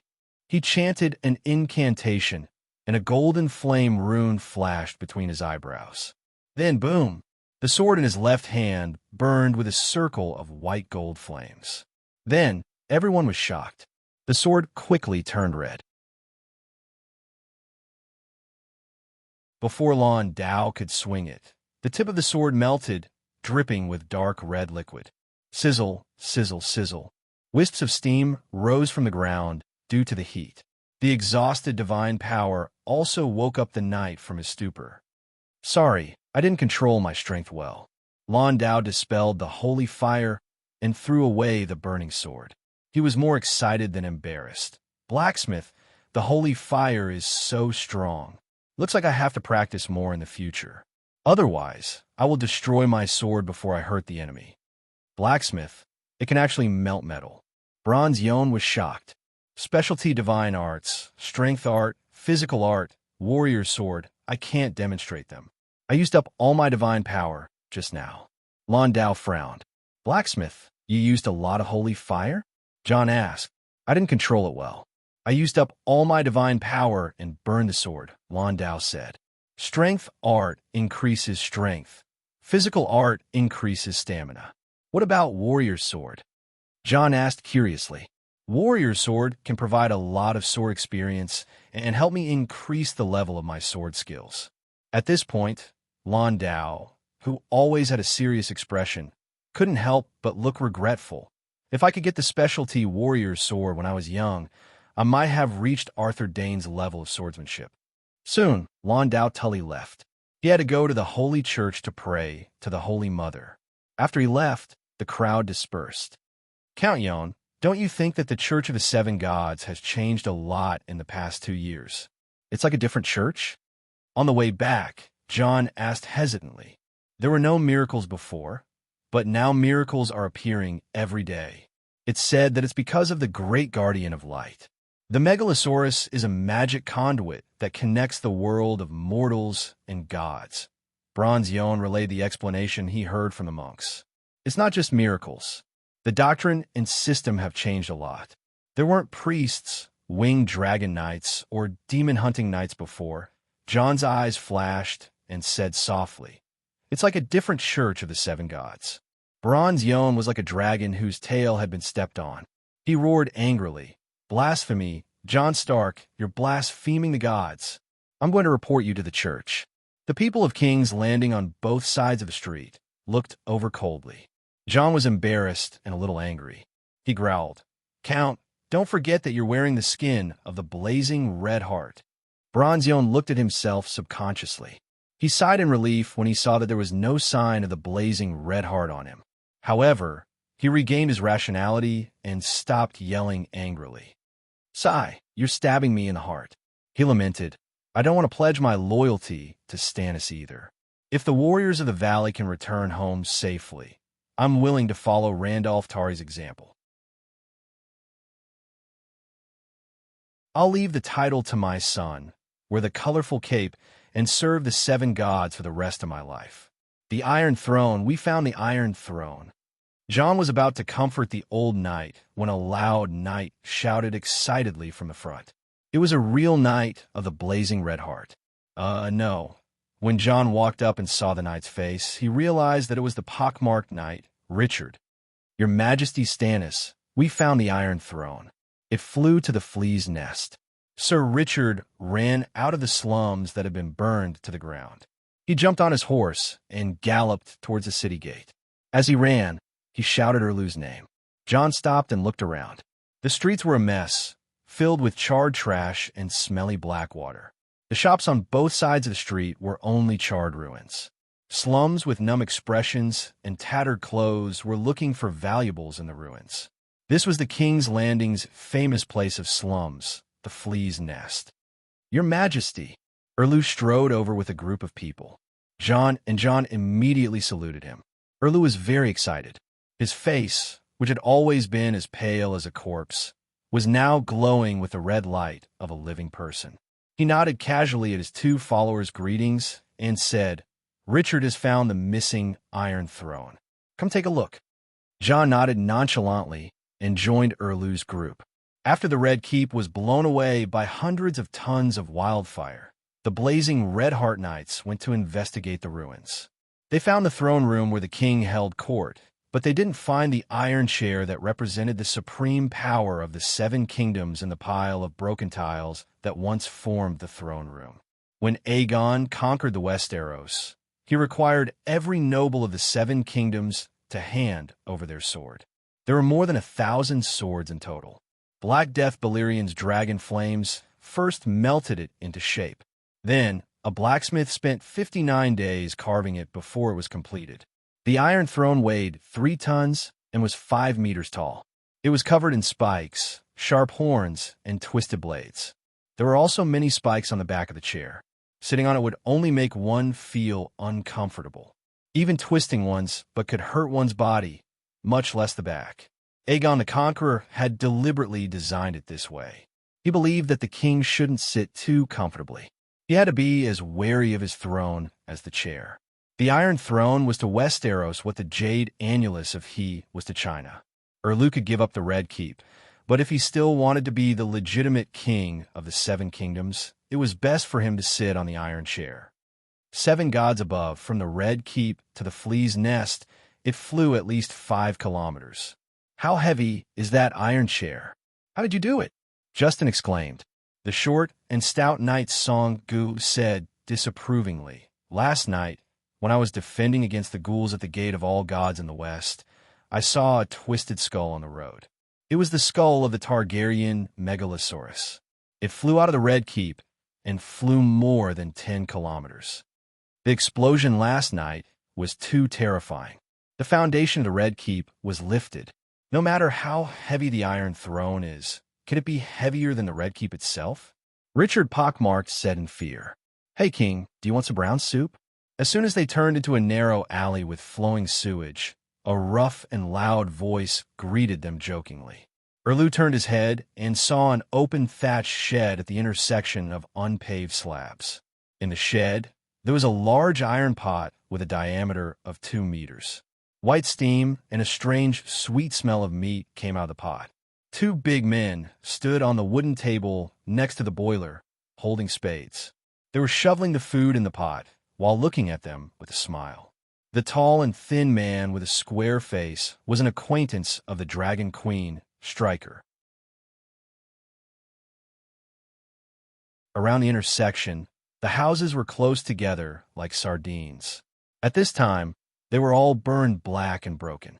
People with disheveled hair and dirty faces crowded in the broken houses with collapsed courtyard walls, snuggling together for warmth and waiting for the brown soup to cook. At this time, when they heard the sound of people outside, they looked over with their clear eyes. The resentment and fear in their eyes were almost as much. Hundreds of eyes, densely packed, seemed to grow on the body of a giant monster. He didn't know what Erlu felt, but John's scalp tingled and his palms were sweating. He couldn't wait to turn around and leave. Thanks to the king's blessing, the food has been particularly sumptuous in the past few days. Why don't you come and enjoy with the people? Stryker laughed.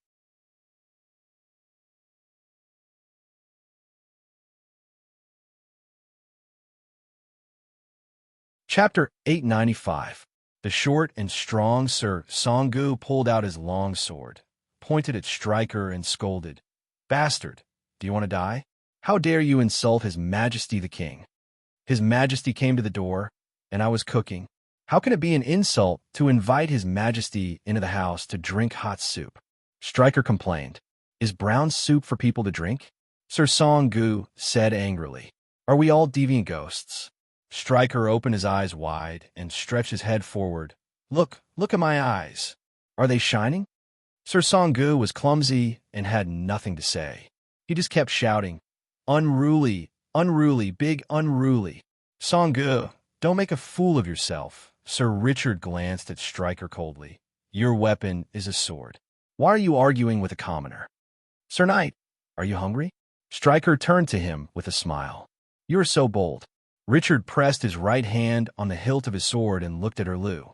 Erlu's face was gloomy, but he did not give him any instructions or hints. "Ha ha! People like us who have no tomorrow and don't have to think about tomorrow have no courage. Because we were too hungry before, we threw our liver and gallbladder into the pot to cook brown soup." Stryker laughed boldly. He looked calm, as if he was not afraid of death at all. Erlu looked at Stryker and said lightly, "Starting from noon tomorrow, I will send someone to count the population of King's Landing and the food of each family. Those who have no food to eat can go to the Blackwater River Wharf to get relief food." After leaving the sentence, he gave Richard a look and walked away first. The others did not say a word and just followed the king. Looking at Erlu and the others who disappeared around the corner, Stryker was a little confused. The roads of the flea nest were as complicated as a maze, and the houses were built next to the narrow alleys. People walked in the alleys, and many times they couldn't see the sky when they looked up. The balconies or bedrooms on the second floor that extended out of the foundation blocked all sight. Occasionally, a woman poured a basin of dirty living water from upstairs and splashed it on the muddy road. It was dirty, crowded, and poor, like a moldy box of smelly caviar. If the previous flea net was a neat and tidy spot on King's Landing, it couldn't even be tidy now. Yesterday's fire had turned the flea's nest into a pile of psoriasis. Anyone who had not lived in King's Landing for a long time would definitely get lost here. Anyway, John started to feel dizzy 15 minutes after he entered the flea nest. One moment he was heading north, the next he was heading southwest, and after a while, he was having a hard time distinguishing between north and south. At this moment, John could not help but feel some respect for Sir Richard. Not only did he know the way, he even found the tiny iron throne in such a complicated city. "Here we are," Richard shouted excitedly, startling him out of his reverie. Then they turned a corner and, standing at the top of a narrow slope a little higher, looked down on a little pool close to the wall. It could also be a ditch. The ditch was blocked, and the water inside overflowed, forming a 40-square-meter pond around it. Due to the layers of twisted courtyard walls, it was easy for the people below to overlook the people on the slope. But looking down from the top of the slope, the view was wider. Erlu and the rest saw the Iron Throne at a glance. The Iron Throne that symbolized the highest authority of the Seven Kingdoms was stabbed straight into the pond. At least 3 meters of the 5-meter-tall throne with stairs were still above the water. At this moment, a group of mischievous children occupied it. Erlu could not help but stop and stare blankly ahead. When he stopped, the people behind him stopped as well. "I'm the king of the Undulls, Loiner, and Forerunners, and the protector of the realm, Aegon Targaryen." A 10-year-old boy with a dark and thin face was sitting on the throne, announcing to the children below with a serious expression. The chair was inserted into the pond, and a 20-centimeter-wide wooden plank was placed on the edge of the stairs closest to the water. The child stepped on the plank and crossed the pond, came to the chair, and climbed up to sit. "Eggface, are you trying to be a fake crown prince?" A little girl with a rotten face with frostbite pointed at the king on the throne and laughed. "Fake crown prince, fake crown prince." The other children all clapped and laughed. I'm not the fake crown Prince Aegon. I am a master of the Black Death god Balerion, the conqueror Aegon the First. Eggface's face was red as he refuted loudly. Eggface, come down quickly, it's my turn.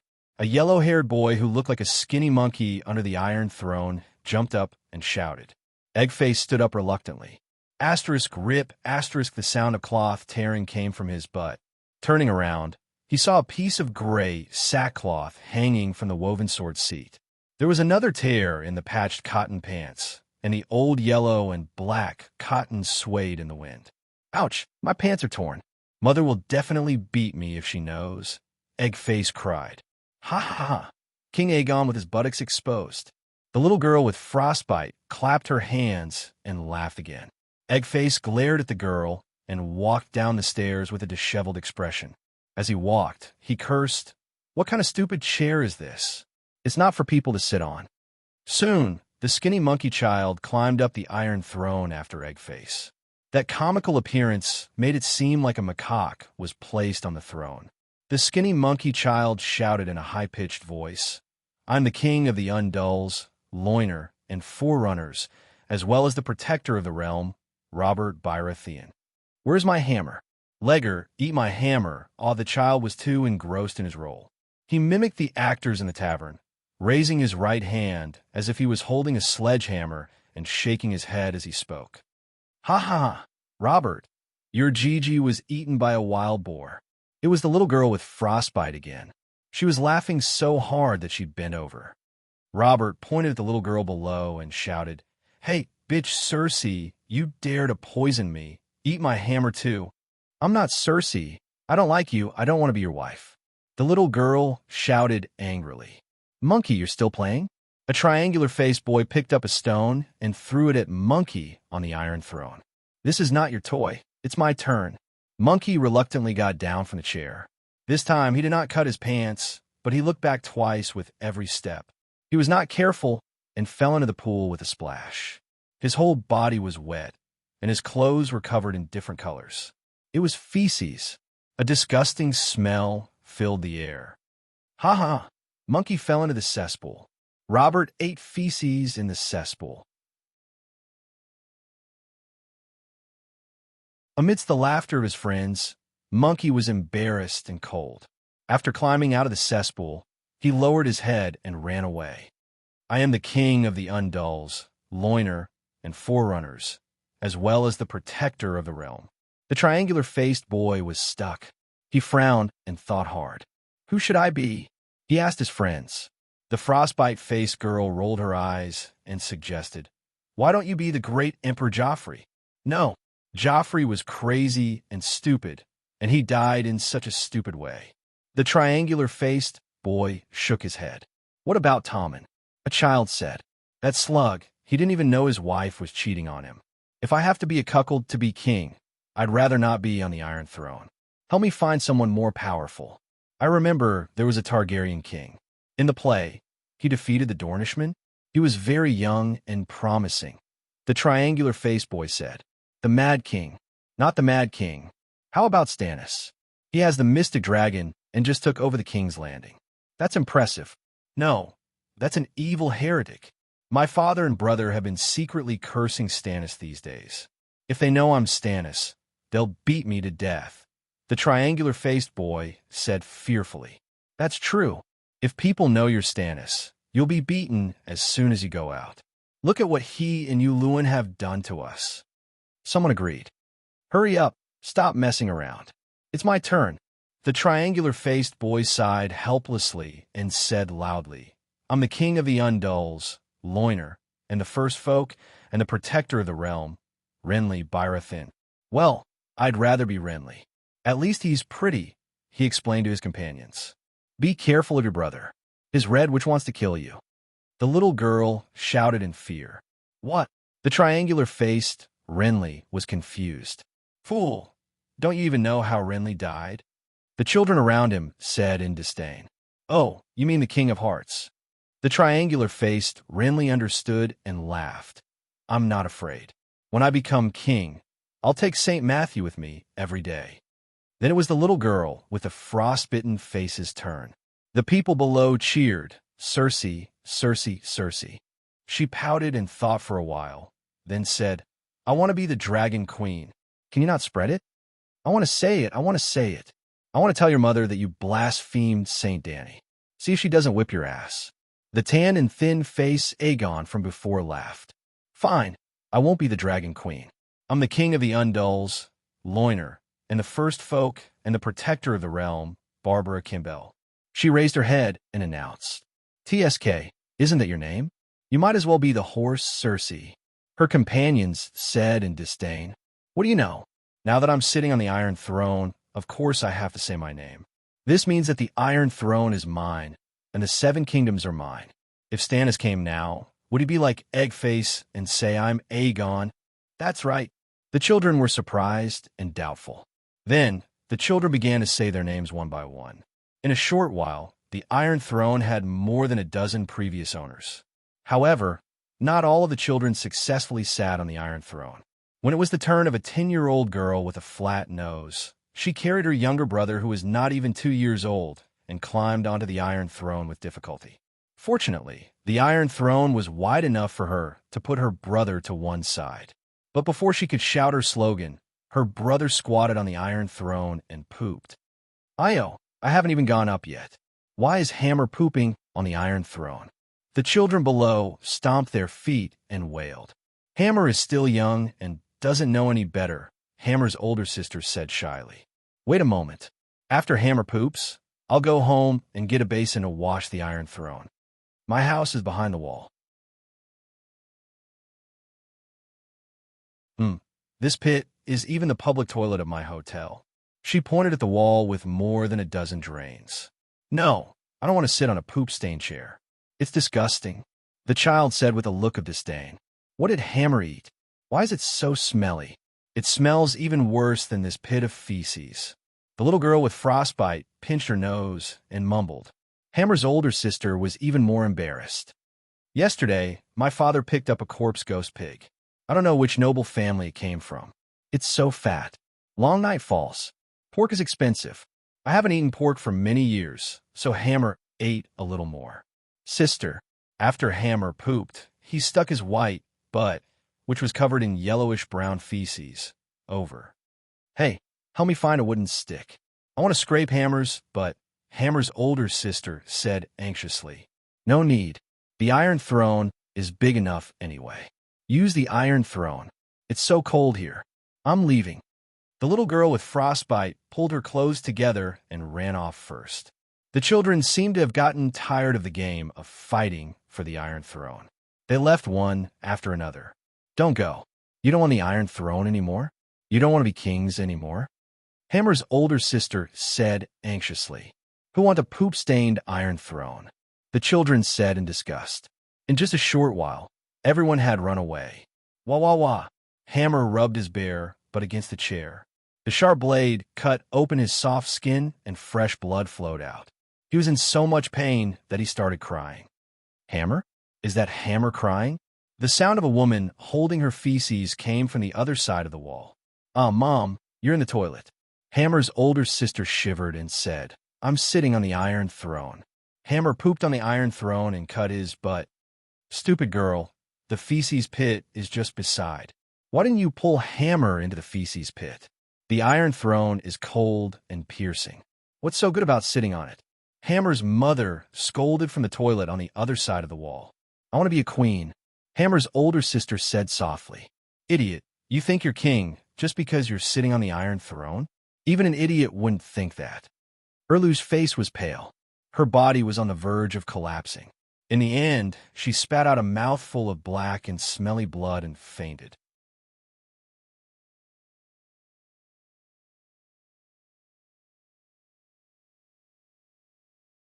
Chapter 896.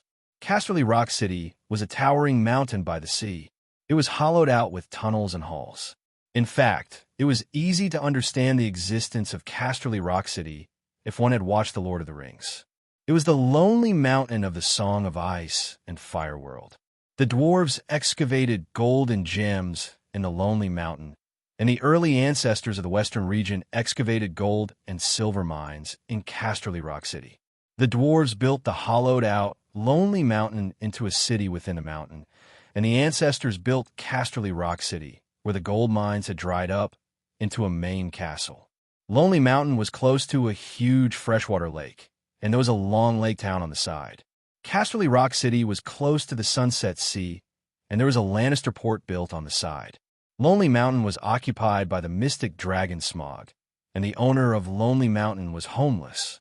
Casterly Rock City was occupied by ghouls, and the owners of Casterly Rock City were almost all dead. Now it was the mystic dragon's turn to save the city. However, the owners of Lonely Mountain and Casterly Rock City were different. The dwarves liked mines, and humans longed for sunlight. Therefore, Lonely Mountain had no windows, only a main road and a secret passage, while Casterly Rock City was full of skylights. If the layers of open-air windows were installed with floor-to-ceiling glass, Casterly Rock City could even be disguised as a modern city. Similar to the Pyramid Garden, there was also a stone garden at the top of Casterly Rock City. Dany was standing by the jujube tree in the center of the stone garden, and Bran's red-eyed crow perched on a dead branch. This is the distribution map of the tunnels and rooms in Casterly Rock City.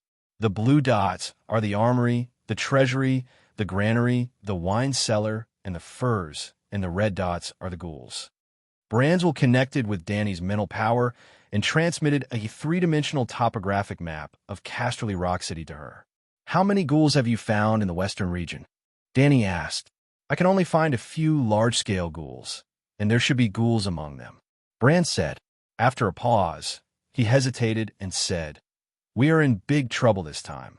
There are no babies among the ghouls, and there are no baby corpses left in the city. Do you understand what this means? Tens of thousands of deviant ghosts." Dany frowned and asked suspiciously, "Babies can be turned into deviant ghosts without any sacrifice. In the bedtime stories of the old nannies in the Northern Territory, there are often plots like this. Other ghosts ride ice spiders to hunt down women, eat babies, and reproduce with humans to give birth to terrifying half-human, half-ghost offspring. Of course, this plot was not entirely true, but it also contained three real secrets. First of all, deviant ghosts did not devour babies. Instead, they turned the babies into deviant ghosts. Secondly, deviant ghosts could mate with humans and reproduce. Finally, deviant ghosts were also divided into different levels. Deviant ghosts that reproduced naturally had a relatively independent will. With the death of the strange ghost king, all the strange ghosts that had been born from the babies had died as well. However, the half-human, half-ghost monsters that had been born naturally still lived on.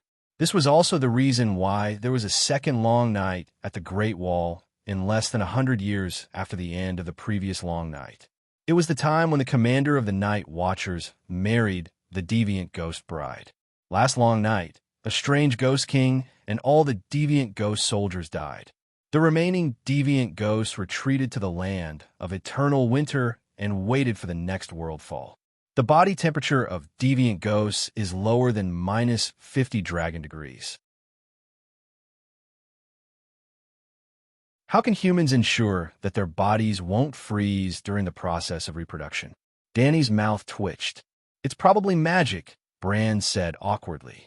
When one was indecisive, quantum mechanics could not be explained. Traveling through time and space. It was very reasonable, very scientific, very magical. Dany complained in her heart and asked again, "You mean the deviant ghosts that are reproduced are the strongest? The sacrifice babies are second, and the plunder babies are the weakest after being transformed into deviant ghosts? What about the effect of bloodline on deviant ghosts?" Bran said, "Generally speaking, the nobler the baby's bloodline, the stronger the magic power it possesses when it is transformed into a deviant ghost through sacrifice. After a sacrifice baby is transformed into a deviant ghost, the magic runes it possesses are more complete than those of a plundered baby. The willpower of a non-sacrificed baby will subconsciously resist the transformation. Thus, it is weaker than the deviant ghosts produced by the sacrifice. The sacrificed person with a noble bloodline can become a noble among the deviant ghosts. The sacrificed person with a normal bloodline can become a knight. The plundered baby is an ordinary soldier. The deviant ghost that you fought at the Great Wall was probably an earl among the deviant ghosts and was very powerful. The deviant ghosts that appeared during the Battle of Winterfell were also of a high level. They were all sacrificed by the barbarians and the ancestors. Dany nodded slightly and had a plan in her heart.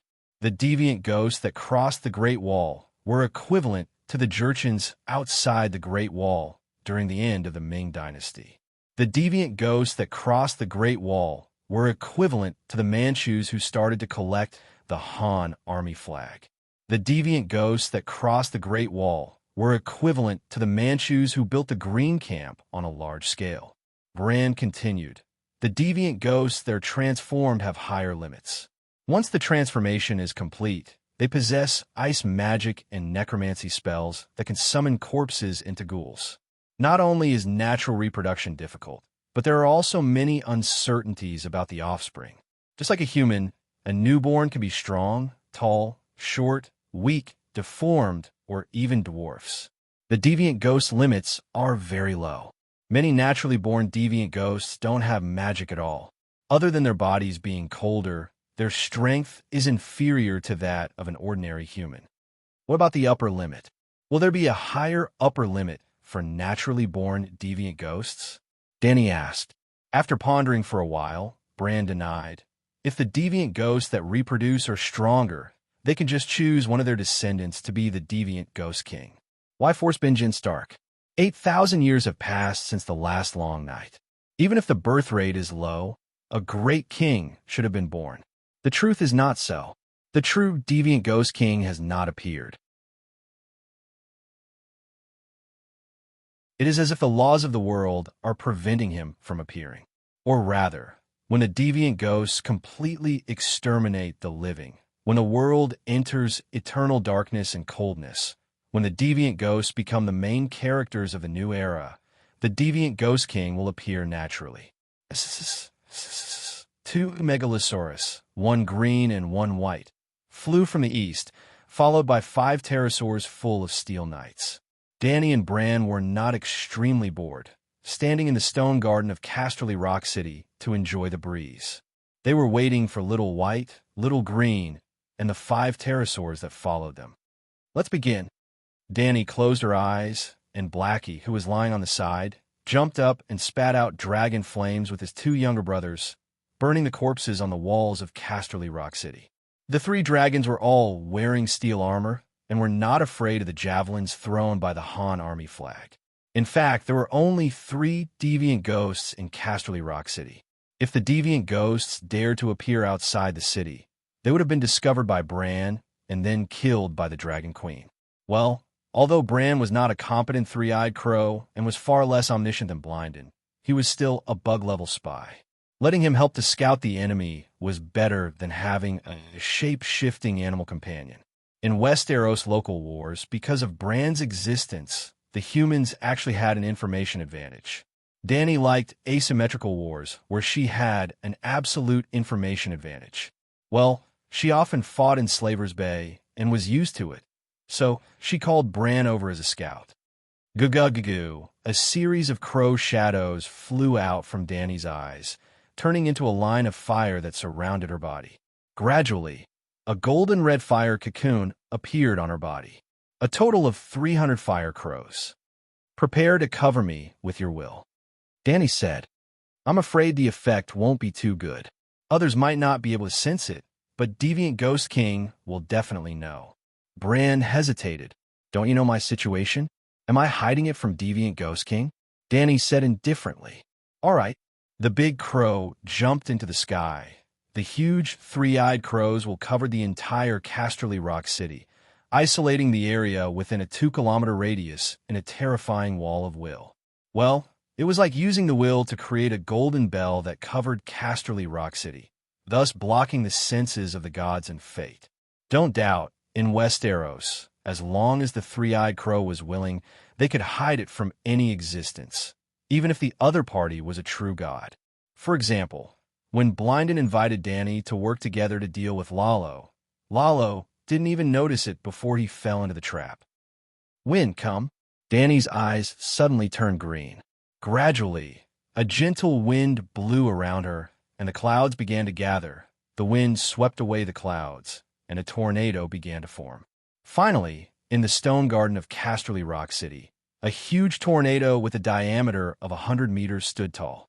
It was obvious that as the wind pillar above Casterly Rock City took shape, the howling northern wind within a 10-kilometer radius of Casterly Rock City weakened. Like the god of frost extracting the cold air of the north to cast white frost, Dragon Queen extracted the power of the surrounding northern wind and turned it into a tornado controlled by her. Power couldn't be created out of thin air. The true essence of magic was to take away what was lacking and make up for what was surplus. If the surplus was too much, it would become a forbidden spell. Domain, Bran said bitterly. How is this possible? You comprehended the wind domain in a month's time? It's just a prototype. Dany floated in the center of the tornado, her blue cloak fluttering in the wind like a banner. I thought you would comprehend the fire domain first, Bran said.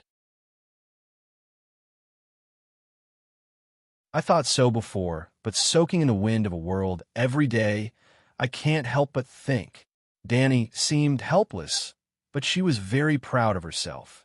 She had only comprehended the prototype of the wind domain the day before yesterday, and had never truly tested its power. Now that she had tried it out, the effect was too shocking. Previously, she only knew fire witchcraft and didn't know any proper wind witchcraft. But once she comprehended the domain, the first thing she did was to cast a forbidden spell. No wonder when she chased after the door god to ask for wind witchcraft. The door god said he didn't know any witchcraft. When pressed, he impatiently warned her, focus on the Song of Wind.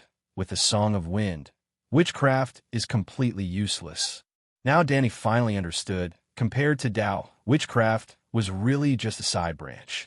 The tornado gradually expanded, and like a condom, it wrapped itself around Casterly Rock City, the Lannisters' second son.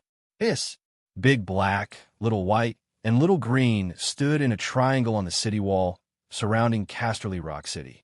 At this time, they all spat dragon flames at the tornado wall.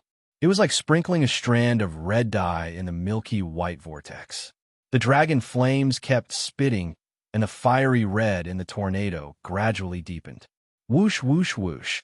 Then, the fire cocoon around Dany's body also expanded and fell to the bottom of Casterly Rock City, mixing with the dragon flames. Wind and fire complemented each other, and the wind carried the fire, pouring into the city gate at the bottom of Casterly Rock City. It was as if the tornado had turned into a cloud of red smoke, and Casterly Rock City was a vacuum cleaner, sucking the fire and wind into its stomach. As it inhaled, it spewed out. Casterly Rock City was divided into many levels, and each level had an open-air window.